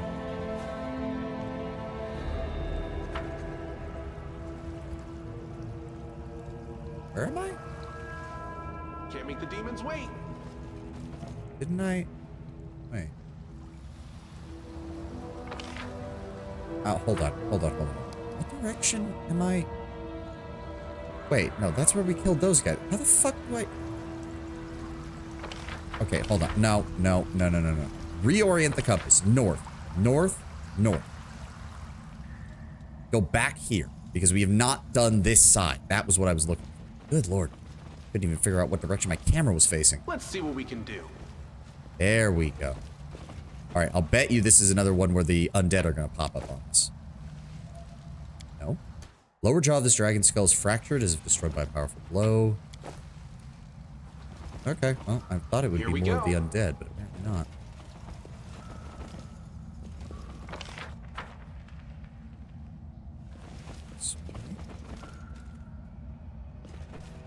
I can handle What it. is that?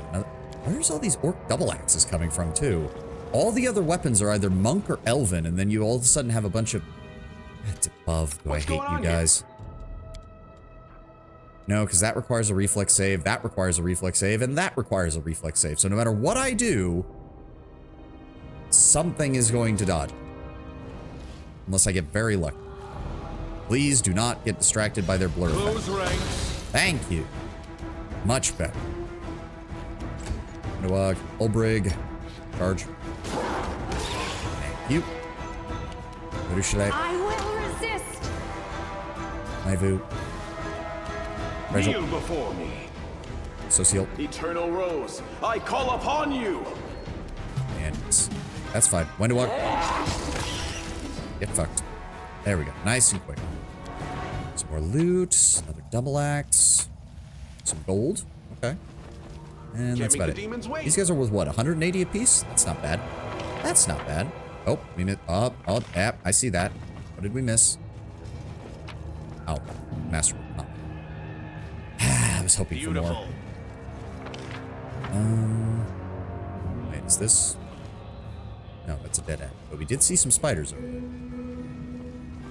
I would rather fight the undead than the spider. Oh, god damn it, we got just a little too close. Alright, alright.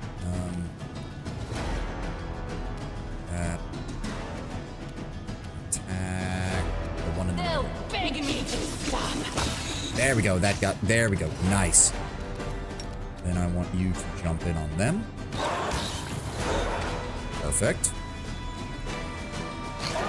Ow. Ow. It's okay, Ulbrig. We'll get up there. We'll help you. Arushale, go after that. Prepare yourselves. Perfect. As for me, I'm honestly going to keep that off. Just keep him powered on. Let's go with the sword. Just run in and attack. Damn you! There we go. Perfect. Maivu. Going in. Social. Begone, In. fiend! Good. Wendewalk. I'll rip you apart. Blend them. Thank you. Perfect. What are we missing here? What is this? Deep black dragon scale scored by claw marks. No difference there. Let's Is see that what we can everything? do. Is that everything? I'm not sure. It's hard to tell, like, what areas we can get to and what we can't get right now. Spider trap, demonic spider trap. I mean, it's just over and over again. It's just giant spiders, giant spiders. Is that everything? Yes, for now. Okay, thank you for the heads up. Thank you for the heads up. Rather than me bonking my head against the walls for half an hour trying to make sure I didn't miss a perception check or anything. But yes, we will be back. We'll be back later.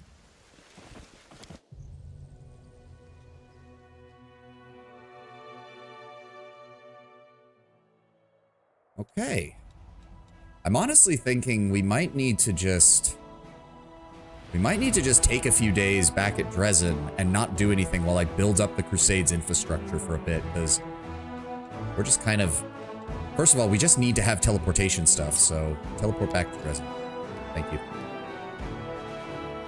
Visit the talk to Aranka. Why does she want to talk to me again? That. Your bard is having an argument. Oh. Okay. Do I really have to step in for every tiny thing here? You all are adults. Please learn how to handle things. Oh, but you're the mythical commander who has all of this. I don't care. Learn how to handle things on your own, please. You're my dear friend, Ilks, but sometimes I just want to shake you. Desna is our goddess, but he is the goddess of freedom. We cannot follow her blindly. Well, there's no arguing that when you're being stubborn like this. Maybe the commander can make you see sense. We're having a disagreement over an important matter, sir. We learned that you found and restored one of Desna's relics, the Bell of Mercy. I believe it should be moved to the court, but Aranka disagrees because I'll explain it better. The bell is a sacred relic with the power to frighten away demons. It's not really needed in Dresden, as the city is protected by the Sword of Valor, but it could prove useful here. And the thing is, it's an ancient relic with a history of its own. We may not have made it, but we could all use it. To me, that feels like it's too much like singing other people's songs instead of writing our own. The court just appeared before our eyes. That makes it unique. Its music should be unique too. That's why I want to craft and enchant a musical instrument of our own instead of using the Bell of Mercy. You think we'll be able to create something like it? Equally powerful? No. But the instrument we'll craft will be ours and the court's alone. Besides, the bell is dedicated to Desna, and though I worship her with all my heart, she is not a deity that all free crusaders would follow. We're all different, but united, and what unites us is something more than a deity's will. It means our symbol should not be representing her alone. It's a good idea, Aranka. We have a song of our own, and it should be played on something we create ourselves. I knew you'd understand. I'll start working on it right away. Oh, while we're at it, I wanted to work on our song a little, the Starward Gaze. Do you think the new version should be more cheerful or more tranquil? It possesses a special kind of power when you perform it, so the changes might have consequences. Personally, I like the tranquil version. I like how melodious the Azada song is. Great. I'll do as you prefer. Drop by in a while when I'm done. Okay. You could have literally sent somebody to go ask me at the Dresden, but apparently you decided not. Fine. Whatever. Quest experience is quest experience, and every little bit helps. Alright. Yeah, I think we're going to... So that's the Quest of the Abyss, the Outcast. Outcast? Wait, what?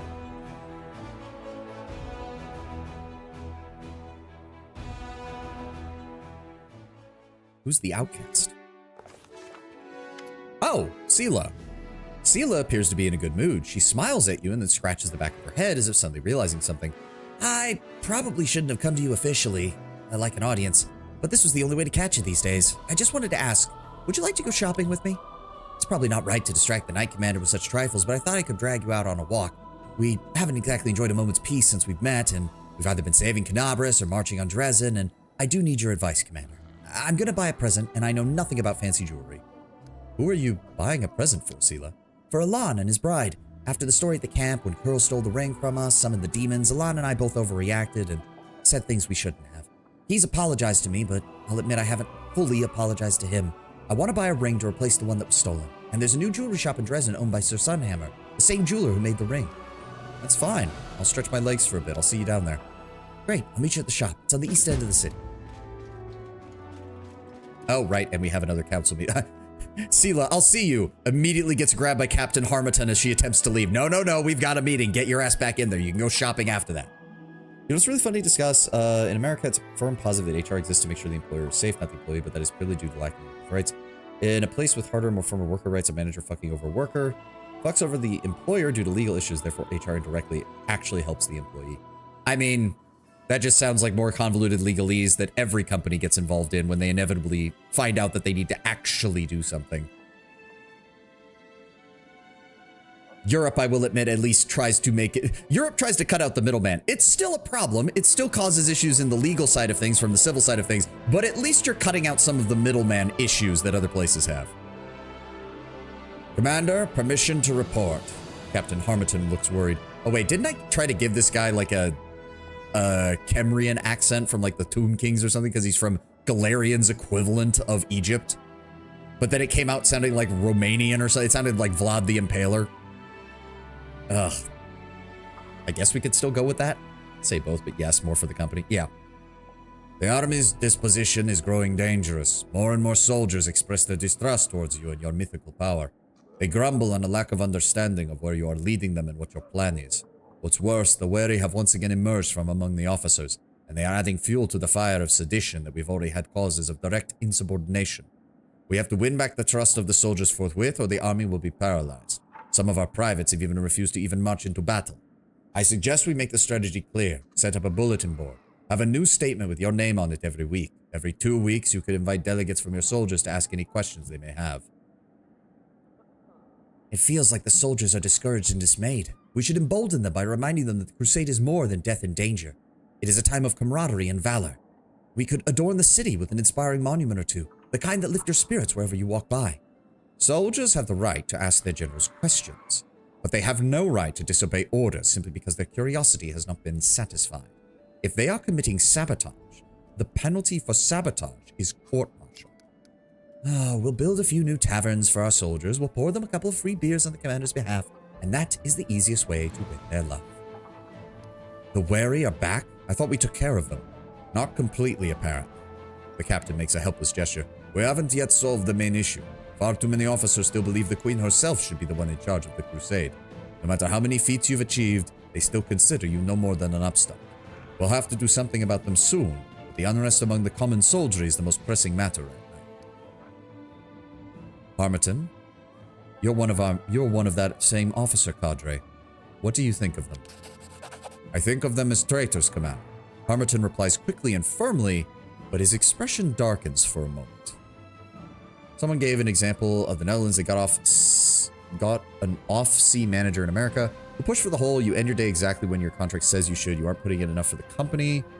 Why aren't you responding to work emails during the weekend? Oh, that kind of bullshit. Yep. The Dutch pointed out that in the Netherlands, both such things are heavily frowned upon. The American manager said they would be reported, and the person casually reported to HR, took the worker side immediately, and a lot of Americans in the comments point out HR isn't on your side. I mean, yeah, that's, to be fair, Tenwin, if you know anything about how most people view authority figures in the United States, it's not surprising that it's immediately HR isn't on your side. And most of the time it isn't. It just isn't.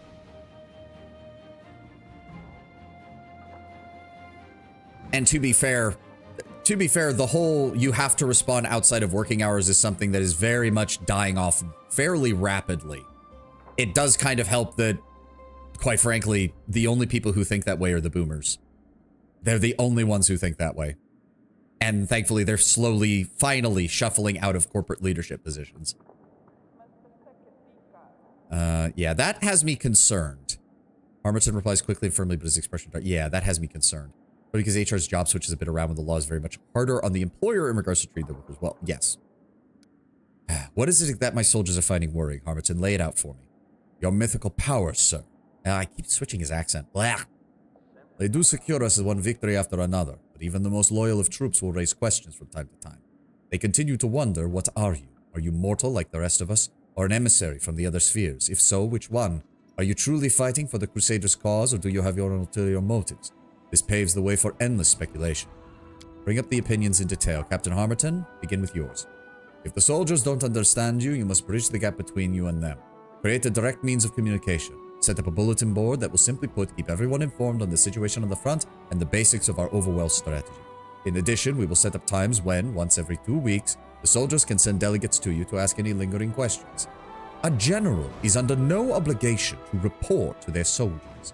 They will end up disputing your every word and second-guessing your orders before you know it.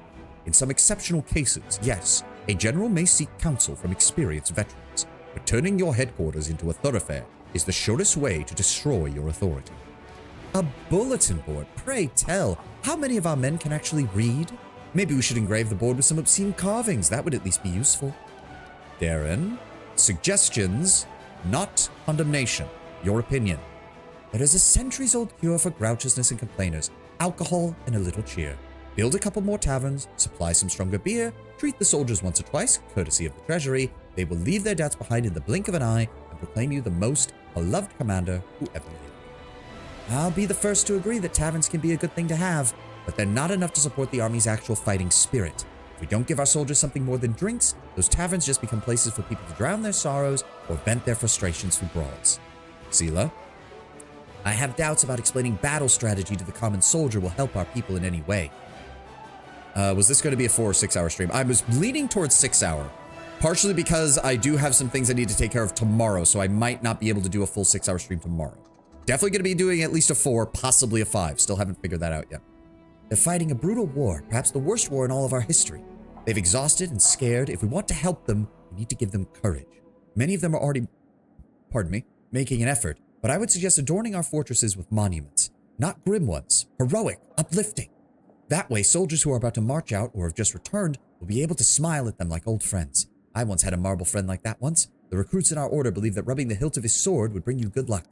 Dismissing mutinous talk as exhaustion and lack of support is fundamentally wrong. Those few with conscience serve well and true as it is, without question. However, those who can afford to doubt and ignore their orders are a step away from becoming deserters, who will remain deaf to any pleas and arguments, and even more so, to inspiring embellishments.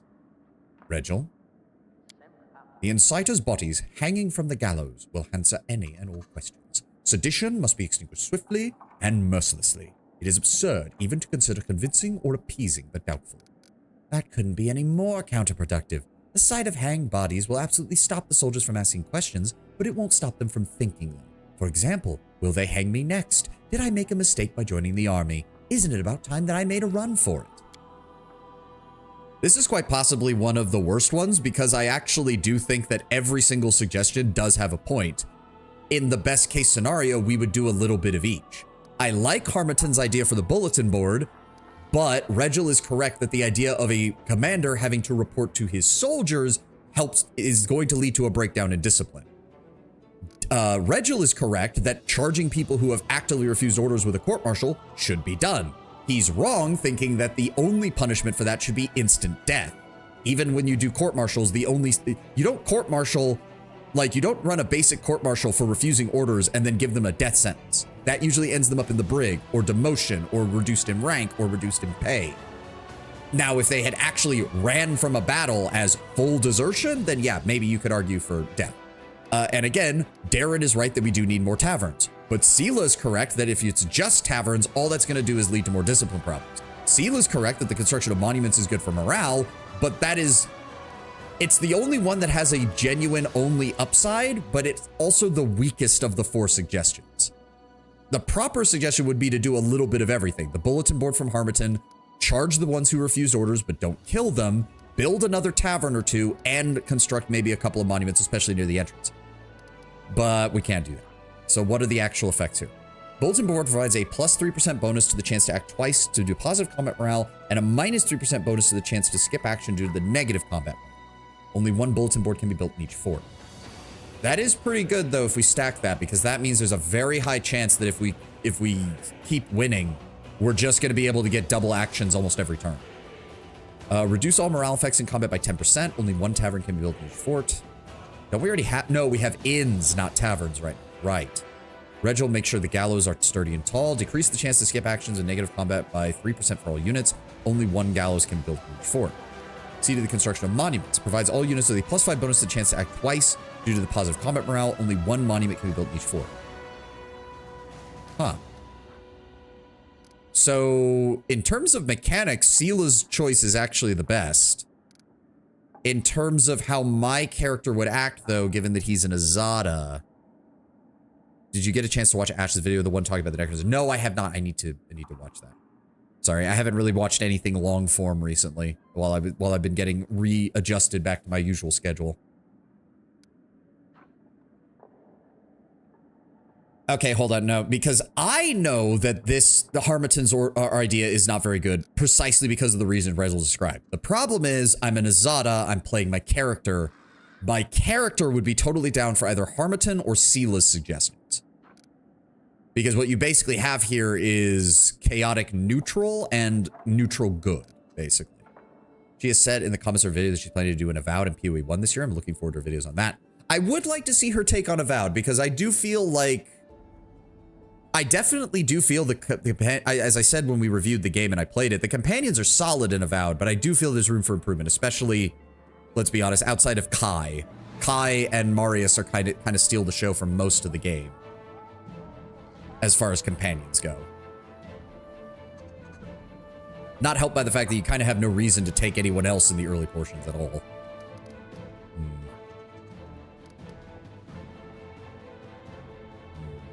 Which is funny, as most people don't seem to like Marius. I enjoyed Marius. I don't understand why people don't like him. Yatzli is kind of pointless. She's a great character. She's just not a very good companion, is the problem with Yatzli. She's a great character. Like, her attitude, the way she does things, just her as a character, as someone you interact with in the game. Great. Her as a companion is just kind of pointless. She doesn't really add anything to most of the quests. And quite frankly, her trying to argue against the destruction of some things towards the end of the game is aggravating because it's actually like, no, we're dealing with an existential crisis here. We have to do something. She wields passive aggressiveness like a fine practiced swordsman. Not wrong. Not wrong. You know what? I'll go with the bulletin board. It makes more sense for an Azada. Regel's gonna hate it, but oh well. And Harbiton's comment there about the wary makes me think he's a little close to them, so I'm hoping going with his suggestion will help cut off some of their support. Set up the bulletin board. Glad to be of service. I will tell the soldiers to choose their own delegates. You'll have a text of your first address to the troops on your table today. All right. Yeah, I think we're gonna take a break in Dresden for a few days and just let our infrastructure get built up because we are, yeah, strengthen the chain of command. We don't need to do any of the events. We don't really need to do that right now. I mean, I guess we should at some point. Glory to the heroes. That just increases morale, which we are perfectly fine with. And we can't do anything. Yeah, we're just gonna... I'm pretty sure all of our troops and everything are built up. All of our forts are built up. Right? I did build up the ones down here, right? Yes. Yes, I did. Okay. So all of those are built up. We just need to get... Okay, go to campaign. You guys are all set over here. There's no armies that we have to deal with. So I'm thinking... Can we get to this fort? I would like to conquer another fort up here. No, we can't. Okay. I'm assuming we are not allowed to... Oh, no. No, we're not. Wait. Okay, that's weird. We can't go any further into the Worldwound. We could try going over here. It's going to take us a few days. Events. Restoration. Dresden was built long ago. Compared to modern fortifications, its construction is hopelessly obsolete. The officers wish to rebuild the fortress and are arguing over which should be done first. Reinforce the defenses or expand the streets to make the quartermaster job easier and expedite supply deliveries. We can expand the streets, which unlocks the decree, which will give us 1,000 logistics experience points. We can reinforce the defenses, which gives us military experience points. We can increase our daily income by 200. Or we can add military diplomacy and unlock the help of the nail, which gives us free Hell Knights. Or not free Hell Knights, but a more reliable source of Hell Knights. You know what? I think I'm going to do that. As soon as this ad is over. So, you know the deal. Drink, snack, whatever you need to do. I'm going to go stretch and use the restroom, and I'll be right back.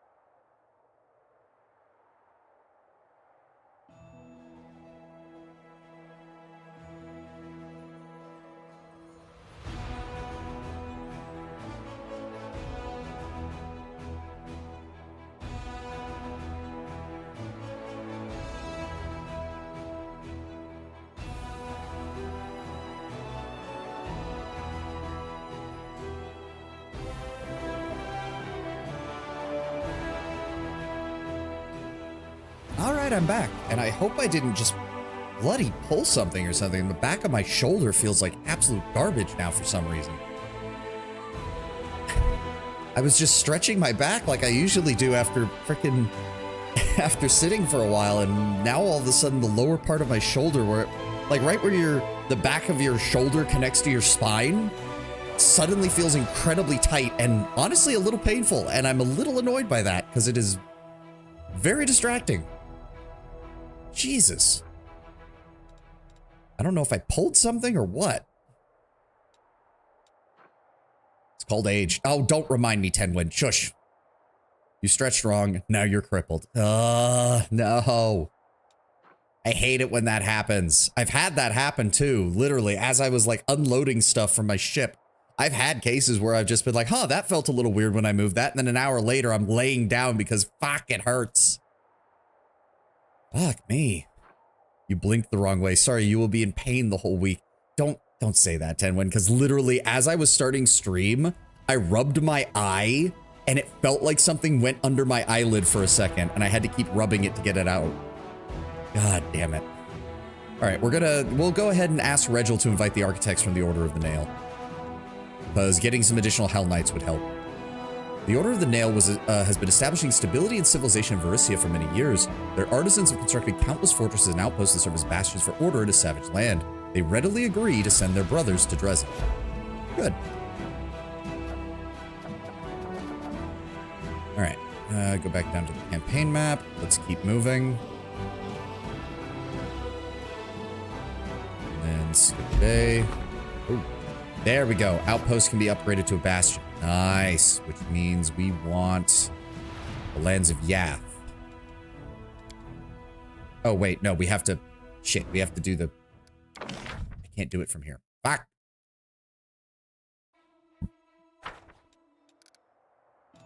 Help with the nail. Requires diplomacy. But it gets us Hell Knight. It gets us 10 Hell Knights every week for cheap, which is good. Comrades, glory to the heroes. Outpost to bastion expansion. Let's go ahead and get the next one of those done. So wait, do I just need to... Okay. Down here. Why can't I...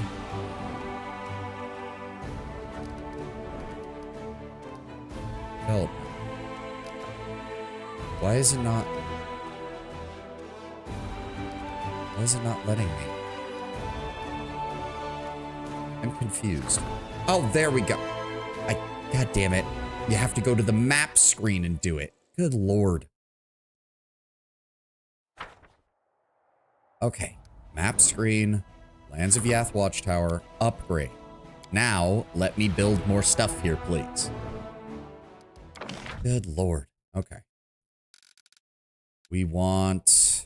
Where is it? Teleportation circle. Garrison stables, garrison archer range, garrison barracks. Yep. We want a supply center. Warehouse. Building come by one if it's next to a supply center. Only one's... Yeah, we want that.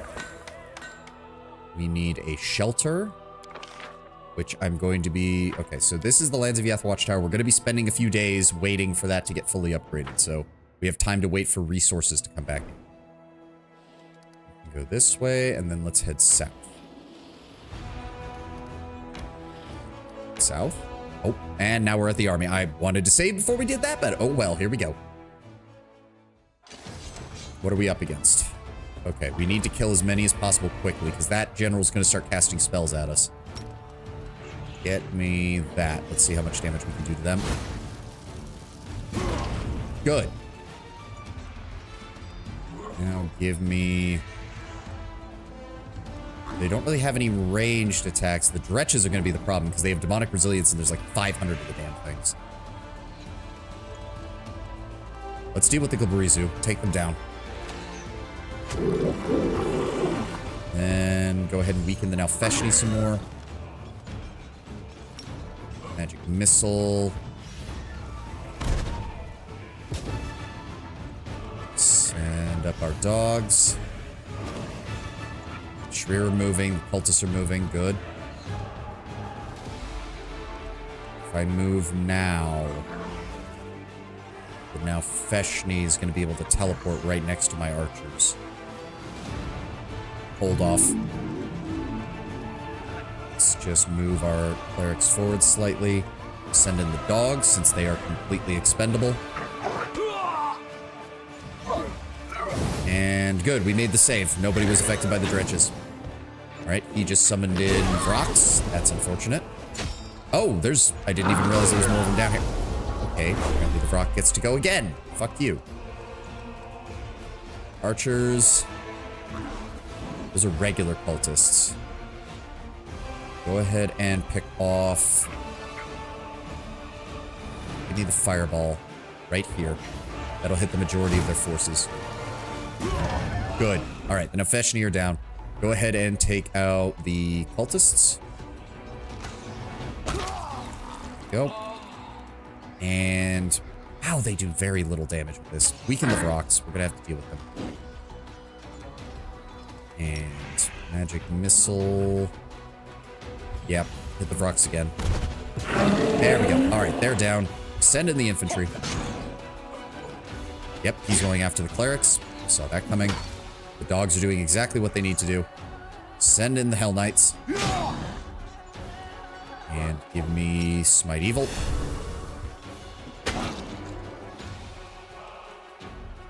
Dogs come around here. And my archers are down. Son of a...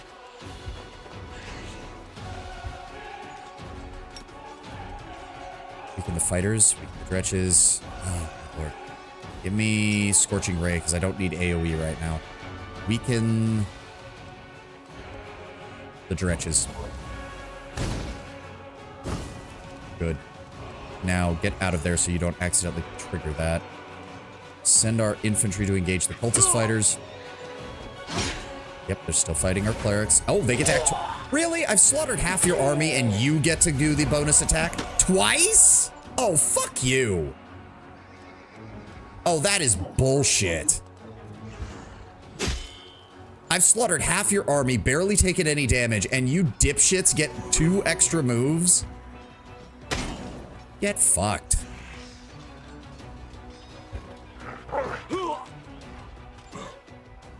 And here come the dredges. And my archers are still out of commission. Hit the shears.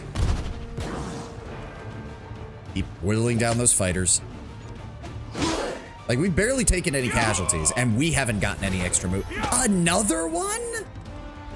Okay, this is just stupid.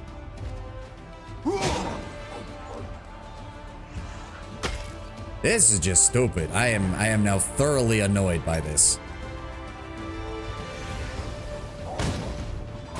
Goodbye.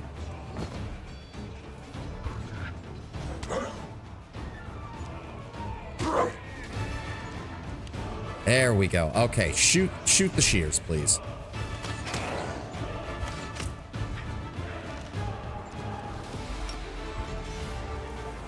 This is ridiculous. They're not even that difficult. They're just taking forever to die.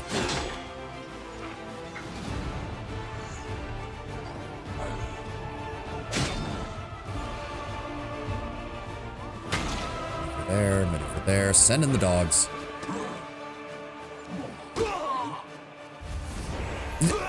We have not gotten a single extra turn in this entire fight. They've gotten it like 6 times now.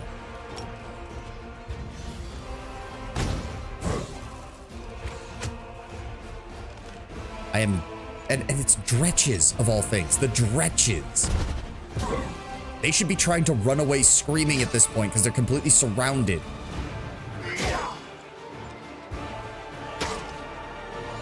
What is giving them the ability to... Oh, that's not helping either.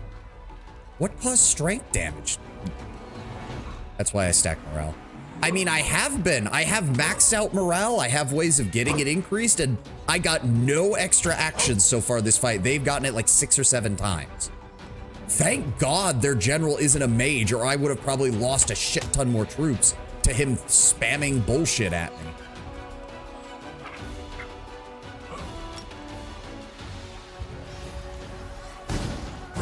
There we go. Also, welcome, runner. I didn't even notice that was you talking. I've just been responding to the chat. Jesus. This is ridiculous. Thank you. That gave us almost as much trouble as the bloody succubus army. Just with way fewer casualties and way longer having to kill these things. Having pushed the enemy back into the strait, the Crusaders came to a reluctant halt. On the bank opposite stood a large army of demons. Any attempt to cross would bring catastrophic losses, so the officers ordered the construction of a temporary fortification on the bank. If the demons tried to cross the strait, they would be met with a hostile reception, to say the least. I mean, you say that, but I'm pretty sure we can take them on most of these guys. You've got cultists and some demodans. You've got a whole lot of energy elementals. Okay, see, that's a big problem. Hi. What is that, Baylors? Yep, that's Baylors. Do we have infantry? No. Let's, okay, so what we want to do is start skipping a few days. Get our development up. That's gone. Senior comrades. Bastion to fortress expansion. Search for buildings as well as the construction of advanced structures. Takes 1,000 to build. Fear of the surface. A group of Mongols has arrived in Dresden. The hunters may have been brave in the underground caves, but they've lost their nerve on the surface. While they are scared of the sunlight, disoriented in open spaces, and feel perturbed by unfamiliar opponents.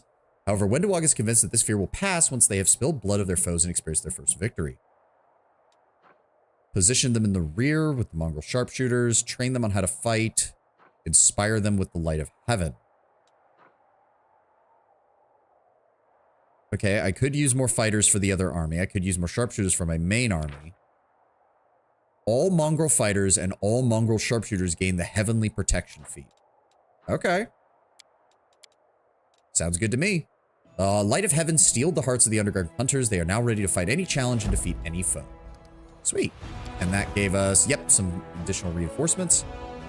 Let's go have them join up here. It's going to take them a couple of days, but that's fine. Let's go ahead and skip a day. There we go. Reinforcements. There we go. Hopefully that makes them a little bit more effective. And our new forces have arrived. Good. Good, good, good. 37 more Helmmasters. 24 more Marksmen. A force of 15 Hell Knights. I'll take that as well. Let's go ahead and search for some more. Oh, look! Even more Hell Knights. For cheap, too. Sweet. And what are those? Axe Hunters? Don't need those. Alright, you guys. I need you to move up here. Where are they at? There we go. Gravel. And then I also need to grab the force. Paladins. There we go. Send those paladins up to this unit. Go. I do need to get some more mongrel fighters. If we get that mongrel event again, I will definitely get the fighters this time because we don't need that permanent upgrade either. How are we doing income-wise? A few more days and I'll see what we can buy. Oh, there we go. The Elf Kylessa's last wish was that her friends in Keonan learn her story, right? A group of brave elven warriors from Keonan have arrived in Dresden to take their revenge upon the demons for her death. It was their dark intrigues that ruined her and pushed her into the embrace of the dark fate. She has still found the strength to fight against evil. One should not expect anything less from her elven comrades. Nice. So we just got another, development of the art of war. Let's start working on that. Invitation from the Free Crusaders. They've sent a letter to the Citadel inviting the Crusader leader to pay them a visit at his court. Okay, give me a moment. I need to... You guys need to get down here, please. 28 more Hell Knights, 24 more Marksmen. Oh, no. You there. What? No. What? You there. You there. Give me my Marksmen back. Thank you. Alright. And then we have another 50 Marksmen. Nothing we can build. So let's just go down and send them over here, please. That's a lot of damage. 50 Marksmen is a lot of damage we can do. Oh, shit. Where are they marching? They're going to have to come up this way. Okay, we've got plenty of time. It's going to take them a long time to even get to the stone maze anyways. What I want to do is send you... No. March. I want to march you there. Why will you not? There we go. We can clear out this first army and then send our main force back the other way. I really want to get that ancient map, though. I really want to get that ancient map, though. Alright, let's start with just these guys, then.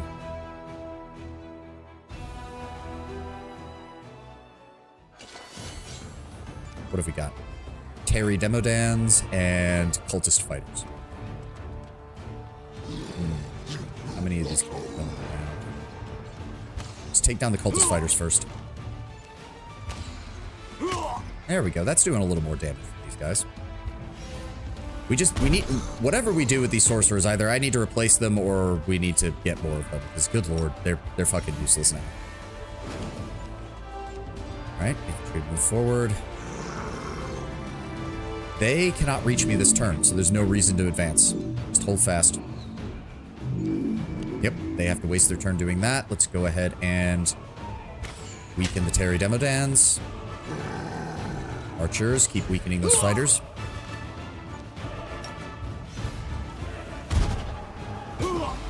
Go. Alright. Advance the infantry. Give them a poke and a prod. Oh, there we go. We finally got a morale event. Doesn't do much, but... Okay, we took some heavy casualties there. That's fine. Have our Hell Knights move in and flank them. And, okay, there we go. Now we're getting some positive morale events. Thank you, game. Let's go ahead and engage you. Good. And then send in the dogs. Yep, took some casualties there. That's fine. Let's start picking off these cultist fighters while they're distracted fighting our infantry.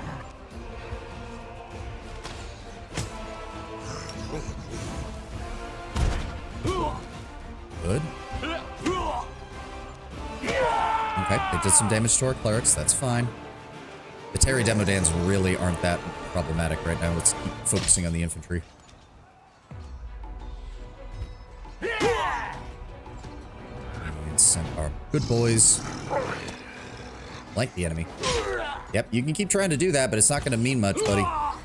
There goes another 100 of your fighters. Almost. See if we can finish him off with the sorcerers. Good job. Now we have their remaining forces surrounded. Nowhere they can go. And archers finish them. There we go. Perfect. No casualties on our side and an entire force of almost 800 enemies wiped out. I'm assuming the generals can max out at level 20 like everybody else, like the way the characters are done. The indescribably huge and formidable Demodan chief didn't even rise from the pile of treasure on which he was waiting to rebuff the attack. There he died, his loins sprawled over a pile of stolen goods and golden coins. The very nature of Demodans, their grotesque forms, and the penchant for goading others to excess doomed him to death.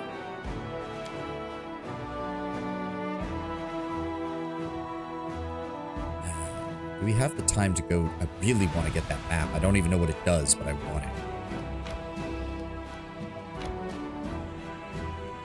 Let's see what we can do about this elemental army next. Okay, they're fast. They get to go first. Oh, I was really hoping they'd all bunch up. I was really hoping they'd all bunch up. Let's see here. We can... Let's go ahead and weaken you. Weaken you. There we go. Just need to keep them away from my archers. Let's go ahead. You're still the most powerful. Let's go ahead and weaken you some more. Put the doggo right here to block him off. Alright, Hell Knights. Come in here and weaken him. Oh, sweet. Second action. Nice. Weaken him as well. Perfect. Let's go ahead and beat you. Okay, now we're getting some good morale events. There we go. Have the doggo good boys attack him. Alright, we took 9 casualties there. 18 from that. And there goes our sorcerers. Well, I do keep saying that they're the weakest unit I've got, so... Alright, go ahead and... We did just take a lot of damage from that, but the marksmen are not the most valuable. So, that is the strongest of them. Let's go ahead and zap him. Good. There we go. Next up is you. Goodbye. Then I want you... Them. Good. Then have our infantry turn about and assist our mongrel forces. Have our Hell Knights engage them. Good. Have our clerics go ahead and heal others, get those mongrels back up. Send in the doggos. Alright, they get to go. That's another 4 there. They're very weakened, though, so they're not doing nearly as much damage. Even as they try desperately to kill my clerics. Alright, finish them off. And then mongrels go after the weakened one. Infantry. There we go. Go ahead and heal self, and then engage them.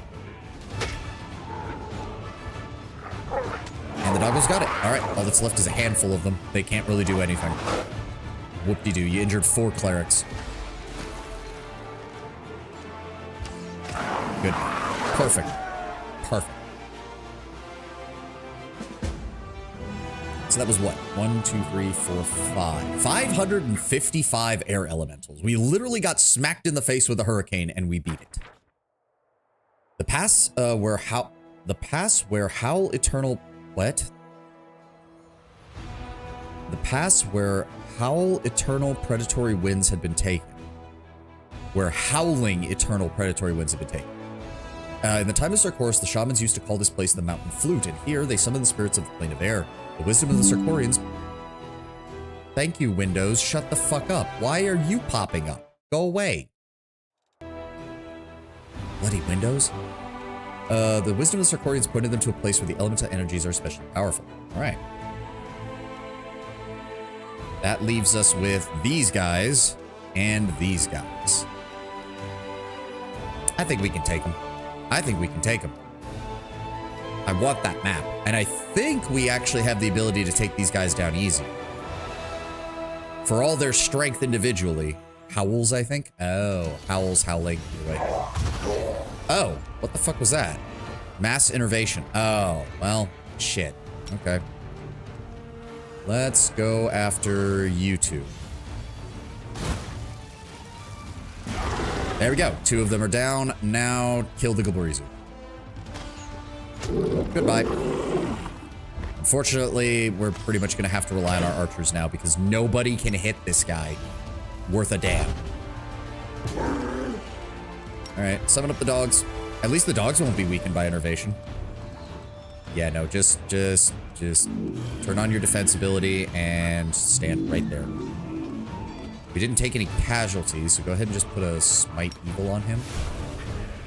Nope. And, you know what? Send in the dogs. Oh. He summoned in... How many is that? 20 Gilberizu. Okay, asshole. 2 can play at that game. How do you like getting shot in the face?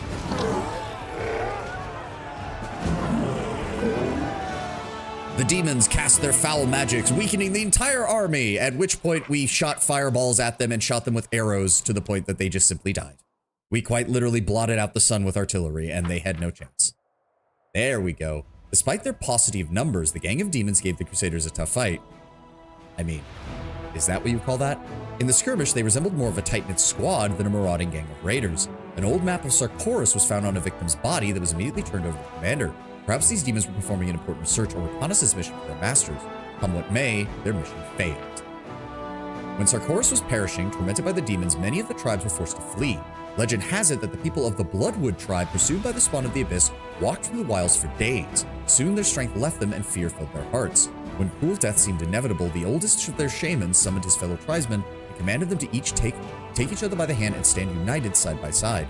He promised that he would protect them from pain and anguish and offer them the opportunity to witness the eradication of the demon scourge and pay a bloody debt of revenge. The shaman performed a mysterious ritual, and all who had gathered there transformed into a giant ash tree that propped up the sky. The demons following the Sarkorian's trail did not find a single living soul and howled in dismay. They burned down the forest and uprooted the trees before turning their ire upon the great ash, but the tree was too tall and too mighty for even them to fell. When the creatures of the abyss left with nothing, a boy, the only member of the Bloodwood tribe who for some reason had been untouched by the magic, jumped down from the tree and took his leave. He survived to pass on the legend of the last ash to future generations. Every 10 years, his descendants would make their way into the Worldwound to the roots of the great tree to honor the memory of their fallen tribesmen. A map showing the path to this secret site has been passed down in their family for generations. All who came to the last ash heard the same whisper ruffling through the leaves. The last branch will be the witness of the end of demonic rule. Alas, as years went by, most people's beliefs in these words grew weaker, and the tree, wounded by the demons, slowly began to die. It is said to have turned into a huge stump with only a single branch left. And if the tree dies before the Worldwound is defeated, the power of demons will never leave these lands. Interesting. Apparently the Crusaders are also here. So can I turn that into maybe a relic of some kind? We'll find out. Hey, he leveled up. Good. Level 13. Defensive training, offensive training, extensive infirmary. Offensive training. All units in the army gain a +2 to damage. He also gains slow. That's nice. All right. One last force, led by a force of Baelor. Let's see if we can take him down. And that will be the last of the major armies in this region. What's he doing? He summons up Mariliths. Okay. Okay. We have almost... Wow. Okay. 1,500 cultists. Give me a fireball. Center it right here so that it hits the Mariliths. Actually, no, because the Mariliths are going to get a chance to act, so I need to weaken them. Fireball. There we go. All right. The Mariliths are weakened. Kill the Baelors. If my archers have the ability to do it, I'm doing it. Give me a weakening on the cultists. Oh, sweet. They get to go again. Yeah, weaken the cultists some more. That's a lot of cultists. We do not want them using their AoE ability. And the sorcerers are dead. Big shocker. God damn it. Summon up. You. Yeah, I need to replace those sorcerers with something. They are completely useless right now. We do have time. They're not going to be close enough. We haven't taken that many casualties. Move our clerics forward to keep an eye on things. Have the dogs attack. Wow, that did nothing. Alright. Give me that. Actually, they are close enough together and we have time. Give me another fireball on both of them. There we go. Weaken those cultists. Perfect. Now go ahead and weaken them some more. Yep, okay, but it's an AoE, but it barely did any damage. That's fine. Just have our infantry keep them distracted. Alright, now send in the cavalry on those fighters. Good, weaken them. Smite evil, move in, weaken them some more. Oh good, second attack. That's another 15 of them dead. Dogs, keep attacking the Mariliths. Yep, he's going to use his AoE. He hits everybody. We all take casualties. That's fine. Hit those cultist fighters with everything we've got. Good. Now hit the cultists. They're down. Archers. Yeah, no, ignore the Mariliths. They're summoned anyways, and they barely do any damage. Yeah, it doesn't really matter. He can't really do anything.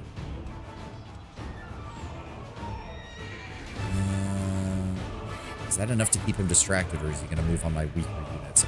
No, I'm better off not moving. If the Mariliths are distracted because my infantry can't do anything to them, I'm fine with that.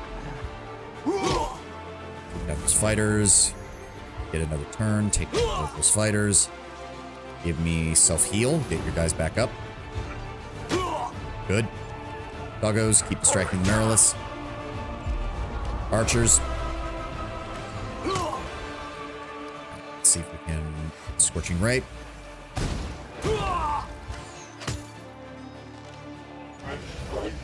Oh, and that was what I was worried about. Son of a bitch. Alright, weaken these fighters some more. The Mariliths are now a problem. I was wondering when it was gonna... Okay, if we can just kill this guy, we're actually fine. Because I don't think the Mariliths get another turn just yet. We should be fine. We should be fine? We should be fine. Distract them. Okay. Scorching Ray. Okay, we're good. It's a summoned unit. We don't have to deal with the rest of the Mariliths. They disappeared. And we didn't lose anybody. I was not expecting those Mariliths to be as much of a problem as they were. The Baelor at the head of the enemy army has been killed. The horde of his slaves either perished or scattered. The fate of this mighty tyrant became an object lesson to all denizens of the Worldwound and how dangerous it is to challenge the Crusader commander. Nice. Nice, nice, nice. Alright, so we are done down here. Need to start making our way. I really hate how long it takes to move the map. They're going to be making their way to the Stone Maze, so we want to get set up there. As for us, we need to go see what everyone's bitching about in Dresden. What's going on? What's going on, buddies? Oh,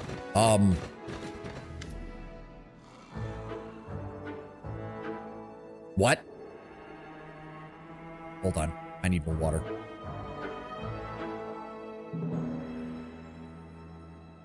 You are approached by a procession of ornate chests flashing predatory grins.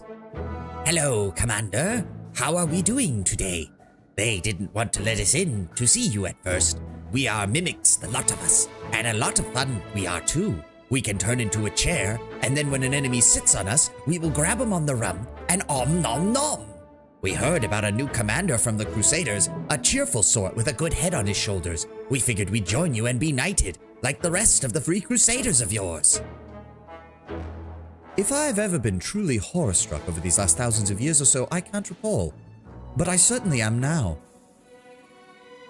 I'm kind of there with you, Early Sunset. I was not expecting this. Someone, please kick them out of Dresden. Make sure they actually leave too. How would we know? How would we know? Why do you even want to join the crusade? Why? Everyone's joining. We figured we would too. I mean, if we can turn wood into knights and kids into knights, then why not us? Gobbling up demons and cultists might even be fun. We could transform into an altar of Baphomet, wait for a cultist to come up close to preach, and then om nom nom. You know what? Fine. Fuck it. Consider yourself enlisted. I dubbed thee Sir Wardrobe, Sir Footstool, and Sir Cultist Bed. Now we're talking. We're Crusaders, boys. Them demons had better beware. I mean, as far as asymmetrical warfare goes, having an entire battalion of mimics who can literally be anything anywhere to pick off minor demons and cultists is an amazing tactical tool, but I can already hear Regil from the other room screaming in agony at the idea. Not literally. Of course, he would never actually scream, but I can hear it in his head. I can hear it in his head that he's screaming. The worst part is, I don't even think Regil would have a gainsay against it on a tactical level because it still works. Commander, I'm glad to report that the organization of the army is practically complete. It's time for a full-blown counterattack. Horamzada has used his magic to erect a citadel, the Storm's Peak, to the south of Dresden to threaten us. We must destroy this fortress, but before we set out, I strongly advise that our officers are informed of the tactical approach of what we'll use on the battlefield from now on. Apart from good soldiers and generals, an army needs a doctrine that states how it intends to win future battles. Personally, I advise a cautious and balanced tactic of attrition based on a defensive style of warfare. You are suggesting a war of attrition with an enemy who has unlimited resources. Captain, what is wrong with you? A decisive cavalry charge is the best tactic I know. Sela, that is also stupid. The demons are bloodthirsty, but they're not too eager to die for their cause. If we daze them with a powerful strike and shake their confidence, they would choose running for their lives over a selfless stand. Most demons are larger than a soldier on horseback, Sela. That is a horrible idea. We cannot change the fact that our warriors lack the individual might of the demons, but our discipline and our chain of command are superior. The best way is to maintain a tight formation. Move foot soldiers up front, withstand the enemy's blow, then perform quick and crushing counterattacks along the flanks. That is how the Taldan phalanx won their wars, and it is how we will prevail as well. No matter what bright ideas your generals have, no matter what strategies they devise in advance, in battle, a soldier must know how to react. If I were in charge, make sure you give your officers freedom to act on their own initiative. Don't hammer particular tactics into their heads. You Uplanders' military lacks cunning. You prefer to fight head-on in situations that call for guile. We must make use of diversions and sabotage in our tactics. See, Wendowog's starting to get it.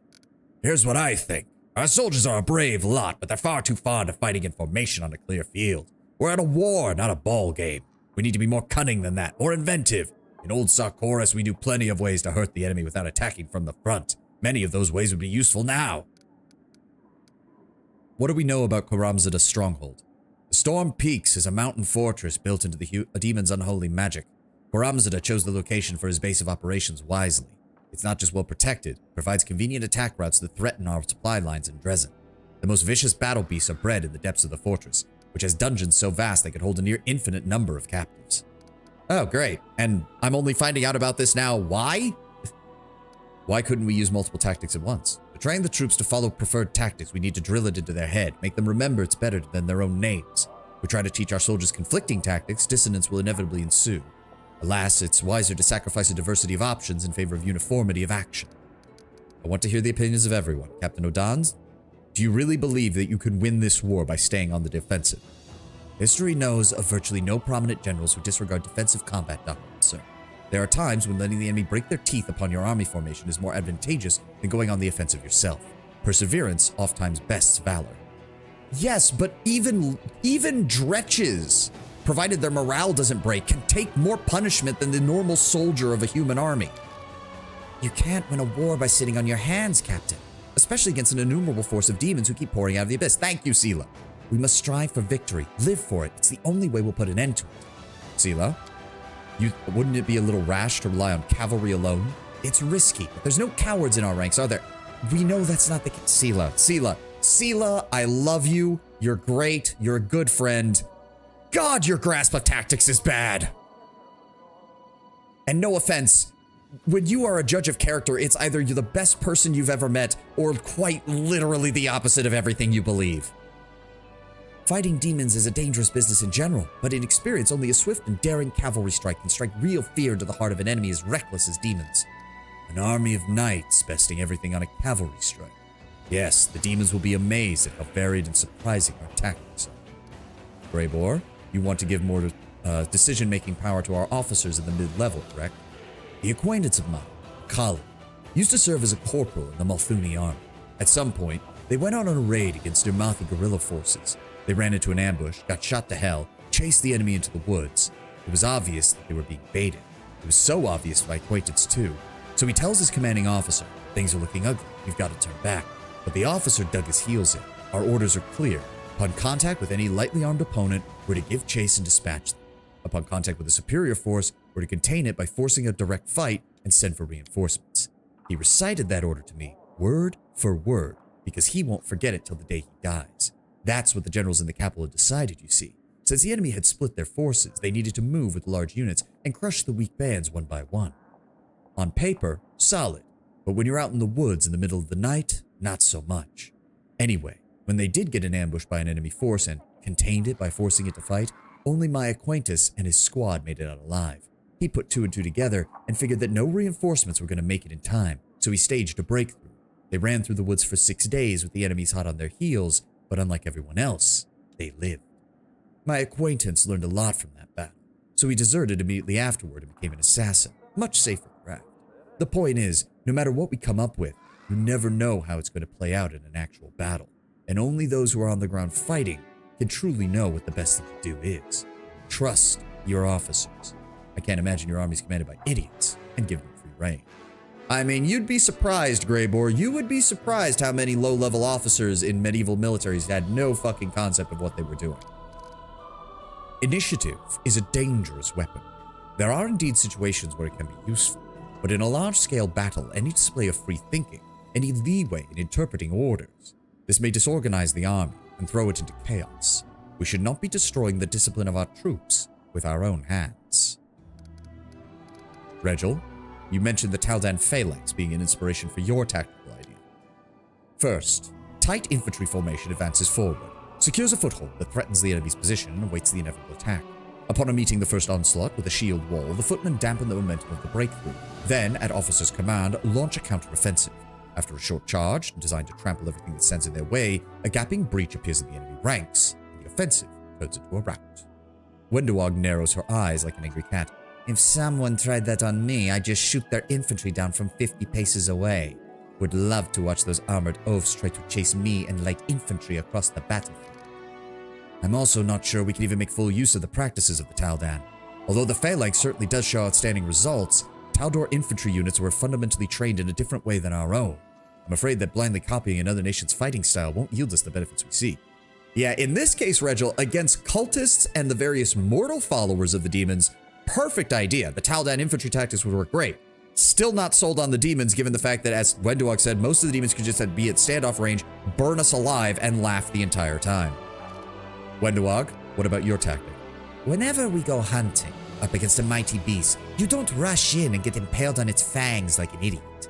You find the source of its drinking water, throw in some poisonous grass that sinks to the bottom, hang some bone rattles near its den that sway in the wind to disturb its sleep. Only when the beast is exhausted do you ambush it and cover its hide with 100 bleeding wounds. Even then, you don't go in for the kill. Only when the beast is so weakened by pain and blood loss that it can't stand straight do you attack. That is what we should do. Use every one of our most cunning and insidious tricks to drain our foe's strength before we face them head on. If we fight like bandits relying on contemptible ruses and dishonorable tricks, that is not how the Mendevian army fights, and we're proud of it. Shut the fuck up, Odan. This is a war. Oh, we're honorable soldiers. You are fighting demons, my dude. Short of literal human wave tactics, which you suggested with conscripts, and short of, using people as human shields, there's pretty much no tactic that is dishonorable when fighting demons, you dipshit. Good lord. Save me from the advisors that Galfrey has given me. If this is the measure of people that Galfrey listens to on a daily basis, no wonder this war's taken over a century. Ulbrig, you mentioned Sarkorian war tricks. What are you talking about? I can't even tell you how many there are. Traps, ambushes, rear attacks, targeted fires. Sarkoris may be ruined, but it's still our land and it can help us. We can use the land itself to hide from the invader. Use it to lure them into a pit right at their own feet. That's how we fought in Sarkoris. And today's generation of fighters can be taught to fight the same way. When the demons came to the land of Sarkoris, your local forces were no match for them on any front. The only thing we learned from the Sarkorans is how not to fight. I mean, that's a little extreme there, Greybor. Anything that the Sarkorans could have used to organize a defense was already dead the moment the demons arrived because it wiped out their primary military citadel and their capital city. Aggressive cavalry charge. All trainable cavalry units gain the charge ability. Units gain a +1 bonus to speed, plus 20% bonus to damage for 1 round. Unit receives a -2 penalty to AC. Will fight like the Taldan Phalanx. All infantry units gain the charge ability, which is even less useful. We'll let our officers have their independence in battle. All cavalry and ranged units gain the independence feat, +2 bonus to initiative. That's good. We'll base our tactics around diversions. All infantry units gain the debilitating poison ability. The next attack will poison the target and reduce its speed to 0 for 1 round. Poison can only affect a living unit. The poison does not deal damage, but reduces the unit's stats and imposes a negative effect on the unit. Kind of annoying that only affects our infantry. All trainable infantry and ranged units gain the cunning tactics. On the first round of combat, all ranged infantry units gain a +4 bonus to initiative and a +2 bonus to attack. That's pretty good. We'll fight in a defensive formation. All units gain the tough feat. It's weird because that's not how he described it, but this is obviously one of the better choices because it improves saving throws, which is something that your mass combat units just don't usually have that much of. The thing is, though, I like Greybor, Wenduog, and Ulbrig's choices. The +2 bonus to initiative on cavalry and ranged is pretty good. Cunning initiative. Wait, what? You mean the cunning tactics ability? On the first round of combat, all ranged infantry units gain a +4 bonus to initiative, +2 bonus to attack. Yeah. As I said, that and I like, see, this is one of those things where it's like, from a pure numbers game, yes, it's either Ulbrig or Greybor. They're the best choices, straight up. But from a roleplay perspective, the way she describes it, I actually do think Wenduog's choice makes a lot of sense. Because she's basically saying, look, the demons have to march a long distance to get to us because we have the ability to turn off their teleportation past a certain distance. Take advantage of that. If they have to march, they have to go along roads. If they have to go along roads, there are things you can do to fuck with them. And while they're in the mortal plane, demons still have certain limitations that they have to abide by.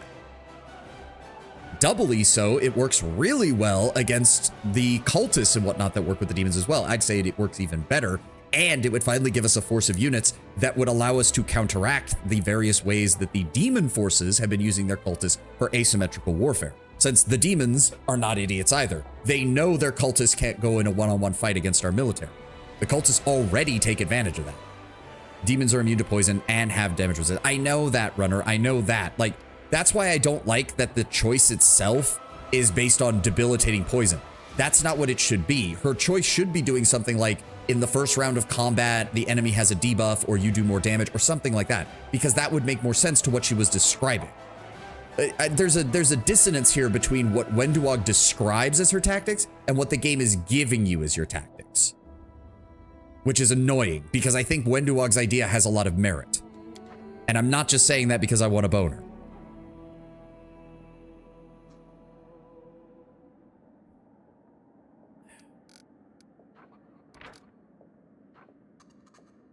It's also trainable infantry and ranged units, so this doesn't affect the ones we can't train. That's also unfortunate. Ugh. Shit.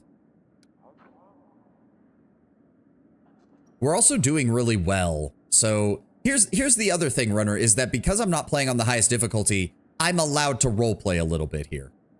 Demons are famous for their magic. She's a cave dweller who doesn't know about the world. But she's not wrong on the tactical choice either, Runner. That's the thing.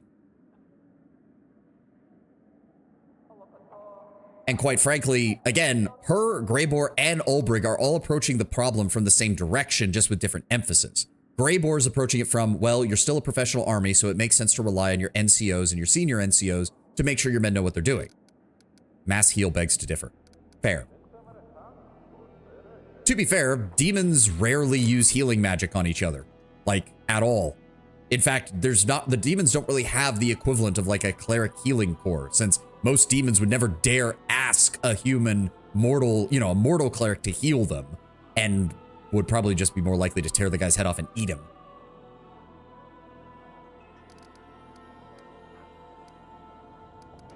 Like, don't get me, like, Sela's main problem is just, like, tactically a cavalry charge can be good. You shouldn't be basing your whole warfare around it, though, because then you end up in situations like Agincourt.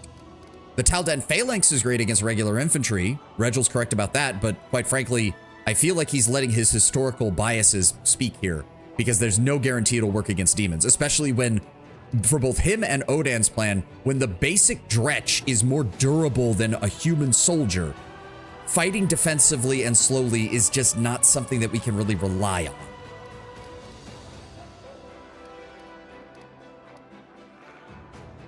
Again, I just feel like Wenduog's description is much more in-depth than just, oh, we used poison.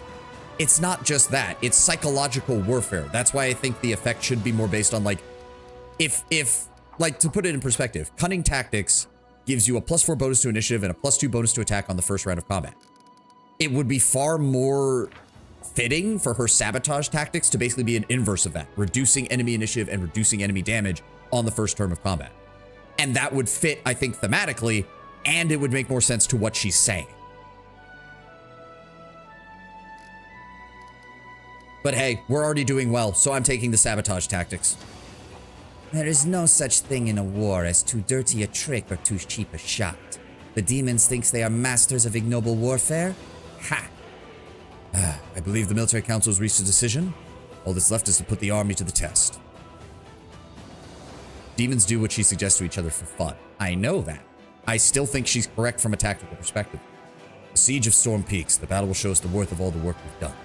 And in fact, that could play to our benefit, Runner, considering the fact that if demons think that it's other demons doing it, they're more likely to start fighting each other. Captain Odan's voice quivers nervously at these last words. And in an instant, his mask of composure breaks. Seeing you take notice, he shoots you a warning that says, "Not now." That was concerning. Nothing from a Nevi. I think that means I need to go talk to Captain Odan. Something seems off with him. Nothing from any of you guys.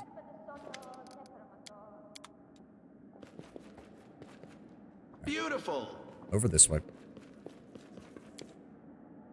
Also, Wenduog's central premise of fighting fair in a war with demons is stupid is also correct.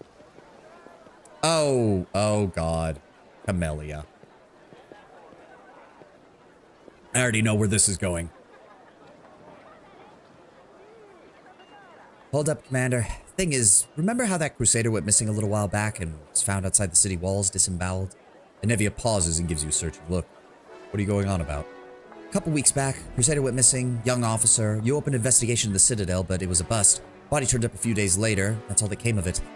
But I never actually gave up on that investigation, even as the rest of the unit stopped digging. I know we're at a war, there's people dying left and right, but I don't think that's a reason to turn a blind eye to this kind of thing. So that's it, Commander. Another Crusader just went missing. Left the barracks to come here. Would have gone past the gates. My gut tells me the killer won't keep him alive for long, so you need to start searching this area now. Try to find out where he's been taken. This is a bit unexpected, Anevia. What's going on? Death often shows up when you least expect it. It's not like I picked the timing. Who do we know is missing? He's the youngest son of a nobleman from Mendev. He's, called Rillick or Rilak. Young, barely out of the nursery, decided he was a man, and off to war he went. You know how it goes. Do you know who the murderer is? Don't have a clue. Anevia's answer comes far too quickly, her gaze dropping before she can force herself to meet your gaze. What are you not telling me, Anevia? Telling you the truth. Nothing but the truth.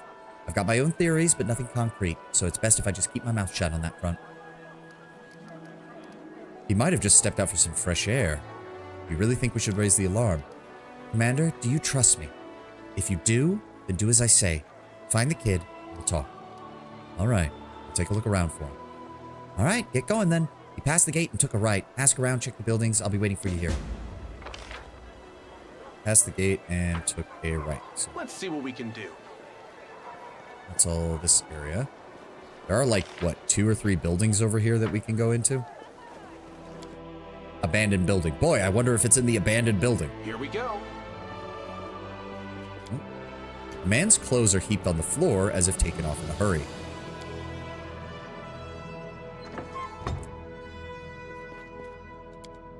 You hear muffled sighs coming from the next room. And a dead body, and How Camellia. lovely to see you here. Hearing steps behind her, Camellia whips around and freezes. She glances at the bloody dagger in her hand and at the dead body at her feet. Even as she speaks evenly, her lips quiver for a fraction of a second before settling into an unimpeccably polite smile. Camellia, what's going on here? Socorus is an ancient land. The spirits of these places have spoken to people since time immemorial, and some of those people heard them and were able to respond. The shamans of Socorus were always held in high esteem. They knew the will of the spirits, the will of the land itself. Many Khelids would come to the shamans to learn what the spirits desired in order to gain their support. Execution bitch is making a Twitter post, basically. She was going to set up some dinner with some fava beans. Camellia pauses, lost in memories that cannot be her own. When the Worldwound opened and the demons poured into Golarion, they drowned Socorus in blood. The earth moaned as it soaked up the blood of Khelids, Crusaders, and demons.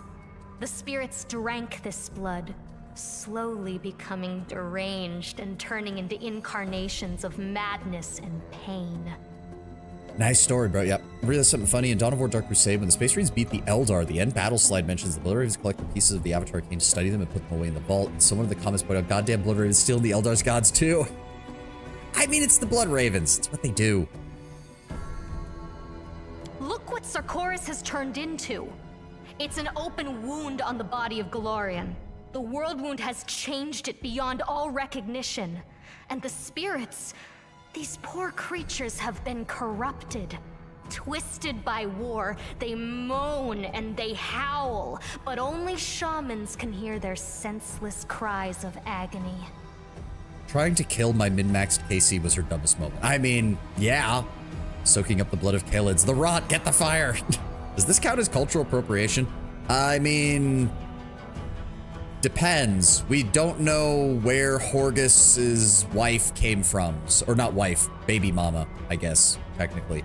I say we kill her. You know me, Lord Brown Bear. I've never seen where her quest goes, so I'm tempted. I just want to leave her alive just to see where it goes.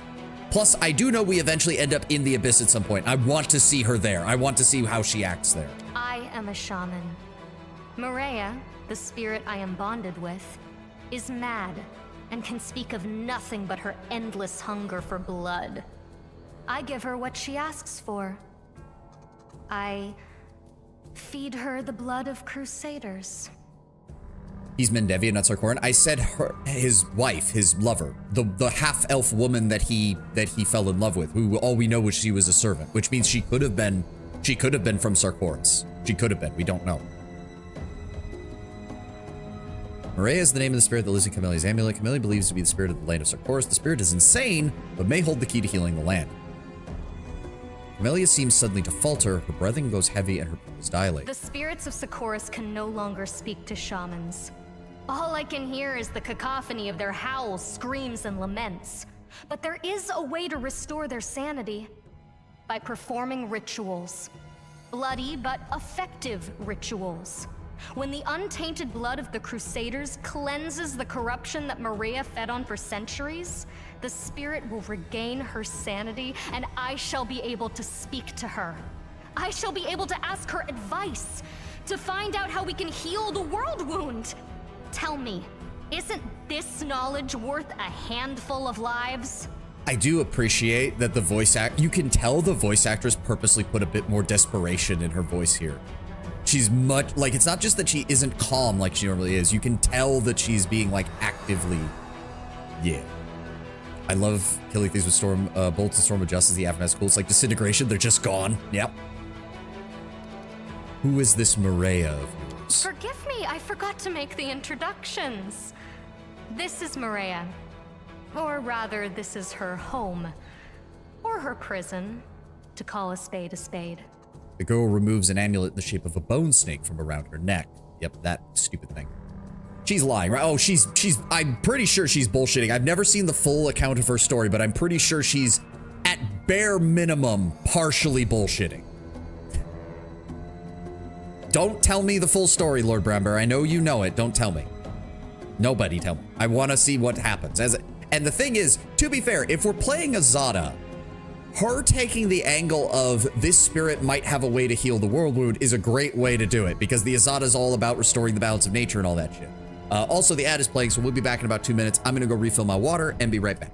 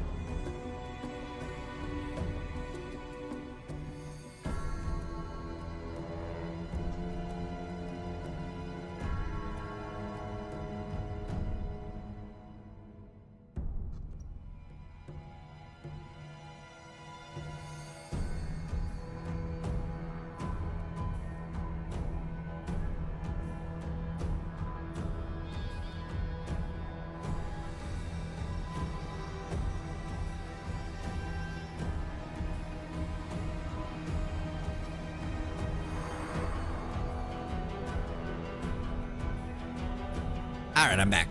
Perfect time. I caught this spirit a long time ago, and I tried for so long to speak with it. My little demented ball of rage. I felt compelled to bind it to this amulet, just temporarily, until I worked out how to help it. Camellia sighs sadly. If I am to be fully honest, her name, Maria, is of my own devising. She is not yet able to speak to me, but I still needed a name to call her by. Why do you even think such a method will work? I do not think. I know. I sense things many people cannot. I can infer what the spirits want. For example, there is one spirit hanging over your left shoulder as we speak. It came to enjoy Maria's victim. Can you sense its hunger? Camellia tilts her head to one side as though listening to something, before laughing airily. Spirits are akin to animals. You cannot bring a hungry dog to heel. You cannot stroke a hungry cat. To speak to a spirit, you must first feed it. It is not their fault that after so many years of torment, the only thing that can satisfy their hunger is blood. Damn snake oil salesman. As I said, I know she's at least partially bullshitting, but don't tell me exactly what she's bullshitting about, because I don't know, okay? My ritual will work. I did not read about it in books or learn it from some wizened teacher. You could say that I invented it myself, with Maria's help. I just know that it will work, sooner or later. I can feel it. Camellia's expression grows more serious. What exactly are you hoping to learn from her? The Worldwound cannot be allowed to poison all the lands of Galarian. The spirits of Socorus know this better even than you and I. They may know how to heal it. And if not, then perhaps they will know how to eradicate it quickly and painlessly. We're fighting against demons. It is a just cause. But imagine we win and the demons vanish for good.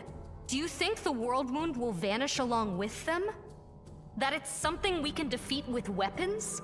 That it won't burst open again at some point in the future like an old festering abscess? I am thinking of the future of these lands, of how to heal them and restore them. Would you not agree that a few Crusaders' lives is a price worth paying?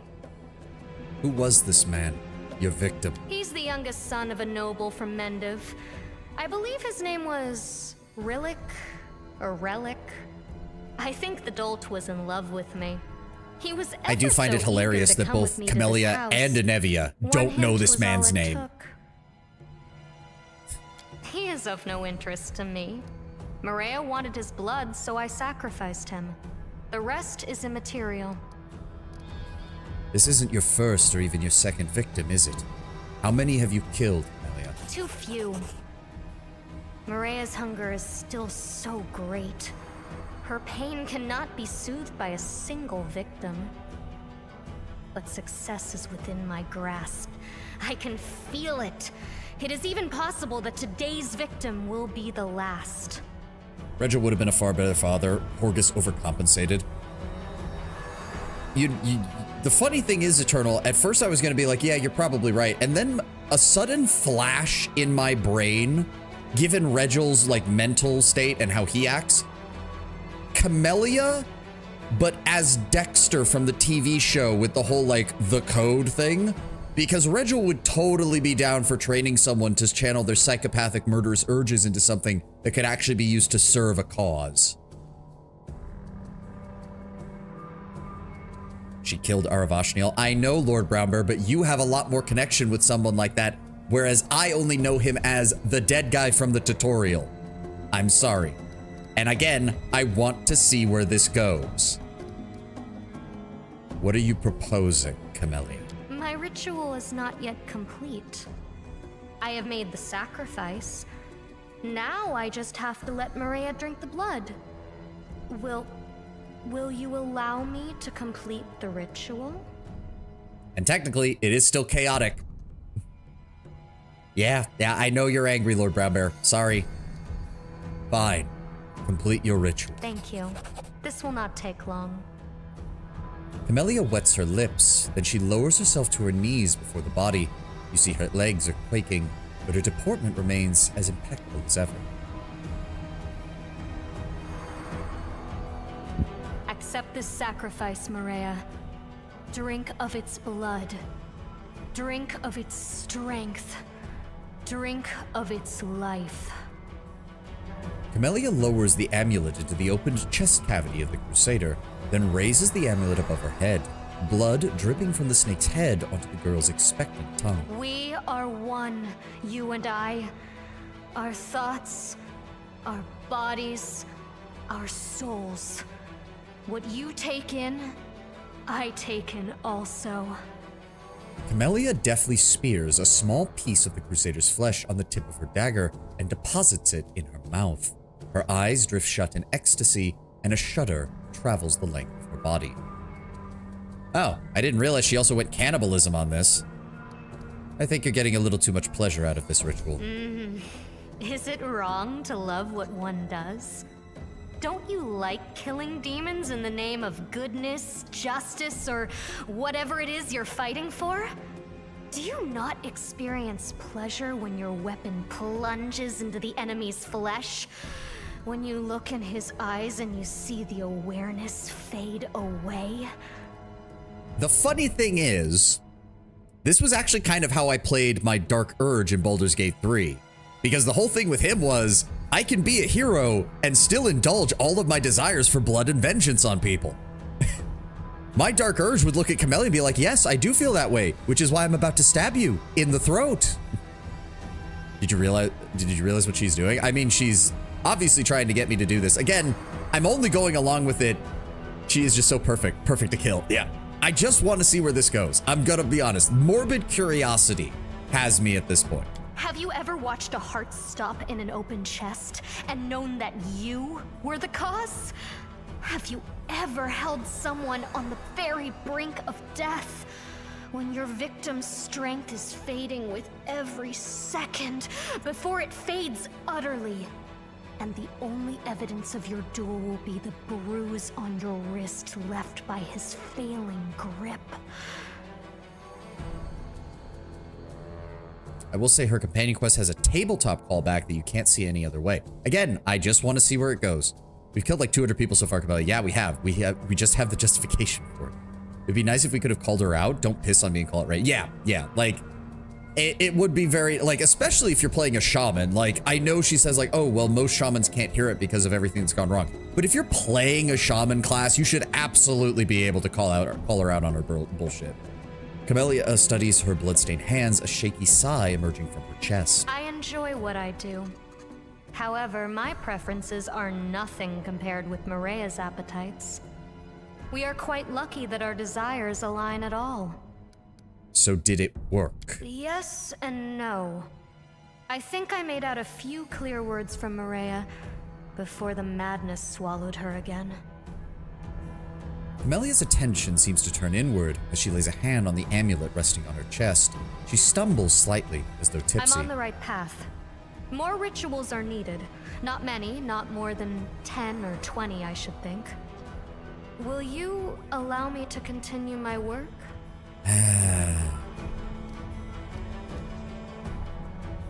Of course, I totally believe. No more killing. I'll spare you this time, but you'll have to find another way to speak to your spirit. Does that allow me to continue the quest? Or is this going to be a case of, like, if I pick this, she just bails on us? Because I don't want that either. You won't miss anything with choosing the second option? Is that what you're saying, Lord Brember? I'm making sure I'm following you properly. But is your character that stupid? No more killing. Camellia, you've served us well. I will spare you this time. And I'll put resources behind you finding another way to speak to your spirit. Fair? What a pain. But if these are your terms, then I agree. Irritation flits across Camellia's face, but is quickly replaced by humility. There is one more thing. Commander, my ritual is quite a taxing process. The strain is difficult to bear. Sex is the best way to relieve the tension once it is all over. Now, I will admit, this line, the best part about this is imagining this game as a tabletop setting where the NPCs, your companions, are other characters, because this would be the moment where the DM turns to the person playing Camellia and goes, I'm sorry, did you think this was for your fetish? So that you could play out your fetish in the game, huh? She is so transparent, all it would take is a perception check. Yep. Sorry, I'm gay. No, sorry, I'm Wendua-sexual right now. Help me. I need you. Here. Now. The girl's body is trembling violently. She gazes into your eyes, looking almost manic.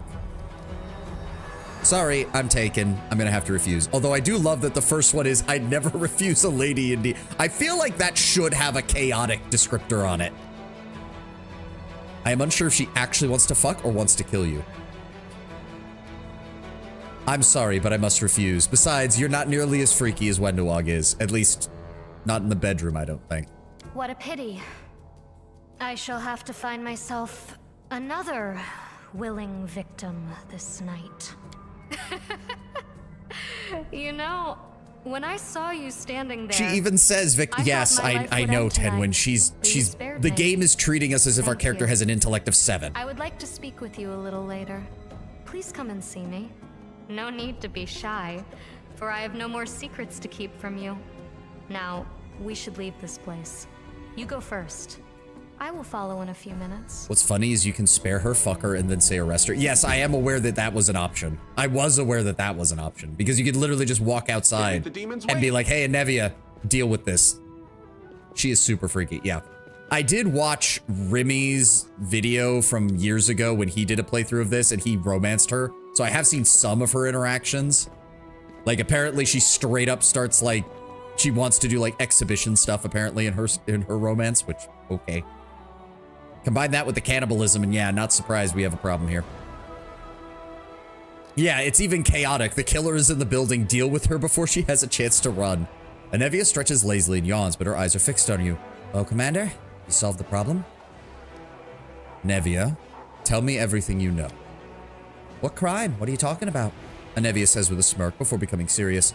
Listen, Commander, I was using my brain, following individuals, listening to what people say on the streets. I have my suspicions. But what are suspicions worth? On their own, nothing. I don't have any proof. I'm not Erebeth. I don't go digging for the truth. Because if I dug deep enough, well, then the Knight Commander would be down a companion, smack dab in the middle of a war. And how would that help anything? I'm not going to be the one to scupper the crusade, so I can keep my mouth shut. Anevia speaks slowly, staring directly into your eyes. I trust that you'll handle this in whatever way's best for the crusade. If you want to tell Erebeth everything, that's your call. The problem's been solved, and I'll take care of it. That's all I need to know. Thank you, Commander. Yep, Anevia's a no, Anevia continues to prove that she's one of the more competent people in the Crusade. Beautiful. And I know that there's probably some people who are like, well, if she's so competent, we should see more examples of this. But Anevia's whole job is, if she's not bringing you problems, then it means her job is going well. Let's see what we can do. So let's check in on Wendy. Wendy, are you okay? All right, good. That's it for now. You good, Chief Soul? Yep, no updates from you. Oh, Dyra's here. I didn't even realize. Oh. Dyra stares into the sky with a fascinated, slightly frightened look. She's focused, but she doesn't notice you until you walk right up. Oh, it's you, Commander.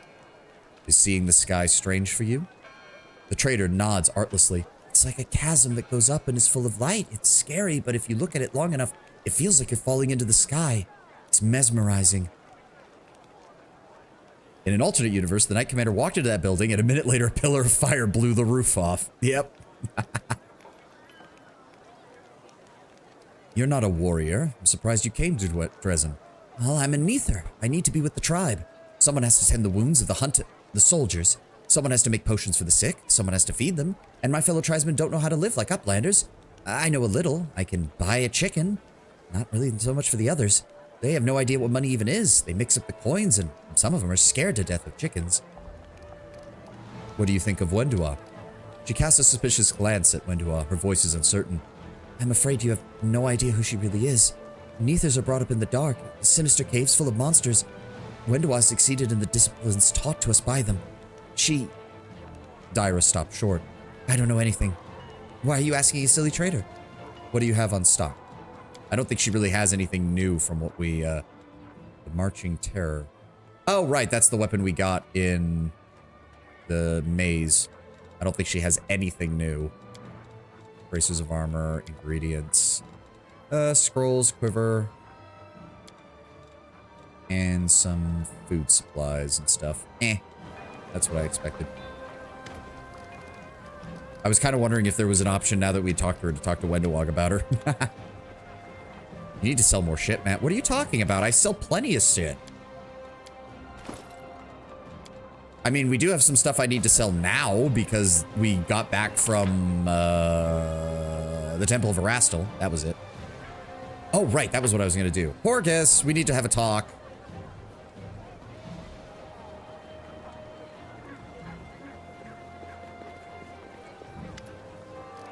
We need to talk about Camellia and her peculiarities. I take it that you know that now, too. Horgus sighs heavily. What is the point of discussing it? Go, speak to her. I do not know much of it. A Varisian shaman that I hired to help Camellia said that she communicates with spirits, can hear her voices or something. The old woman couldn't help. The voices whispered something to my daughter, and she sacrificed the Varisian to them, right there in the mansion's cellar. Horgus wipes the sweat from his forehead. What the hells was I supposed to do? I would not throw my own daughter out onto the street. I could not turn her over to the guards. I am still her father, you know. Perhaps help was what she needed. But I didn't wish to make the incident public. The Gwyrm's honest name mustn't be sullied by scandal. That is why I locked her in the mansion, so she would remain out of the public eye. Who knows what a spirit might whisper something to her. I changed the servants every few months, so they wouldn't discover anything. Sometimes thieves snuck into the mansion, or my guards would catch a bandit attacking my retinue while traveling. The roads of Mendev are not very safe. I turned such people over to Camellia to pacify the spirits. I'm telling you this now, and it terrifies me, but I did not have a choice, Commander. Camellia says that she's about to get through to the spirits of Sarkoris to learn how to heal the land. To heal the land. Maybe it's nonsense, but what if it isn't? What if it is important? Do I or you have the right to halt such a crucial endeavor? She has schizophrenia. That seems to be the implication. Your daughter's too freaky to live, so I cremated her. Bro fed her victims. Yep. He's actively encouraged it. Well, I mean, he's indulged it might be the better way to put it. Horgus stops and casts a suspicious glance at you. Do not forget, I'm only telling you this because you've already found out our secrets. If there is trial or scandal, I will deny everything. I will not let anyone disgrace the honored name of the Gwyrms. Where is Camellia? There she is.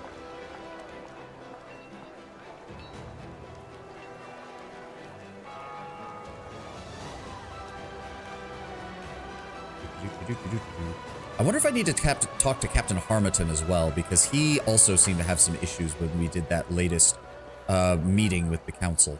Oh, hold on. Krennic, do you have anything? Nope. Nothing for you. I can handle it. Camellia's powers are more aligned with a medium or a spiritualist than a shaman. Another reason I don't like it. Well, to be fair, her specific subclass is Spirit Hunter. Most shamans seek spirits to learn from them. Spirit hunters pursue them to eliminate. Some of these loners are on a quest to rid the world of evil spirits, restless ghosts. Others fight spirits to gain more power, and some join the war spirits wage among themselves, no matter how mysterious or inscrutable for a mortal's mind these could be. Spirit hunters learn to enchant their weapons so that it can harm the incorporeal enemies as easily as flesh.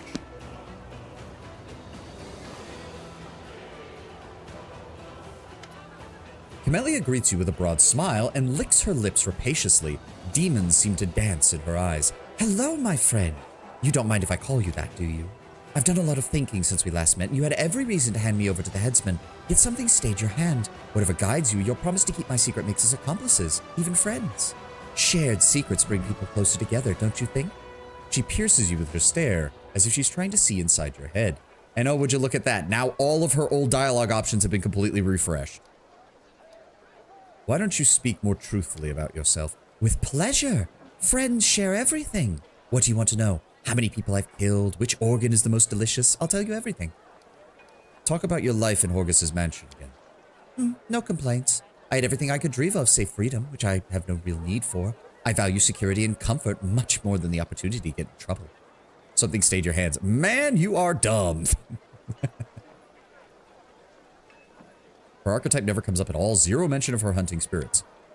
I had the best fencing teachers. My mentor was a shaman from Varisia. I wore beautiful dresses, ate sumptuous meals, a rich library that kept me from getting too bored, a personal garden for walks. I even had a puppy, a little barking ball of happiness. Some might disapprove of my father locking me up in a mansion until I matured and gained control over my powers. He'd changed the servants as soon as they started suspecting anything. He even had steel bars installed on the windows. But I can see it was because he cared. He was protecting me from the danger of the world. He was protecting the world from me. Camellia is the name of a flower, isn't it? It's the only thing I have left of my dearly departed half-elven mother. Father told me that she liked working in the garden so much she even gave her child the name of a flower. She shrugs vaguely. There is something else I inherited from her, my beauty. The young woman offers the bear's tint with a smile. You know what I like most about those who inherit the features of different races like you and I? We gain the best of both worlds. And before you start to pity me, I would like to have it known that I don't have the slightest affection for my mother. May her soul burn in the abyss. My father took good care of her for the both of them. Didn't she die in childbirth or something? So, I don't know why you'd condemn your own mother's soul to the abyss, you crazy bitch. Are you bothered at all by the fact that Horgus never openly embraced you as his daughter? Why would that bother me? Spoiler? What do you mean, spoiler? I thought Horgus mentioned it. I ate the shaman's liver with fava beans and a nice Chianti. They should have given Ominous to destroy her amulet. Yeah, something like that. He took care of me and indulged my every whim. To thank him, I only had to lead a secluded life and keep my mouth shut. I understand his reluctance to claim a child born of a servant girl as a daughter. There's nothing wrong with looking after one's social status. Besides, you understand, Mendevian society would hardly have accepted me considering my peculiarities. Speak more about the connection to the spirits you claim to have. Oh, I can barely remember my first time. I was just a little girl then. I remember someone's voice in my head demanding something. I don't even remember what it was. I was out in the garden playing with my puppy. I don't even know how it happened, but when it was over, the puppy's head was in my hands and his body was lying at my feet. I remember seeing my father's healers and clerics for a few years, and then the exorcists he brought to the house. None of them were able to drive the haunting voices from my head. This continued until the old Varisian woman came to live with us. She explained that I was fine. I was just highly sensitive to the plane of the land that we lived in. The voices in my head were not symptoms of insanity. They were desperate prayers for help. Father paid her an unspeakable sum, and she remained at our house teaching me to talk to the spirits. I totally trust the guy named Hannibal the Cannibal. She was a vicious old crone and a nasty piece of work. She'd hit me with a whip just for looking at her. She'd yell at me when I failed to communicate with the spirit I summoned. And when Father left for a few weeks on some errands, she locked me in the basement at night. Now I see that I terrified the old woman. It wasn't really her fault. Honestly, she should have taken the money and run while she had the chance. I was so happy when the spirits asked for her blood. Camellia licks her parched lips. Looking into her lifeless eyes, I felt such bliss I'd never known in all my life. Why would you have killed her? Surely your father could have thrown her out if you told him what she was doing. Camellia shrugs. Perhaps. Anyway, I don't even remember him being very upset when he discovered her corpse in the basement after returning home from the trip. The amulet truly is fascinating if it holds a spirit as you claim. I've never seen anything like it. She rests the snake-shaped bone amulet on her palm. You like it. It is beautiful, isn't it? But it's more than just an ordinary trinket. As I said, it is home to one of the spirits. That spirit was so weak when I found her. Hardly anything but a small shred of rage and madness. I was able to lock her away in the amulet, and I've taken care of her ever since. I do keep trying to talk to her, but I don't know her name, so I just call her Maria. The spirit has grown stronger, asking for more and more blood. I feel like every ritual bloodletting causes her madness to subside just a bit more. Just a bit more and I'll be able to talk to her, and we can heal the lands of Sarkoris. Tell me about the rituals you performed, exactly. I killed to learn the will of the spirits of the land. Sarkoris was torn apart by demons, the blood of thousands of living creatures poisoning the lands for years. The Worldwound keep growing bigger and bigger. It's no surprise that the spirits of these lands went mad and endlessly thirst for more and more blood. Only when bathed in such blood can they even begin to regain their senses, even temporarily. But it would be a lie to say that I don't enjoy what I do. She licks her lips hungrily. I remember all of them, every last breath, every shriek, every sob, every fatal stab, blood running down the blade as I pull it from their heart, the taste of the drops on my tongue. I like to watch the blood pool beneath a body as it cools. Did you know that blood only flows while the heart is still pumping? It was quite a discovery for me. I opened up one of my victims and watched their heart slow, beat by beat, until silence. Camellia's breath begins to grow fast and heavy and leaves her chest with a forceful rush. Her pupils are dilated and she seems to look through you or inside you. Swallowing, Camellia brushes away a strand of her hair, dark as night. My connection to the spirits of old Sarkoris is overwhelming. I'm allergic to bullshit. Yep.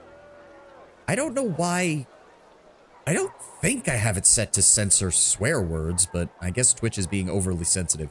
It isn't even spicy hot. It's just fucked up.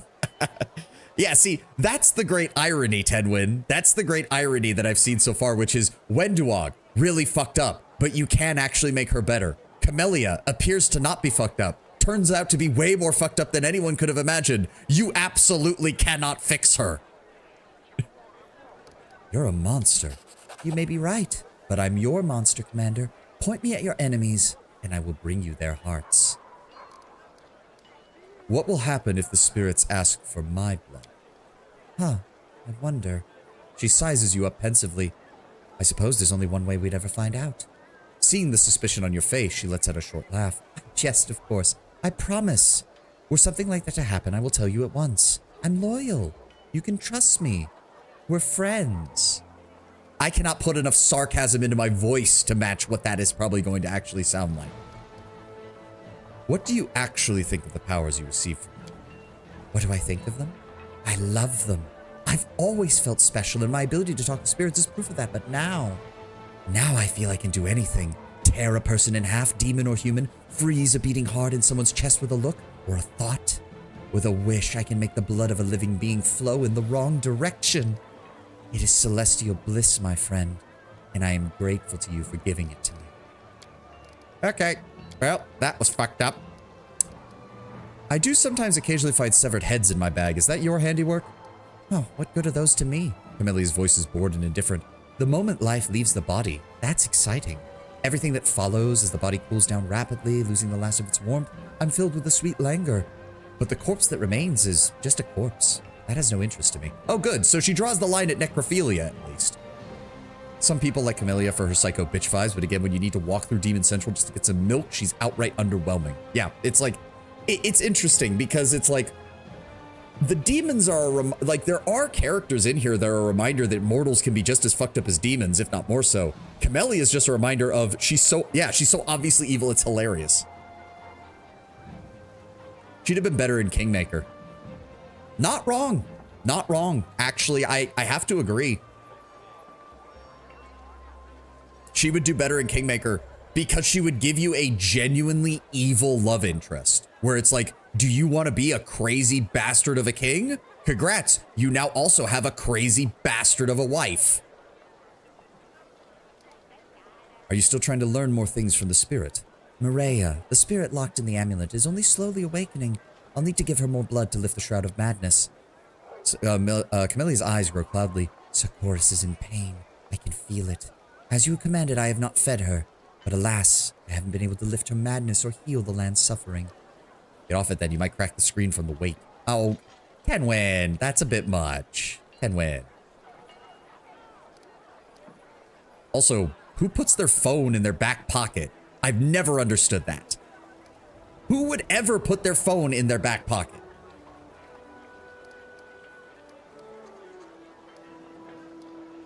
You don't belong. Okay, well, we'll talk later.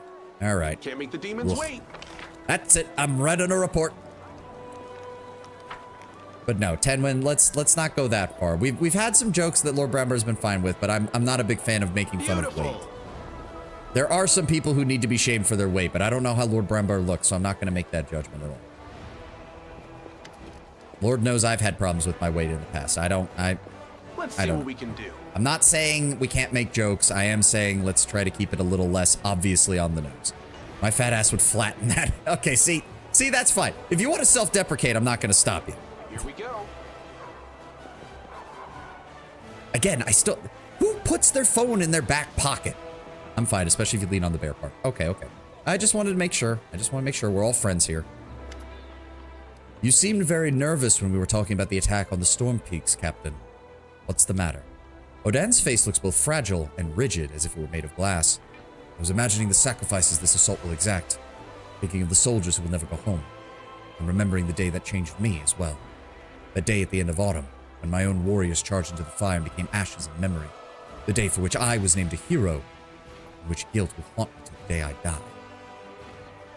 It is still the hibernation months after all. That is true.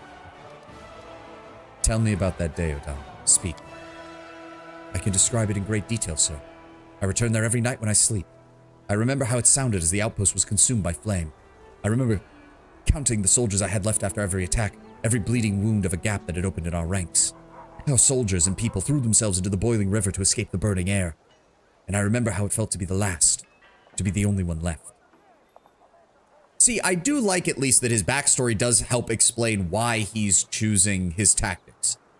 He feels very defensive. He feels very, I have to stick with what works. I can't think of anything else because thinking of something else just leads to more people dying. I get why he's conservative.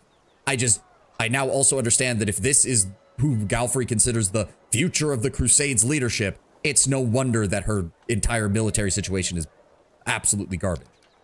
I won't recount the specifics. It's my nightmare. Murdering my leader with it would be near treasonous. Why are you so tormented by the guilt? Because I could have done more. I could have saved someone. It's true, I didn't hide behind my comrade's back. I have wounds that I took on that battlefield that nearly killed me. But I still feel I could have done more. What it comes down to is that it's just not fair that I survived when everyone else who trusted me with their lives died.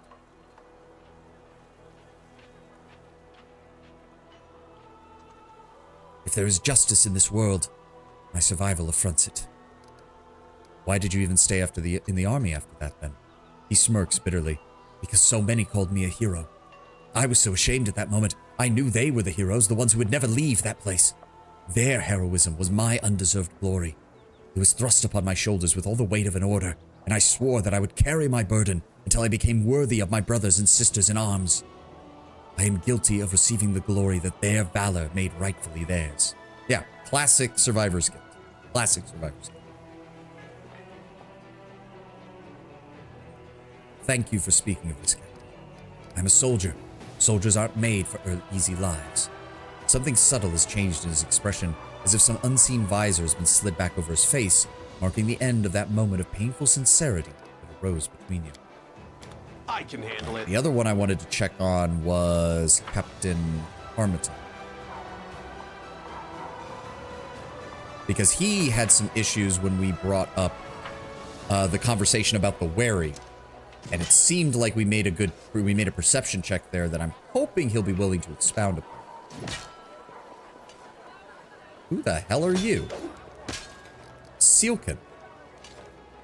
Captain of the Blackstone Company, elite mercenaries from Andor, and Queen Galfrey paid the company to fight the Crusaders under your command. I didn't even realize you were here. Gonna have to polymorph you, sorry. Sealkin bows respectively and speaks amicably. Does he have a mustache? I need to give him like a pompous British voice. I was hoping you would honor me with a visit. I know you're extremely busy, but I have been eager to meet the person who managed to restore Galarian control over a part of the Sicorian lands for the first time in decades, Commander. It's incredibly symbolic. Tell me about your mercenary company. The Blackstone Company is proud to be recognized as one of the finest Andoran mercenary regiments. We are not a bunch of unscrupulous sellswords looking to oppress the innocent or serve tyrants of the world. We are adventurers eager to get involved in dangerous enterprises and leave with pockets full of gold and a clear conscience. Which is why we held a vote among our units. We were glad to accept Queen Galfrey's invitation and to join the crusade, though some of our comrades did voice their displeasure with the sum she offered. But as I said, we Andorans are a free people who cannot be pushed around and who cannot be bought, only convinced.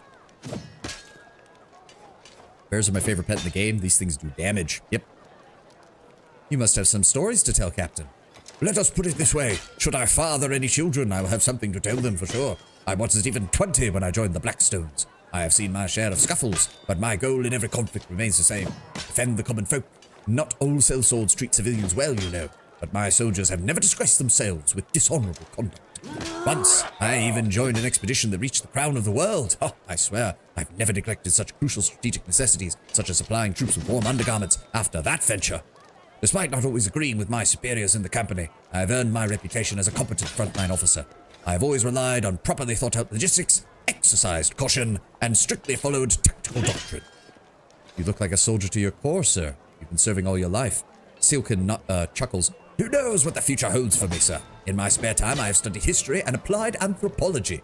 I am just an amateur, of course, but sometimes I think I could be a decent lecturer, almost as good as I am an adventurer. Why, I might even find a way to combine the two callings. Ha ha!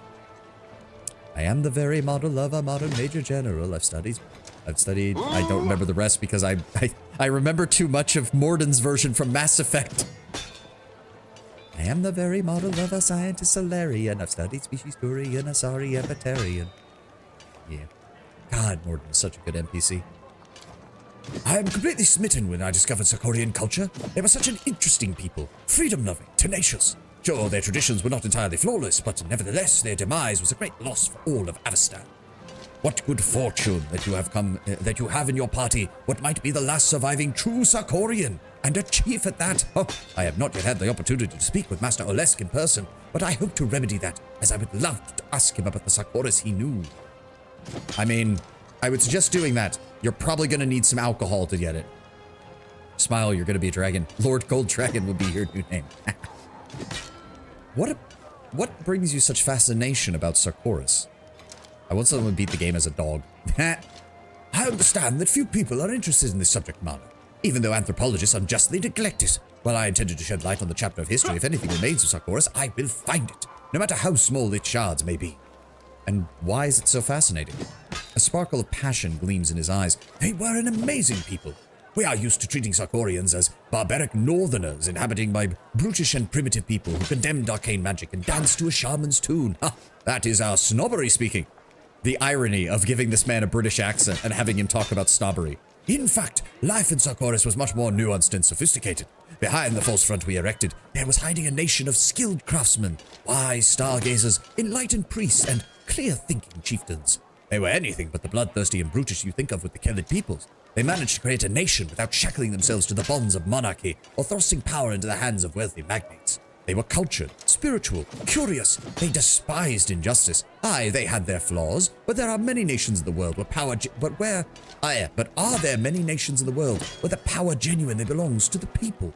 Over the last few years, I have seen such acts of horror even in Andorra, not to mention in other countries. In Sarkoris, power was given to those who had earned their authority.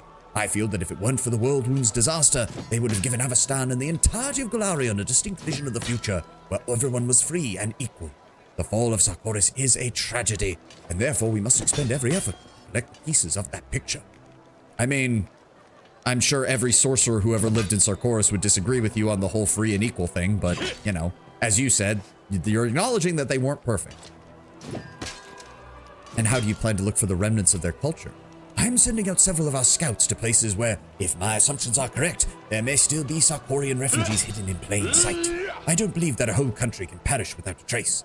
Among the locations I'm interested in are Pelurus Falls, the mining town of Zasfel far to the west, the city of Undarin, the Bloodwood settlement, and many others.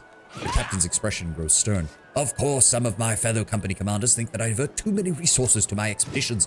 Quite frankly, I couldn't care less. If there are any survivors, we must reconnect with them and save them. But plenty of refugees from Sarkoris can be found in other lands. Their culture does live on. That is open to interpretation, Commander. Once Sarkorian refugees found themselves in foreign lands surrounded by strangers, many of them began to inevitably adopt the culture of their hosts. Have you met Sarkorians who ventured to Numeria? By my reckoning, they are now far more Numerian than not, and for that, I blame the people who led them in power.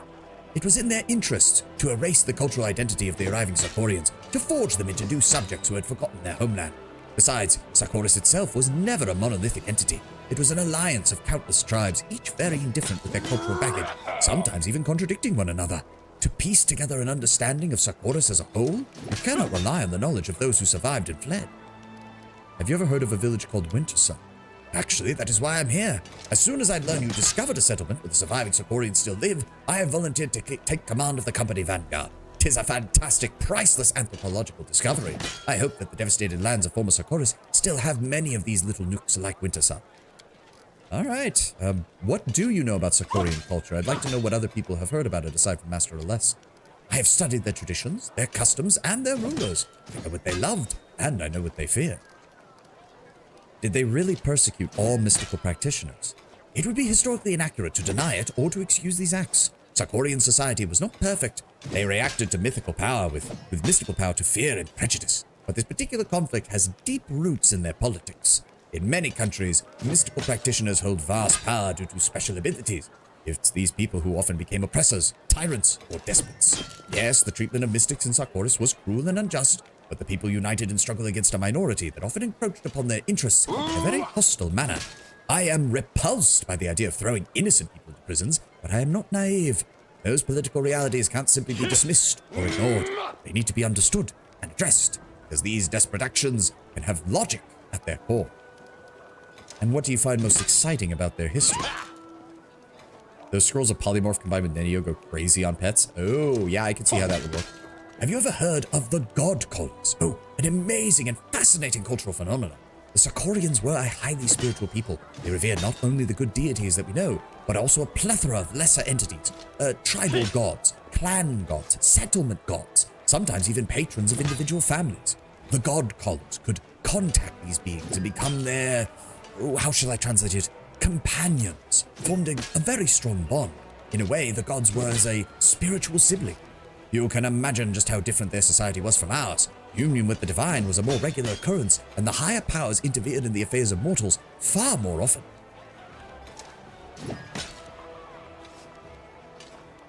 I assume this was added in a DLC? What? So the God Callers, somewhat ironically, were summoners, arcane casters, who would summon a tribe's god in the form of their eidolon. Yeah. They were pretty much the only arcane practitioners that were accepted because they fit culturally with how the Sarkorians viewed themselves. And who ruled Sarkoris? That is an interesting question. Many people compared Sarkoris to modern kingdoms, since they did have chieftains who were endowed with a great deal of absolute power. But the nation as a whole did not have a single leader. The Council of Chiefs made their decisions together. In some places, the post of chieftain was hereditary, but not everywhere. Besides, their politics were influenced by the God Callers and the priests who relayed the wishes and expectations of higher powers to the common folk. The chieftains could not ignore them. Indeed, I would compare Sarkoris as closer to modern Andoran than to Mende. It was a true nation, a people firmly aware of their unity and of a shared purpose. Yeah, an oligarchic republic of sorts, or an oligarchic democracy, with the constituent member states, the clans, each having their own methods of determining who was in charge, all of whom would meet together as a quasi-voting system to determine national issues. It might even be more accurate to say that Sarkoris was not a nation so much as it was a confederation. As a reminder, in tabletop, any arcane caster could be free provided they attributed their magic to a greater power. This was harder for some than for others, and I think Areelu didn't even bother. Yeah, like wizards can't really make that excuse. They are literally holding a spell book and pulling components out of a pouch. Sorcerers, maybe you could get away with it by claiming that, oh, your bloodline is related to an ancient god caller and their power still flows through you or something. Witches, shamans, similar kind of vibe. Wizards get kind of fucked, though, so I can kind of see why wizards in particular would have had some serious problems in Sarkoris.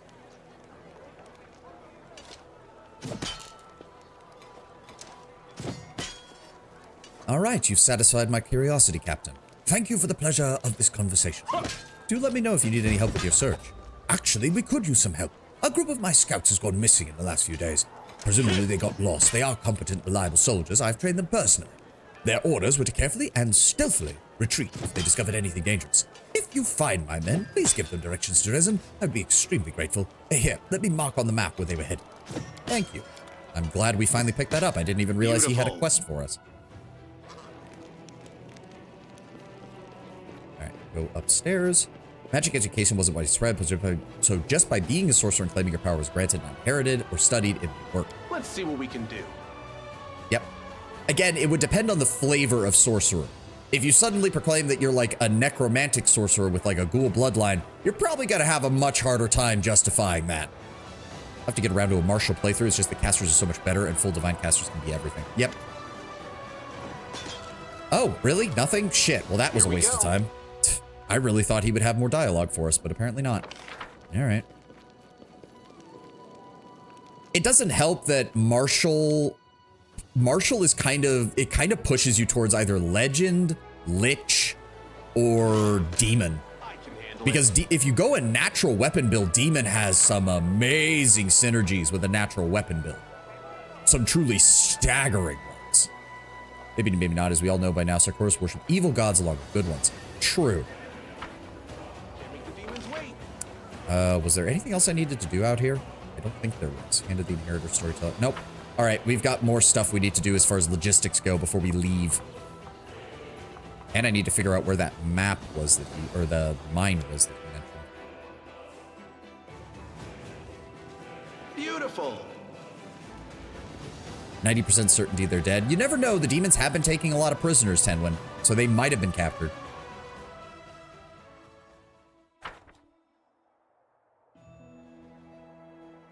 Oh, right. They want me to go to the court. We'll deal with that later. Where even are my armies? Right. You're marching back this way because you have a blockage here. I don't have anything to build there. We are... Oh, where did you come from? Is that the... Can I please look at the map? Okay, that's weird. It's not letting me look at it. All right, whatever. Without the stat adjustments, the game is so easy. My Areelu being built as a caster is my tank. Yeah, well, come on, runner. We all know that that's kind of the case. That's always been... The problem is that there are spells that just work better than AC. I made a non-monk bruiser build that I have going Trickster. That was... Oh, yes, Trickster is also good for Markers.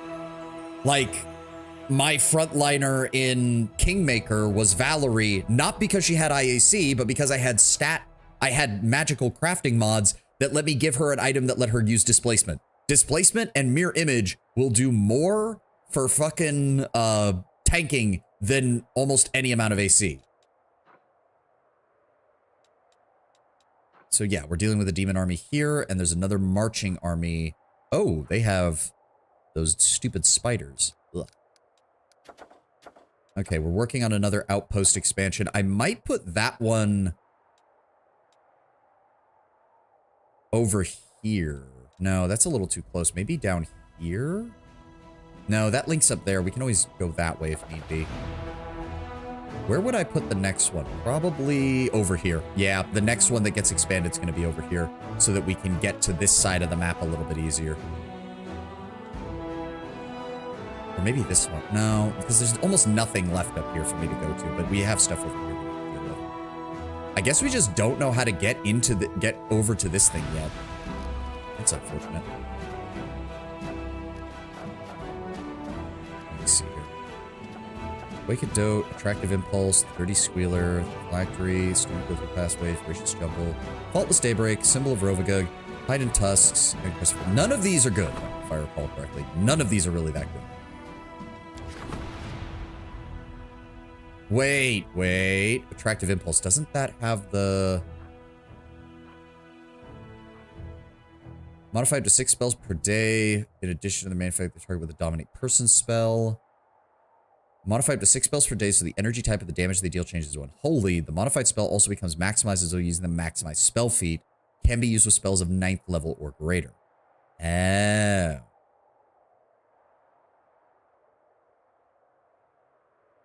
That gives the negative on 6 spell. Yeah. Recent Fish and Unfair Run, my bear had 80 AC and was fine. Then again, I was one-shotting before enemies could act. Yeah.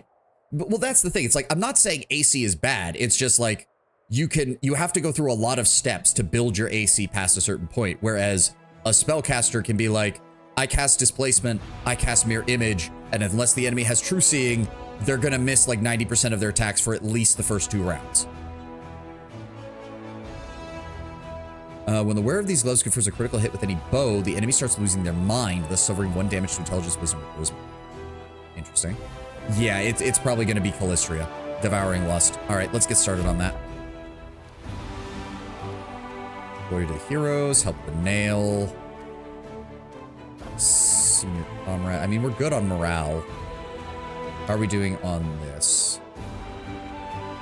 Oh, our diplomacy should be getting... Oh, we can't rank up past 5 yet, can we? So we do need to work on logistics, which is only going to go up as we build structures.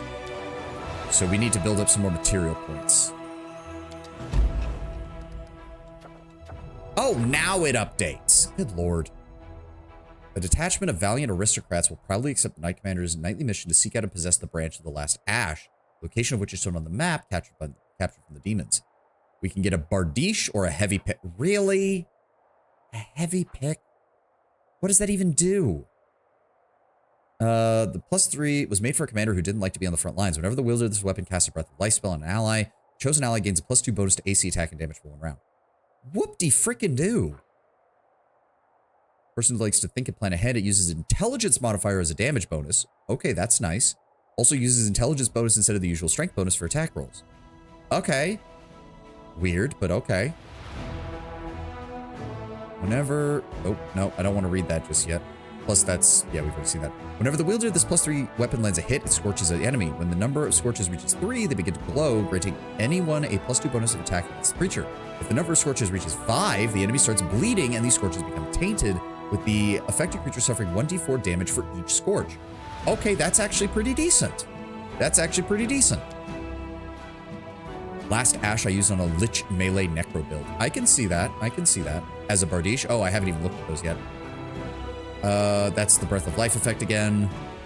That's the Death Constant. Yeah, so that allows you to use intelligence for that, which is good. And then the Dead Bow gets the exact same ability. Yeah. Yeah, I could easily see both the Enchantment Last Ash and the Prey over the Ancestors Last Ash being quite good. Why are so many of these relics just... You'd think with how many different versions of these things there are that I would get more use out of them, but most of them suck. Help with the Nail we can't do any of those. Senior Comrades we can't do. An Army of Thieves. Hold on, let me take some drink. My character has seasoned assassin's armor, free total concealment against rage attacks, helps against cutscene fights. Yep. A large group of suspicious individuals has arrived at the gates of Dresden. They wish to join the crusade. Officers have recognized a number of thieves and murderers from among their ranks, and it seems that the newcomers are only interested in the spoils of war, should they be accepted. This option unavailable because you did not pick Path of the Lich. Boy, I wonder if it's kill them all and raise them as undead. Arrest them. We get 14 convicts. Send them away. 750 diplomacy experience points. Accept them. Come on, show me. 6 rogues and 8 bandits are recruited. Accept and take care of them. Good. Unlocks the Raising Heroes Decree, which allows us to get 6 paladins and 8 marksmen. Oh, cool. We can reform them. That's awesome. Why is the swarm that walks pure evil, but Lich not? Because, for one thing, Lich, there are dialogue options, I think, for Lich where you're basically like, my only task is to destroy the demons. That's the thing. You don't have to be evil. Like, you don't have to be fully evil as the Lich. You don't have to literally go around killing everyone. You can just be the opinion of the undead are better at doing this than the living. It's just that necromancy in such a fashion is automatically evil aligned. Areelu is certain that service in the crusade will help reform them, as she has assigned experienced officers to guide them. Along with combat training, they teach the bandits about honor and valor. Nice. Lich has principles. The swarm just consumes. Yep. That's pretty much a good way to put it. Well, I should say the Lich can have principles. You can play a much more like full-blown evil Lich. It's just that you have options, whereas with Swarm, you don't have options. You devour. That is all you do. You have become the hive mind of the Tyranids. Good luck. All right, get a move on, people. I don't even know what's up here. It's gonna be at least one more day before we get there. Yep. Oh. Where are they at? Oh, good. We can travel forward here. How... Let me see. Have we built everything up in here? Or is that almost done? What? Did I not? Oh. Well, now I feel stupid. What else do I want here? Reduces the cost of mercenaries, hospital. Gives all enemy units within the force. That doesn't really help. Did I not build a sanctuary? Huh. Okay, well. Wait, no. Sanctuary is, that's the wrong thing. Shelter. Shelter. That's what I want. Warehouse, supply center, teleport. And then we want... training ground, I think.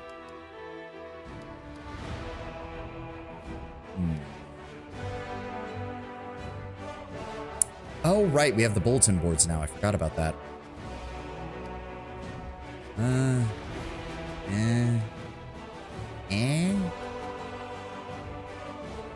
don't know what else we really want to build. I'm thinking Smithy provides a +1 bonus to attack for all trainable units in adjoining buildings. Only one Smithy can be built in each fort except present. So if we build that next to the archery range, all of my archers get an additional +1 to damage. Sunform is OP. 24-hour incorporeal is insane. Yeah, I bet.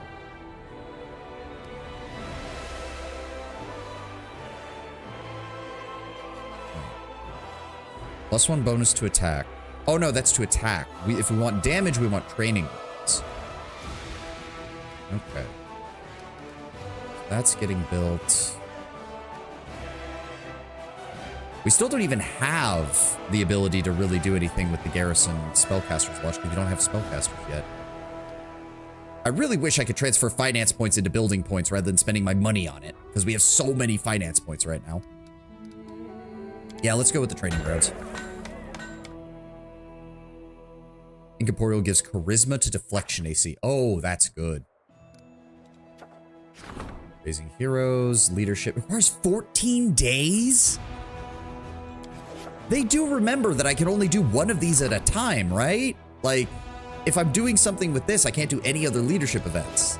Like, I think they forget that sometimes. Good lord.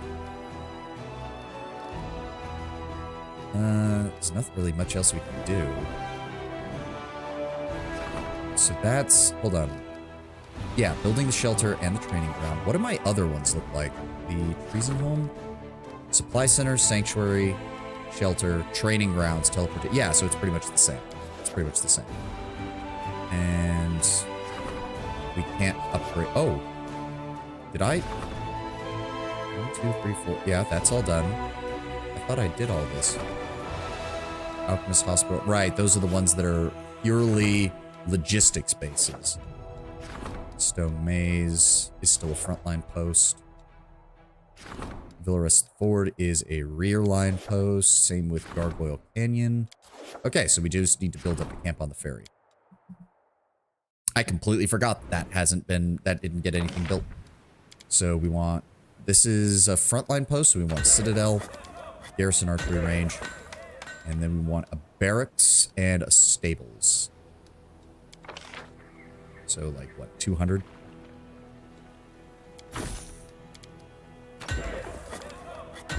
Yep. How are your crusade stats? We're doing good. We're already maxed out on diplomacy, but I think you said we can't go past 5 until we get past this act. Same thing with military. Logistics is the only one that we're really lagging behind on. We just need to build more buildings for that, which honestly, I just need to build Dresden up because Dresden's buildings are so expensive. I've been avoiding buying them. Also, the ad is playing, so okay. Well, let me pull this up. I'm gonna go get some more water and we'll have our last hour of the stream. Yeah, because I haven't built much here at all because it's so expensive. All right, I'll be right back.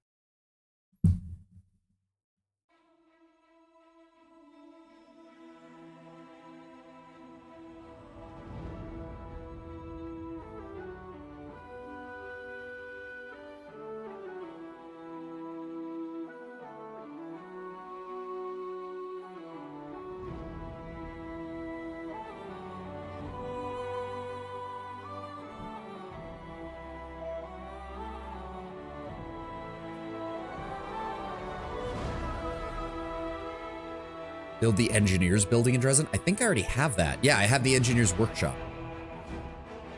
Supply center, warehouse, arsenal, main barracks, main archery range, smithy, training grounds. All right, what else do we want? That's the question.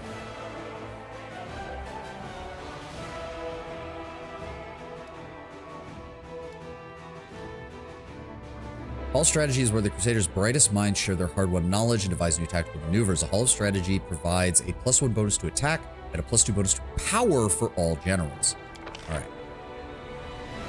That sounds like a good investment. And it's huge. Of course it is. Good God. Spellcaster's Lodge. There we go. 675? Good Lord. Made a sandwich. Bruschetta ham and cucumber slices, not pickles, plum tomatoes, blue cheese with a pear, mayonnaise on sourdough bread. Oh, sourdough. Lightly toasted. Not the biggest fan of the blue cheese or the cucumber slices, but everything else sounds really good. So wait a second. Church guards, war priests, druids, monks, assassins, witches, and bards. Huh. I guess we have to get it built at some point, don't we? Let's put those next to the training ground. 675. Good God. Well, I'm glad we saved up our money. Military Academy. +1 bonus to attack and AC and saving throws for all trainable units. Blue cheese with pear. We literally have a tube with blue cheese with pear flavor. Sweden has a lot of strange cheeses on tubes. That's for mercenary units.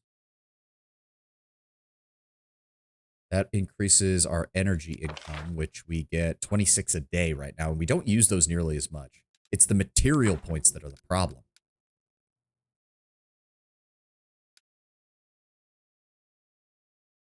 Shelter, smithy, watchtower. All right, let's build up some more then. What else do we have? Military Academy, 360. Nope, wrong one. Let's go ahead and get that built. Good Lord, it's big. What else do we have? We have a hospital we can always build. Don't we already have that? Warehouse, supply center, engineers workshop, main barracks, smithy, main stables, training ground, main archery range, arsenal. No, okay, apparently we don't. Hall of Glory reduces the cost of mercenary units by 5%. That's not the worst idea. Why did the game decide to not have any music playing right now? I feel very awkward. May as well buy the bulletin board.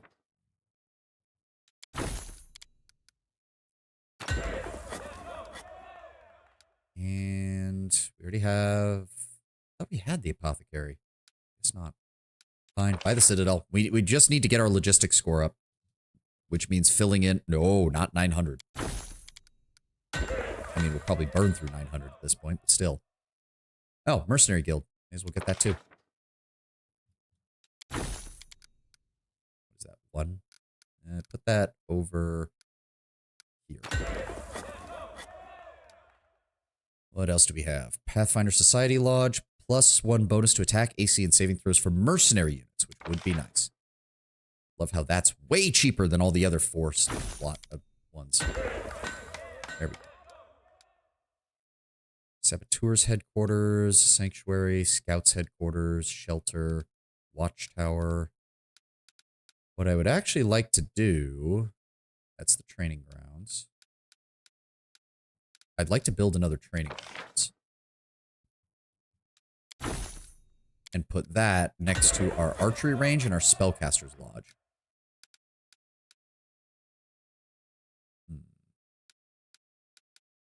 What else am I missing here? We can build more apothecaries. May as well build a hospital. Why not? That can go over here. Okay. The arsenal provides +1 bonus to AC for all trainable units in adjoining buildings. And yes. Oh no, we can have multiple hospitals in here. Okay, that's a bit weird. As well, Saboteurs headquarters, I guess. So hold on. 1, 2, 3, 4, 5, 6, 7, 8, 9, 10. Will that get us all the way up to the 5th rank? I don't know. I'd rather keep building stuff if that's the case. We can always sell buildings later if need be. So this is our most important site. So let's go ahead and build a watchtower. Within the fort's area of control, gain a +1 bonus to attack, AC, saving throws, and initiative. We don't need a shelter here, but we could buy it. Let's get the scouts headquarters instead. 135. And then Saboteurs headquarters, 225. There we go.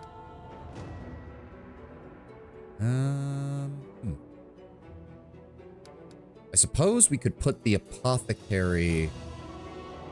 We could put the apothecary next to the barracks, which the barracks is going to be... The barracks units are always one of our main frontline units, so there's no reason not to.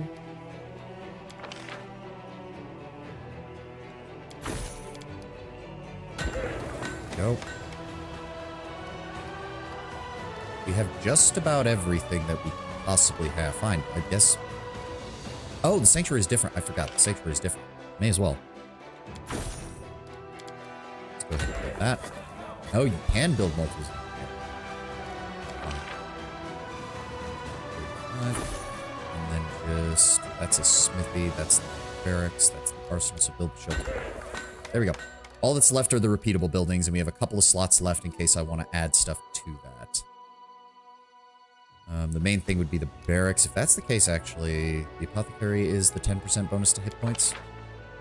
148. There we go. I got cheese on a tube right here. Lord Brown Bear, that should not have cheese on it. What have you done? Go get that cleaned right now.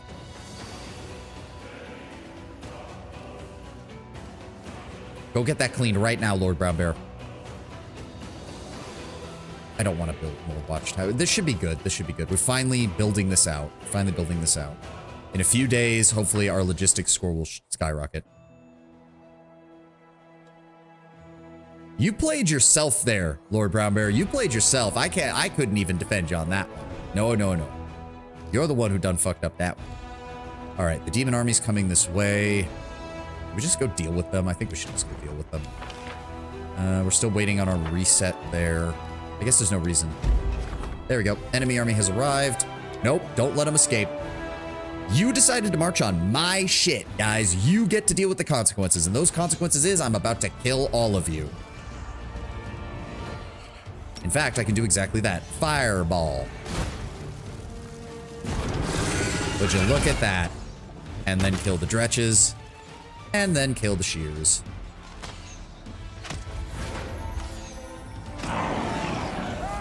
Down you go. Da-da, ba-da, ba-da-da-da.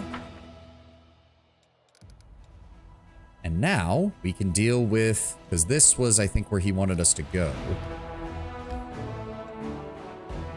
Yeah, I built the teleportation, right? Yeah, I did. All right, let's go deal with this army. They tried to cut off some of our scouts. We're going to cut off their heads. Who have we got? Oh, some Baylors, some Darachni. Ow! You son of a bit. Oh, the sorcerers are dead again. Is there a reason we went last out of, like, everything? That was kind of annoying. I'm not gonna lie.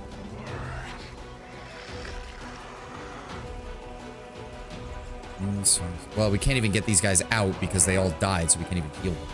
That's annoying. Who even... So they all get to go first. That's annoying. Yeah, deal with the Baylors. That's a problem. Goodbye.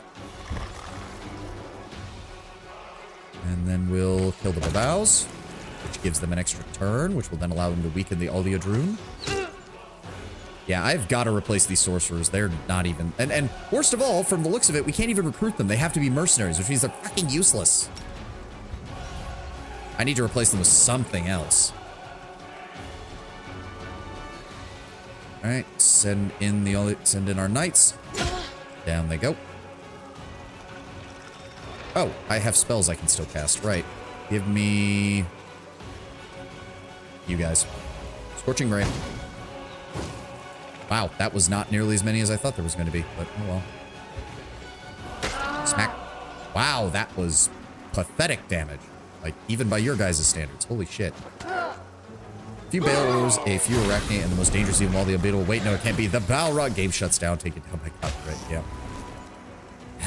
Did they just stun my entire army again? Alright, well, kill the Darachne. Let's be done with that. Target the Oleodrunes. Okay, we're taking a lot of damage from that Vescivore swarm. That's a problem. Get rid of that, please. Thank you. Send in the infantry to clean them up. Okay, that's taken care of. Go. Heal some. Pull up this way. Send in the doggos. Okay, so now we're just poisoned. That's annoying. There we go. Alright, well, you guys were a pain in the butt. But at least we didn't lose anybody.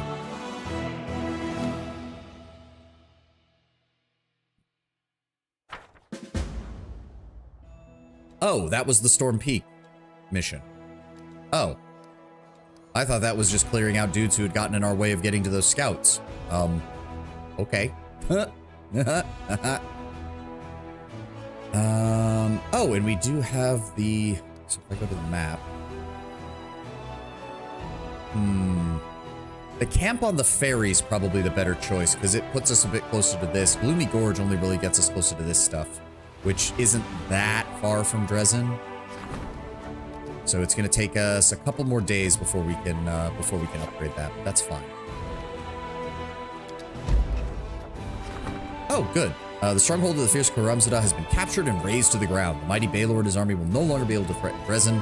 From this location, Karamzada opted to avoid a fight, leaving the citadel at the last moment of the battle, but there's no doubt he will attempt to avenge such a fight.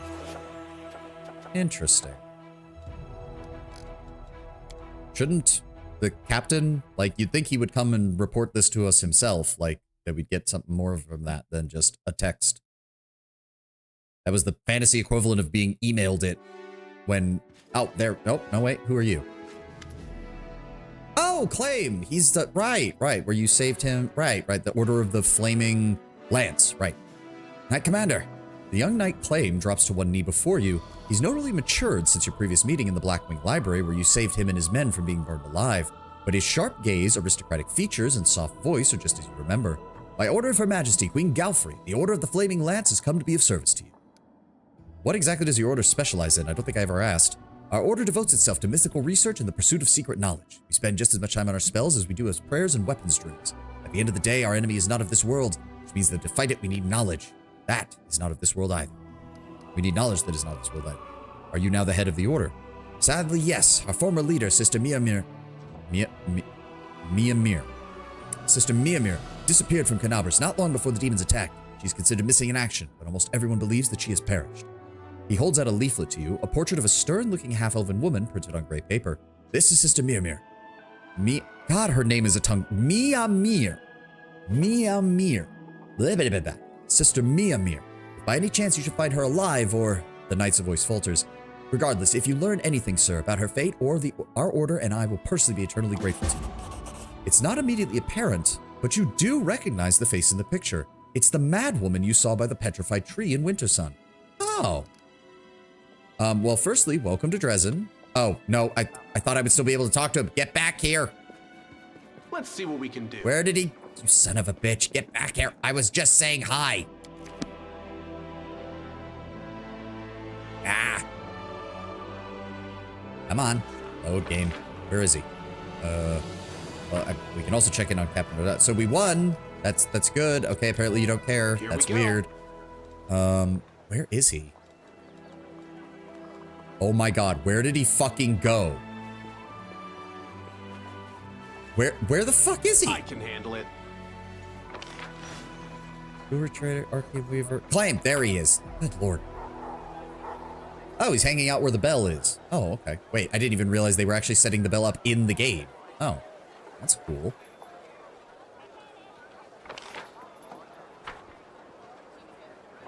Come on, get over to Claim. Come on. There he is. Oh god, do I really care about him or his order? I really don't. I can see that Miamir the Scholar means a lot to you, Claim. She's my teacher. Without her, I wouldn't be who I am today. Well, I found her. She's on a cliff near Wintersun, studying the runes on the bark of a petrified tree, and she does not look entirely healthy. A petrified tree? Of course, in Canabras they was reading a history of the petrified library.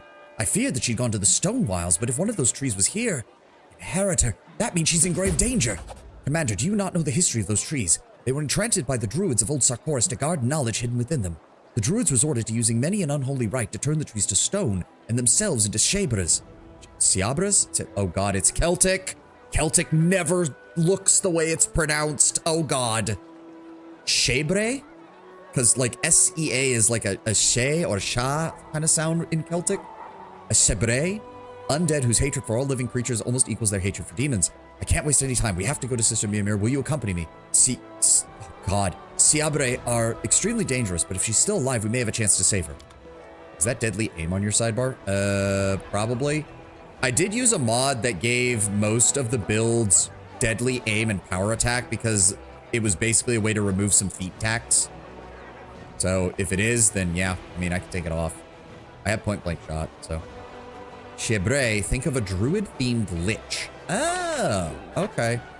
Well, I guess we need to get going then. We can do that. We've only got a little bit left in today's stream. We can definitely get that done. Come on, people, let's go. Take the usual squad.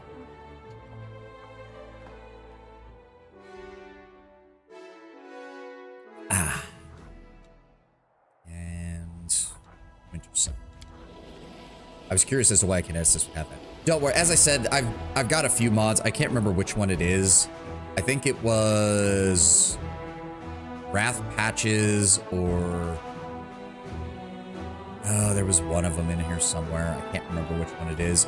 But it basically tried to reduce some feat taxes by giving everyone like deadly shot and power attack, because some of the feat tax lines in Pathfinder are a little ridiculous for anyone who isn't a fighter.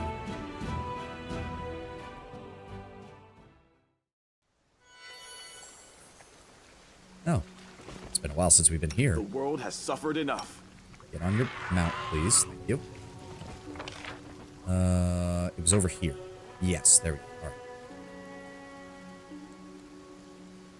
right. I don't think anything respawns in this area, right? Like, I don't think so. We already cleared out all of Winter Sun itself. Shouldn't have any worries there. I don't use the sidebar. I mean, I mainly just use it to help me organize. To be fair, like, because eventually this does get a little crowded, especially in Wrath of the Righteous. Like, especially for Kineticist, because it keeps putting all of your various things for Elemental Overflow and everything else, and your mythic abilities all end up there. It gets a little disconcerting when you open it. From time to time. The stuff I spam is on the bar, and I buff from the spellbook. Fair. Alright, hello, Claim. I see you haven't had any luck convincing her to stop. Teacher! Teacher! What has happened to you? Claim gingerly touches Miamir's shoulder. You're nothing but skin and bone. You can barely stand. Please, you need to come rest. This is what happens when sorcerers try to grasp the wisdom of the druids. Ancient runes knew who they're written for and how to punish those who attempt a sacrilege. Druid-themed lich. Stop, I don't need more ideas. See, it doesn't work as well because if I remember correctly, druid is counted as divine magic fully. So funnily enough, druid actually pairs with angel for a combined spellbook, which is really weird. Rest. Seeds rest in the earth. Bones rest betwixt roots covered in snow. We find rest in earth till spring. Until spring. Teacher. Calum calls out to Miamir with pain in his voice. You remember me. It's Claim. I'm your student. We need to bring you home. Claim? A spark of recognition flares in her grazed eyes. Claim, what are you doing here? This place is dangerous. Go. Bone like bark, like rock, like oath. I know it's wrong, but druid-themed lich make me think of Swarm that walks. See, again, though, you're forgetting... No, because Swarm that walks is a perversion of nature. It wants to consume until there's nothing left. There is a pestilence druid. See, that would make more sense for lich. A barely discernible whisper touches your mind. And liches aren't. They're different. They're in a different way, is what I'm saying, Ten. Sounds like the rustling of sand on ice. She belongs to this place, mortal. She will stay here. You will not save her, leave her, or kill her, and go on your way. Or else you will stay here in her place. Who is there? Show yourself. You desire to know who I am. I will allow it, but this knowledge is not without cost. No. A terrible figure, a petrified skeleton with branching horns, seems to grow out of the ground in front of you. Mortals, be gone. Be gone from this place, for she is mine. Leave her to me. Who are you? I am Chebre. The sound of the word is like ice in your ear, like you just laid your head upon a frozen tombstone. I was a druid of old Suck Forest long ago, before the magic users brought disaster upon themselves. While this land was alive, I protected it with my life. When the time came for it to die, I followed it into death. The smooth, gleaming white stones in the skull's eye sockets are fixed upon the petrified tree. Our forest held our secrets, ancient sacred truths. Demons brought fire, flesh and wood burn as well as each other. But stone does not burn. We turned our trees to stone and stood to them as guardians. Angel makes fights against the undead so easy. Radiant Ground is broken. It doesn't have a range cap, so it hits the whole map. Drop an empowered, maximized Radiant Ground and win. Oh, wow. You chose to stand your guard at any cost. Despite the fact that you must be destroyed, your loyalty does warrant respect. Perhaps if all Sarkorians had been like you, I would be fighting a much different war. Good. You understand us because you are us. You have stone inside in the place where others have a heart. That is good. Brother, what's become of you?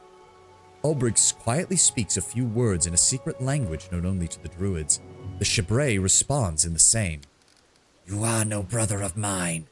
I give you but one chance to leave or perish like the rest. Makes Enigma a cakewalk.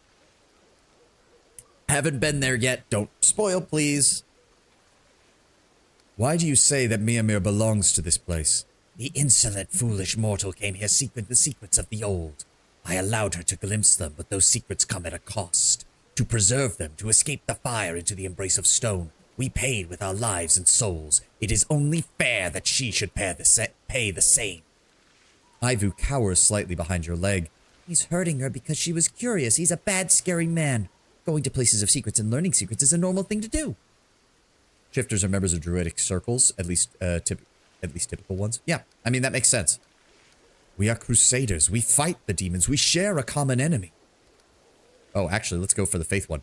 You've betrayed the green faith and betrayed the land. What you're acting as is an abomination, tainting Sarkoris no better than the demons. What do you know of my faith and my land? How dare you speak the name of Sarkoris? You will never understand the sacrifices we made for it in life and in death. We are crusaders and we share a common enemy. We're on the same side. The same side of what? The front, where you foreign invaders battle with invaders from the abyss over our mutilated lands? No, mortal. I may despise you less than I do the demons, but I am on no one's side. I am on one side. You are on another. Keep Sarkoris' name out of your fucking mouth, pretty much. Let me take her. Name a price and I will pay it. She partook of our secrets. There is but one price to pay. The life and soul of all who wish to possess them. I will accept no other payment. You made a mistake trying to bargain with the master. You want life as payment. Why don't we let you keep yours? That's more reasonable. Deserter, monster, they're all the same. I'll kill you both. She's beyond saving. I'll leave her to you. Farewell, Miamir. She's not yours. If you won't release her willingly, then I will free her by force. Go on then. Try. And we're immediately in a fight. And it's a cutscene fight, which means he's already got, 248 hit points. Okie dokie. Good to know.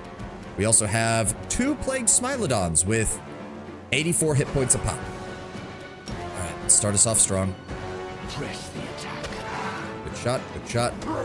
And please tell me he's not actually dead. God damn it, Claim. This could be annoying. Let's go with... Go ahead and attack, Wendu. No match for me. Thank you, Wendu. Oh, what the fuck is his AC is 36. Okay, well, that's gonna be annoying. Death from above. Yep, everybody missed. Okay, well. We're gonna do that, we're gonna do that. Give me a blue flame blast. Turn that off. Nope, that's too high. It's still a 2. That's annoying. Whatever.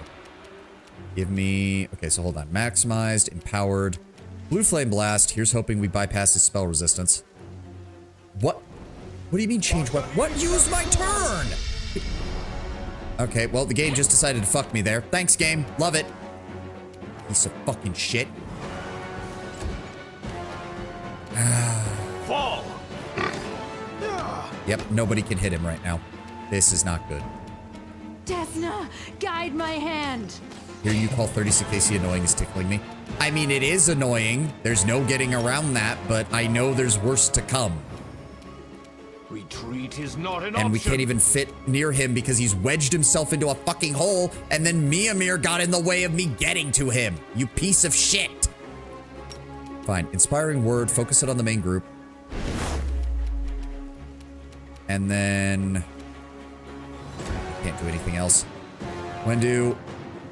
Rapid shot really doesn't matter. Point blank shot doesn't matter. Go ahead and try to attack him. Wow. Okay. We're just missing everything now. That's great. Yep. Okay. We actually hit him. We actually... Can we please hit him?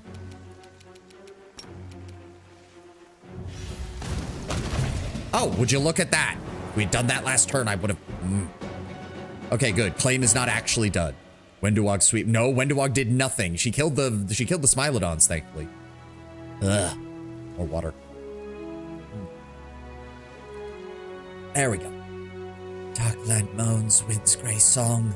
Muttering something indecipherable, Mimir drops to her knees before the Siabre's dusk, grasping handfuls of it and pouring it from one hand to the other. Teacher, wake up, I'm begging you. Remember who you are. She's usually how I deal with him, yeah. The woman becomes absorbed in her own musings and then raises her slightly clearer gaze to Clem. I am Mimir. I sought the knowledge of the druids so I could. There was a war. We are at war. Knowledge, secrets, briars, thickles, bone, bark, knowledge. I discovered something. She looks away. I can't remember what. Claim. I will tell you what I have learned. When I remember, I need to rest. I will tell you. I will share. I will reveal. Since the cells that approval is a disgrace, I'm arresting her for desertion. She's not herself. We'll send her to the rear for healing. I would say, what do you think I should do? The nasty rumors were true. She really did abandon her post willingly. I'm sure she had noble intentions, but none of it matters now. Look at her, Commander. She's barely alive and she doesn't know who she is. Send her for treatment. When she regains her sanity, she can answer for her sins. What the hell is Anthem? Oh, they're shutting down Anthem. That was the game that BioWare tried to make that was a shooter. That was a always online, like, it was like their version. It was like they were trying to do what Destiny was, basically, an always online shooter. And it flopped miserably, and then they dropped all support, and it never got any updates, and now they're finally shutting it down for good. Oh well. Look at her, she's raving. We flew around in Iron Man suits. Yeah, like, art design-wise, it had an amazing concept. Like, power armor, infantry, fighting, like, shooting first person or third person. I don't know which one it is. I think it's third person. Third person power armor shooting game with, like, an always online component. Interesting concept. Horrible execution. She doesn't even know where she is. She's not fit to stand trial, let alone be punished. She needs a healer, not an interrogator. This woman stands accused of desertion committed when she was of sound mind. That she fell into difficulty after that crime does not diminish her guilt. The cleric glares at Regil but has no response. Oh, think about it. Willingly abandon. Are you trying to say that you never ever break the rules? Don't ask that question to Regil because his answer will be yes, I never break the rules, ever. We can think of a punishment for her after she's recovered. Send her to the rear for healing. Thank you. We should always show mercy in such cases and only later consider harsh consequences are warranted. Thank you, Commander. I hope she'll regain her sanity. I mean, for instance, she should absolutely be stripped of command. She's not fit to lead you guys if she's willing to just bail on you. But we can deal with punishing her after we've dealt with this. Okay, who got hit with debuffs? Because I saw some people. Social, the Boar, Ivu, Decide already. Regil. Seriously? How many people did he hit? Areelu. Fuck. Search for the beauty with your heart, not your eyes.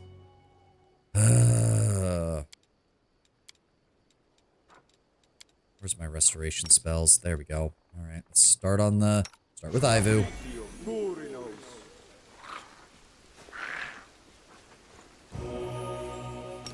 And then you cast it on yourself. Come on. The more times you play this game, the more decisive the Knight Commander becomes. I've stopped asking what anyone thinks. I mean, yeah, I can see once you've played it multiple times, you kind of have to do that. Otherwise, you go insane having to read all the dialogue over and over again. Oh my god. Thank you, Social, for getting all of this handled. How Allow me. much damage did he do?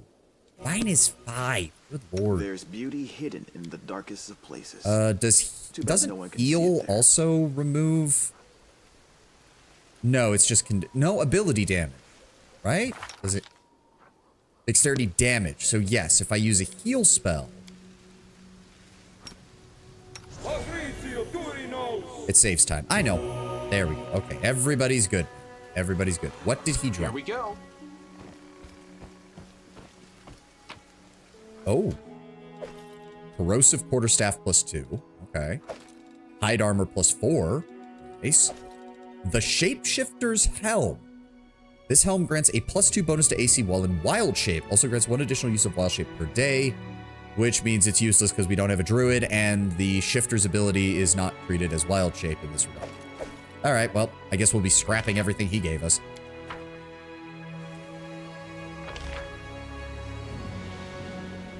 Still, made some money off of it at least, and we've got me. Hopefully, once she's recovered, we'll be able to find some interesting Can't make the information. demons wait. Till then, where's the exit? There it is.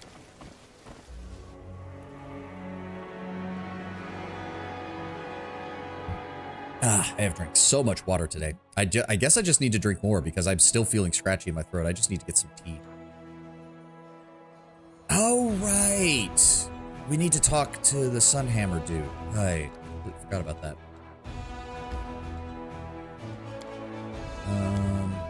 What is getting built? Oh, right. Okay, yeah. Relic could be augmented. The fate of the...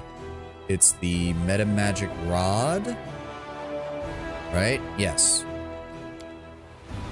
Commander servants have carried out the decree. Okay. I'm assuming we have to continue building it up. It's not done yet. Can't do a rank up yet. Bastion to fortress expansion. 1,000? Good lord. Just hold off on that. We spent way too much money on that crap. Finance, it's really not worth it. It's really not worth it. Religious feast. That only lasts 30 days. Where's 14? Branch of the Last Ash. Fate of the Wicked Dope. Dirty Squealer. Amulet of Ooze. Whenever you cast a grease spell, all creatures within the affected area must pass a reflex saving throw or suffer 5d6 acid damage. I mean, that's a great way to add some variety to your spell, at least.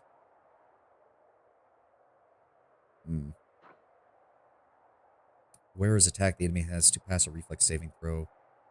None of these are very good. At all. Ew.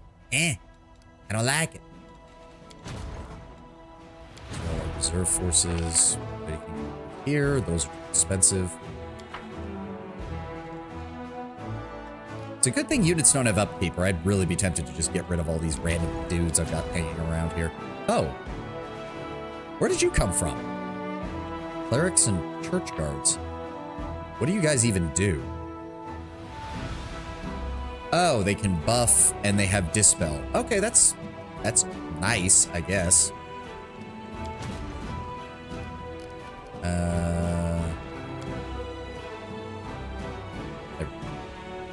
Let us get back to dressing. Oh, I should have just used the teleport. I'm an idiot. On the cusp of the bits of this. Right. Sela wanted to talk to me at the Sunhammer jewelry place. May as well get that done. Oh. Come on, game. Loading up the game. Why does it take so long? We have been here 1,000 times. Maybe I should get more RAM. Jewelry artisan. There we go. He doesn't sell any magical equipment here, if I recall, though, so it's kind of annoying. We can check in with Claim afterwards as well. Yeah, it doesn't do anything yet. It's just... That's just the description which we read. It doesn't actually do anything yet. That's a shame. I wish the intermediate steps at least did something. Derek Sunhammer. Okay, so we have a classic dwarven artisan. Dust my eyes. No. More Scottish. Laddie, do my eyes deceive me? The victorious Knight Commander himself has paid a visit to my shop. Such an honor, such an honor. A dignified dwarf in a luxurious, beautifully adorned garment bows to you before turning to Sela. And you are most welcome as well, Aomere's faithful. It is a pleasure to see so many brave crusaders within these walls, for I am Derek Sunhammer, jeweler. This shop is one of many that I own in Mendiv. Aye. Master Derek himself. I heard the only place he likes to bump into you is the royal reception. Not at all. My wares may be expensive, not least of which because I have to buy the most costly of metals and gems, but also because of the security of the shops and the workshops throughout Mendiv and even beyond. My prices might limit the circle of my clientele, but that doesn't mean I shun all those not in possession of a noble title. Master Derek gives you a warm smile. And I must say again, I am very glad to see you here. Why'd you decide to open a shop on the front lines? Oh, there are two sides of me, Commander, if I could put it this way. I am both a merchant and an artist. For the artist in me, the crusade is a limitless source of inspiration. In recent years, I've crafted very few delicate items, plants and flower patterns and the like, you know. My current profession is with heavier, larger jewelry, dark metal, expressive gems in cool colors. Everything that reminds me of a man in steel armor, or the calming weight of a shield in your hand and the clash of weapons. But the merchant in me sees something else in Dresden. A risky, but potentially fruitful new market. If you succeed in your noble cause and defeat, or hell, even just push back the demons, this city will thrive. And whoever is first to make a splash here, they'll reap the rewards. So that's my motivation. Inspiration and greed in equal measure. Master Derek makes a helpless gesture. Sela wanted to talk to you about something. Aye, you have my full attention. The dwarf strokes his beard. Well, it's simple, Master Derek. You might remember a little while ago, Sir Lon of the Houndhearts ordered a ring from you. Silvery ring with a blue-green gem. I need to get something similar, but I only have this. Sela shows him her coin purse. Do not interfere.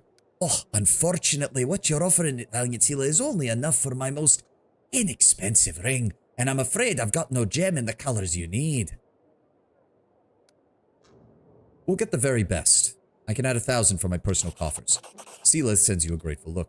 Master Derek lowers his head respectfully and retrieves a box from the bag on his belt, opening it to reveal an exquisite ring with a glittering blue-green jewel. He lets the light play on the gem's facets, then places the box in Sela's hands. This is a special item, and I'm glad to see it go to someone as worthy as yourself. But how could the commander's friend be anything but? May it bring good fortune to its new owner. Oh, now you'll excuse me, I don't actually make sales in my own shop. I have golems for that. Besides, I prefer spending time at the workbench, not at the counter. But I was glad to serve you both, Commander and your valiant companion. All the best. I mean, it's just a ring. Of course, it's a quote-unquote trash item, but, you know. Oh, that's done. Sela stows the ring box. Come with me to the barracks. I'll give the ring to Alon. After that, we can go to the tavern and have a few drinks. Are you happy with what you bought? Truth is, I just needed a reason to talk to him and show that I want to patch things up. I'm really not good at this friendship stuff, but I'm trying. All right, let's go.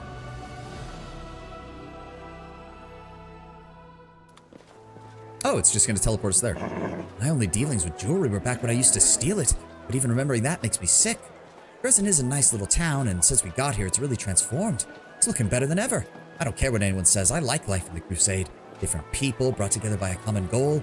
I have to read this fast. When I go to pray to the Sword of Valor, the feeling of the total calm comes over me. It's like, look around you, Sela. You've come a long way. You know exactly where you're supposed to be. And the fortress walls won't protect us against flying demons, of course, but still, I can't help but breathing a little easier when I'm behind them.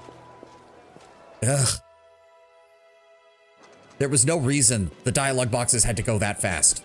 None. Sela, my commander. Alon seems a little discomfited. Good to see you both. Oh, not this again. Let's avoid a drawn-out conversation. I'll get to the point. I got you a gift. It's a ring to replace the one Curl stole. Sela, thank you.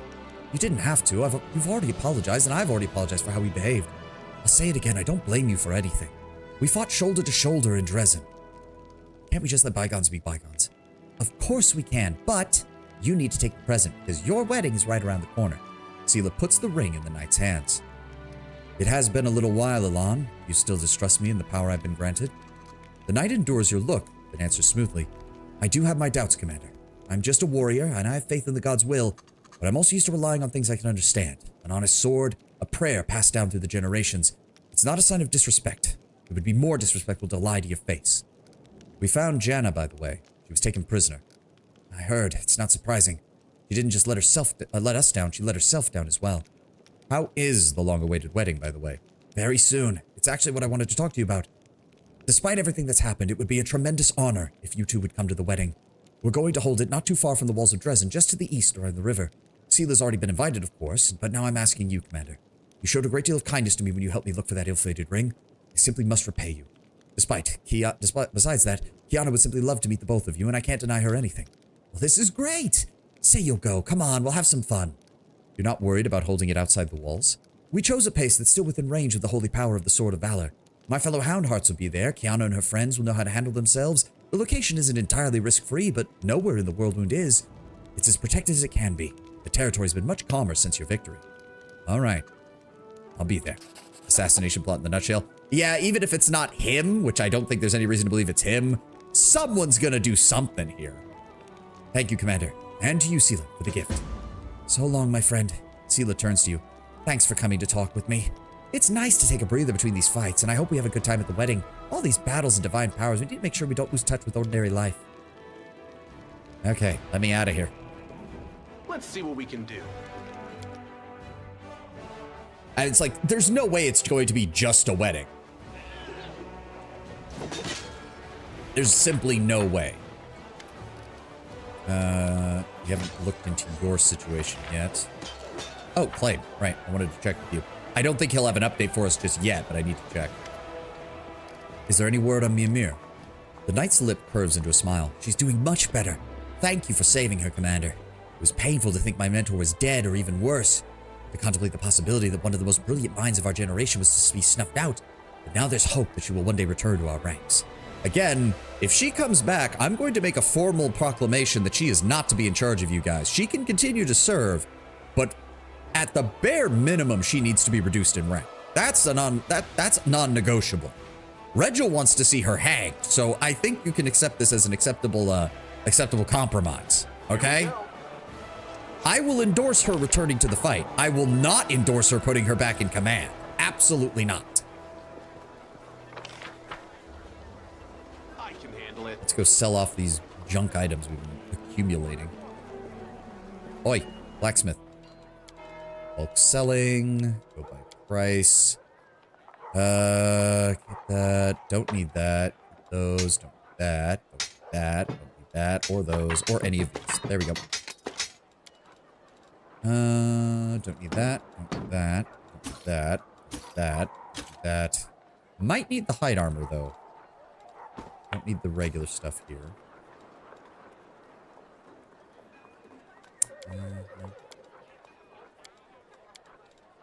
And diary found equipped. Yeah, we've read that. Leota's letter. Done with that. There we go. 21,000 gold. Nice. That helps pay for my spending spree that I went through earlier. Can't make the demons wait. All right, we're almost done. We only got about 10 minutes left anyways. Still lots of stuff to do before we even think about continuing the main story.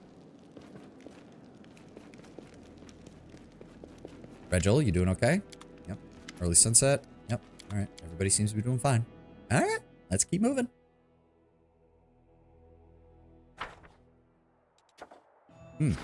Storm Peaks, the stronghold. Yeah, we already did that. Why is it? Why was that still there? Whatever.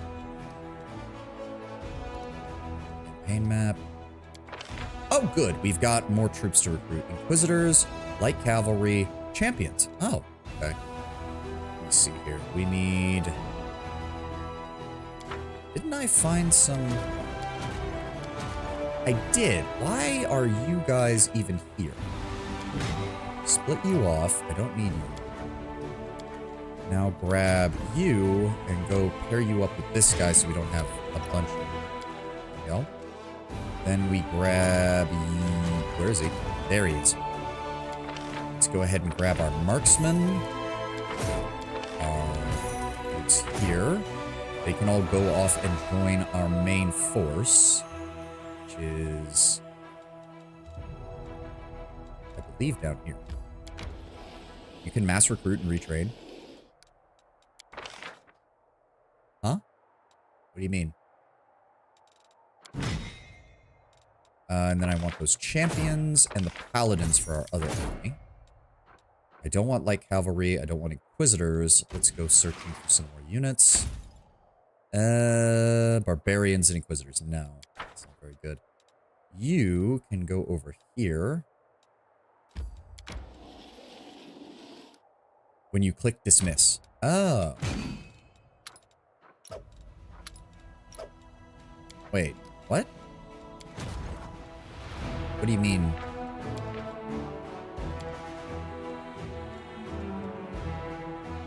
I'm confused. What do you mean when I click? If you dismiss a unit, you don't... There's, like, these are all mercenaries. It's not like I have the option to change them into something else. I'm confused. The X? I mean, yeah, I know. Dismissing surplus units puts them into reserve, which you can repurpose into trainable unit. Wait, what? So, wait. So, hold on. We have all of this. We have all this. So, if I dismiss the mana, increase your reserve by 330. No one ever told me this! Okay, we'll keep the angels, because we can't easily get them back. Merge you guys.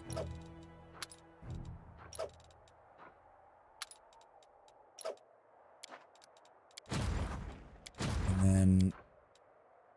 Oh my god, why? Nothing ever said anything about that. What the fuck? I thought you were just stuck with units because there was no reason to do anything else. What the shit? So, okay, where did they go though?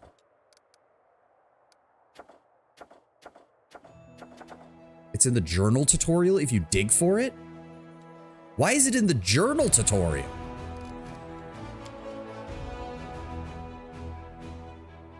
Mythic units give massive returns. Well, I mean, obviously.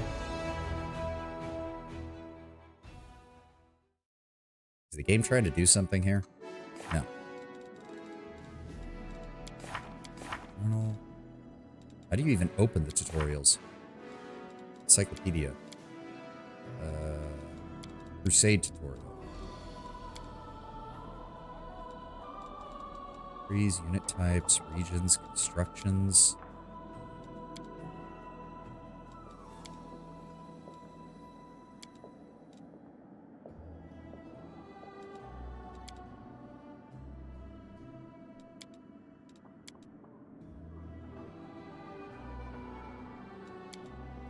Reserves is a resource. To reiterate, it turns mercs into your trainable units. So then, I'm confused. Nothing said that. I was looking at the tutorials. None of them say anything about that. And it's not showing anything here either. Hold on. Skip day. There we go. Also, yes, we want to get this Devouring Lust. Absolutely. Troops sent to reserve for training are ready to return to the front line and report to support the managed forces. Oh my god, an army of 847 strength will be formed in Dresden. This army will be equipped with the units most common in your forces. So there is a reason to take units that you don't have, even if... Because I just assumed they would just get in the way. You just have all these units scattered around. It's like, well, I can't do anything with you because I can't recruit any more of you. So what's the point? You can totally... There is nothing in the tutorials that says this. There is nothing.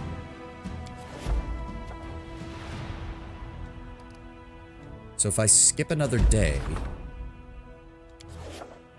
and then I go to campaign, oh my god. All right. Jesus Christ, game. Took you a few runs to realize it too. Well, yeah, because the game doesn't tell you. 16 more archers, 12 more clerics, 6 more hell knights. Fuck yes. Oh, good. Then that means I can just get rid of these sorcerers. Well, I mean, maybe once we actually I could. How good are you? AC of 20, 161 hit points apiece, which is nice. They do have flaming longswords. Their main thing, though, is that they do have flight and they have smite evil and lay on hands, which is really good.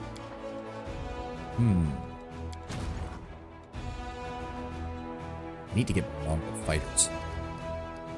That's getting worked on. Glory to the heroes. Increases morale. We don't want that. Raising heroes would allow us to get some paladins and marksmen. Nice. And it's only 2,000, which we make that in less than a day. So yeah, let's go ahead and start that. See, I don't like that it takes 14 days to resolve, because now I can't do anything with that for 14 days. Also, oh, we should be getting the next logistic event, shouldn't we? There we go, logistics reform. We'll do this as our final thing. A problem with 9 lives. The quartermaster has brought cats to Dresden so they can keep the stores safe from rats. Smaller demons have learned to assume the form of a cat to sneak into the city and wreak havoc. The soldiers are ready to start hunting the cats, but the quartermaster forbids it.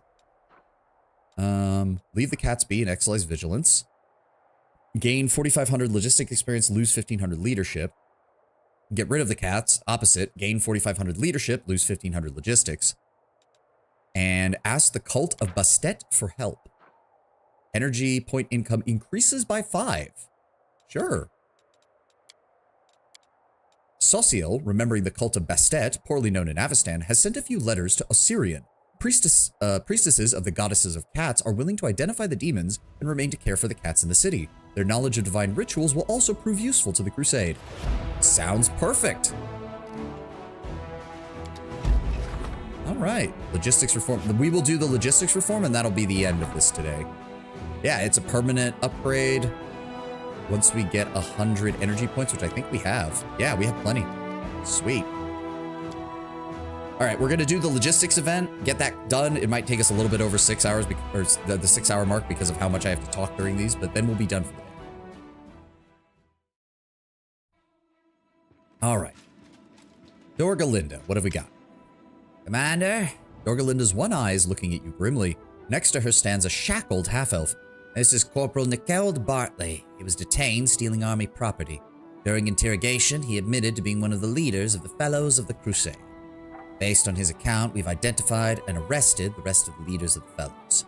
Law says this kind of offense in wartime warrants the noose. She shoots Niceld a sullen look. But they are still our soldiers. We fought together more than once. It's rotten having to hang your own comrades. I say we boot them back to Nerosian in chains, let them be tried as common thieves. They'll serve their time, and hopefully the sorry excuses for bandits will wise up a bit. Ha! What bandits? Bandits would have hightailed it from Dresden. These guys are all right. Hell, we could use them for things. Don't spit on your mates, Soban. That's low. Tuck them away in a far-off garrison, and if anybody asks, we say they legged it. They have stumbled. They're criminals. But they're also mortals who have chosen to risk their lives to stop a demonic invasion. Surely that mitigates the guilt at least a little. There's no need for trials or gallows. Show them mercy. Give them a chance to atone for what they've done. Insolent dogs dared to lay a finger on our master's property. They must be punished. No, not gallows. That won't scare anyone. Rip them to pieces in front of the ranks. I knew we'd eventually get to a point where I knew we'd eventually get an event where I'd just like, Wenduog, you're insane. Stop it. There had to be one. She's had too many good suggestions recently. There had to be one that reminds us that Wenduog can be a bit feral. Hang the knife ears. I have the rope right here. Corporal Bartley, tell me in your own words exactly what you did. I did what I did. Niceld looks at you defiantly. I won't lie, Commander. You want to know? I'll tell you. And you can do what you will. Pardon me if you like, and if not, execute me. Here's how it went. In the last battle, some of our company ran into some enemies with an infectious plague. When they got back to the barracks, half of them were already down with it. They were hot as coals, raving. They cried green slime instead of tears, and the smell, they were rotting from the inside out. The healers helped everyone they could, bless them, but there just wasn't enough for everyone. So I had my entire unit lying there. Hold on. Snooze the ad while we read this. Rotting away, and the quartermaster, this cur, he just shrugs. We're out, he says, looking at me all smug. We roughed him up a little. We checked his cabinet. What do you know? He did have potions, a whole crate of them. We ran straight to the infirmary. We saved our friends, and that was that. They shackled us. They brought us to you for judgment. If you think I'm a criminal, fine, sentence me. But the real criminals here are the quartermasters. They just sit there fat and happy, hoarding all the goods the kingdom gave them. Meanwhile, our troops are flopping out in the dirt and the blood. If we need anything, the answer's always the same. We're out. I'm not in the mood to hang. Oh, that's unfortunate. I'm all ready for the news. Colonel Bartley forgot to mention that he beat that quartermaster almost to death and left him to die. It's a miracle the poor man's still breathing. And those healing potions were intended for command staff.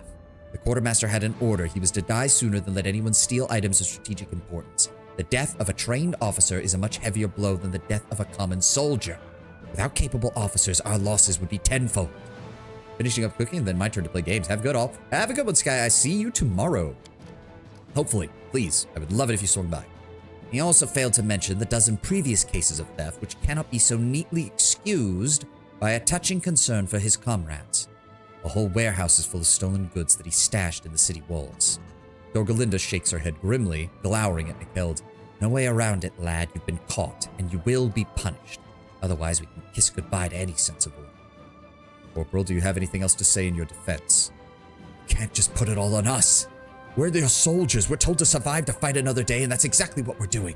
It's our blood that pays for these victories. If we're winning and Mendev still can't give us what he needs, then they're the scumbags, not us.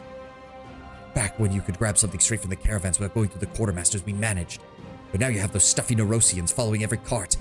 I bet they've never seen a demon in their lives. All they're good for is threatening us with their own spears. We're the ones who's forced to resort to desperate measures. I'd like to discuss our options with the council. Dorgalinda, we're at war, and in a war, there's only one sentence for this kind of thing. Execution in front of everyone. But the warriors of the crusade should have some sort of leniency for past deeds of glory. I've looked into the records of every fellow, and let me say this. Not a one of them has faltered in combat. None have abandoned their comrades. Each and every one has fought with daring and bravery. They've given it their all. The other soldiers respect them. And it's awful to hang people like that. I say we send them to Neurosian. Let the judge give them 5 or so years of hard labor. That'll clear everything right up. Oh yeah, they clearly forgot that in Mendev's only nobles and rich people are allowed to steal. Oh, pardon me, not steal. Collect taxes and care about wealthy selves. If a simple lad grabs a loaf without permission because he's starving to death, well, his options are the gallows or hard labor. God, I love this country. Woljif, remember how you pulled me out from behind the bars in Canabras? Have you ever regretted it? Woljif suddenly falters. You know what? Actually, don't answer that. Anyway, what I mean is they may be thieves, but they're still here. In the world God's damned wound.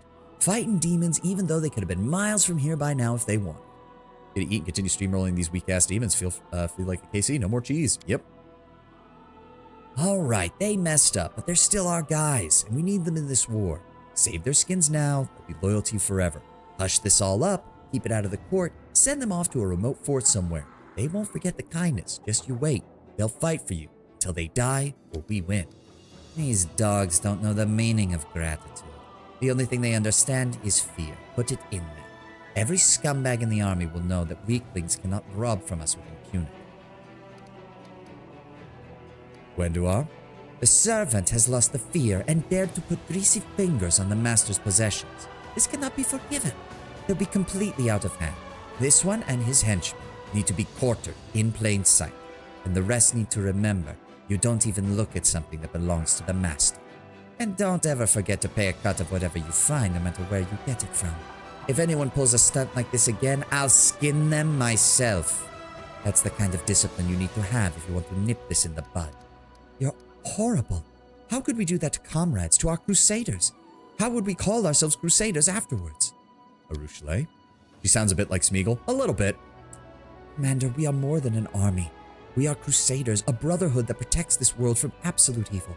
These people have committed a crime. They do need to be punished, but do not treat them like common marauders. This is no place for whips or gallows. Spare them. Give them a chance to atone as you did for me. It will work better than the most severe of punishments. Finance points increased by 10 and material income increases by 1 for each controlled region. That's good. Insiders in the field. The effects of positive morale on finance, materials, and energy point increased by 33%. That sounds good. Snooze the ad again. We're almost done. Don't worry, game.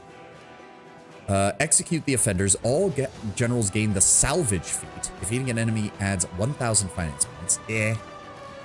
Dorgalinda, send the followers to Mendev. They deserve imprisonment, but not the gallows. I mean, Arushale's kind of right. It does fit with how my character's been acting. I've given even Wendua and Arushale a chance to redeem themselves, even Woljif, so it seems a bit hypocritical not to extend it to my own troops. And quite frankly, as long as we maintain positive morale, this is going to be a massive increase to our finances. Arushale speaks the truth. And it's insane. Yeah, I mean, Wenduog in particular is insane. Like, I love how I've been defending Wenduog's options here because most of them at least have a sound tactical side to them. And then we get to this one. It's just like, no, Wenduog, you have literally no reason to say this. You're insane. Go wait for me in my bedroom. I'll show you what you need to be shown later. All right? Just, you're not needed at this particular meeting, Wendu. Arushale's correct. We'll give them a chance to redeem themselves, bump them down into their own unit, and see what they're capable of. Thank you. I know better than anyone how strong the grip of sin can be. But if even I'm able to fight it, they're not without hope. I'm certain your mercy will raise their spirits and serve as a worthy example. I hope that does it for the follows problem. But who knows? Our supply situation might finally be sorted, and I won't even have to assemble the council in full again. I can only hope. All right, and there we go. That calls it for today. Please go away. I need to save. There we go. Thank you all for being here. Thank you all for joining me. Let's go ahead and have our first raid of the year. Why not? Who can we raid today? Let me go check Twitch. Who's on right now? Who's on right now? I'm seeing a couple of people playing Pathfinder. I'm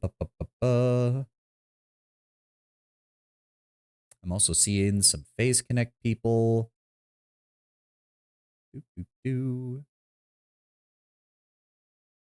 Fucking oh yes, Twitch. I should raid into Vedal. I'm sure that our tiny raid will be noticed by the 20,000 people currently watching Neuro beat her fucking sub record for the 3rd time. Jesus Christ. Speaking of which, someone did the math on that. Vedal's made like over $1.5 million already off of his subathon. It's not even halfway done. Jesus Christ. Good on him. Like, just good on him. But it's shocking to watch. Who's on right now? Who's on right? Ooh, does Tenma do raids? I would like to raid into Tenma. Tenma is fun. Does she allow it? She does. Okay, we're gonna raid into Tenma from Phase Connect. Her and the Kanpaniki because she is an adorable fox grandmama. What is it? Lolly Baba. That's it. Lolly Baba, I believe, is how they describe her. But thank you all for being here. Thank you all for joining me. I will see you tomorrow for more Wrath of the Righteous. And I hope you have a glorious rest of your week. Again, tomorrow is still a little up in the air. I don't know if it's going to be 4 or 5 or 6 hours for the stream. I'll try to figure that out before we actually get started. But we will be back on the absolute normal schedule starting on Wednesday. So I will see you all then. Have a good one, guys. I'll see you later. Bye-bye.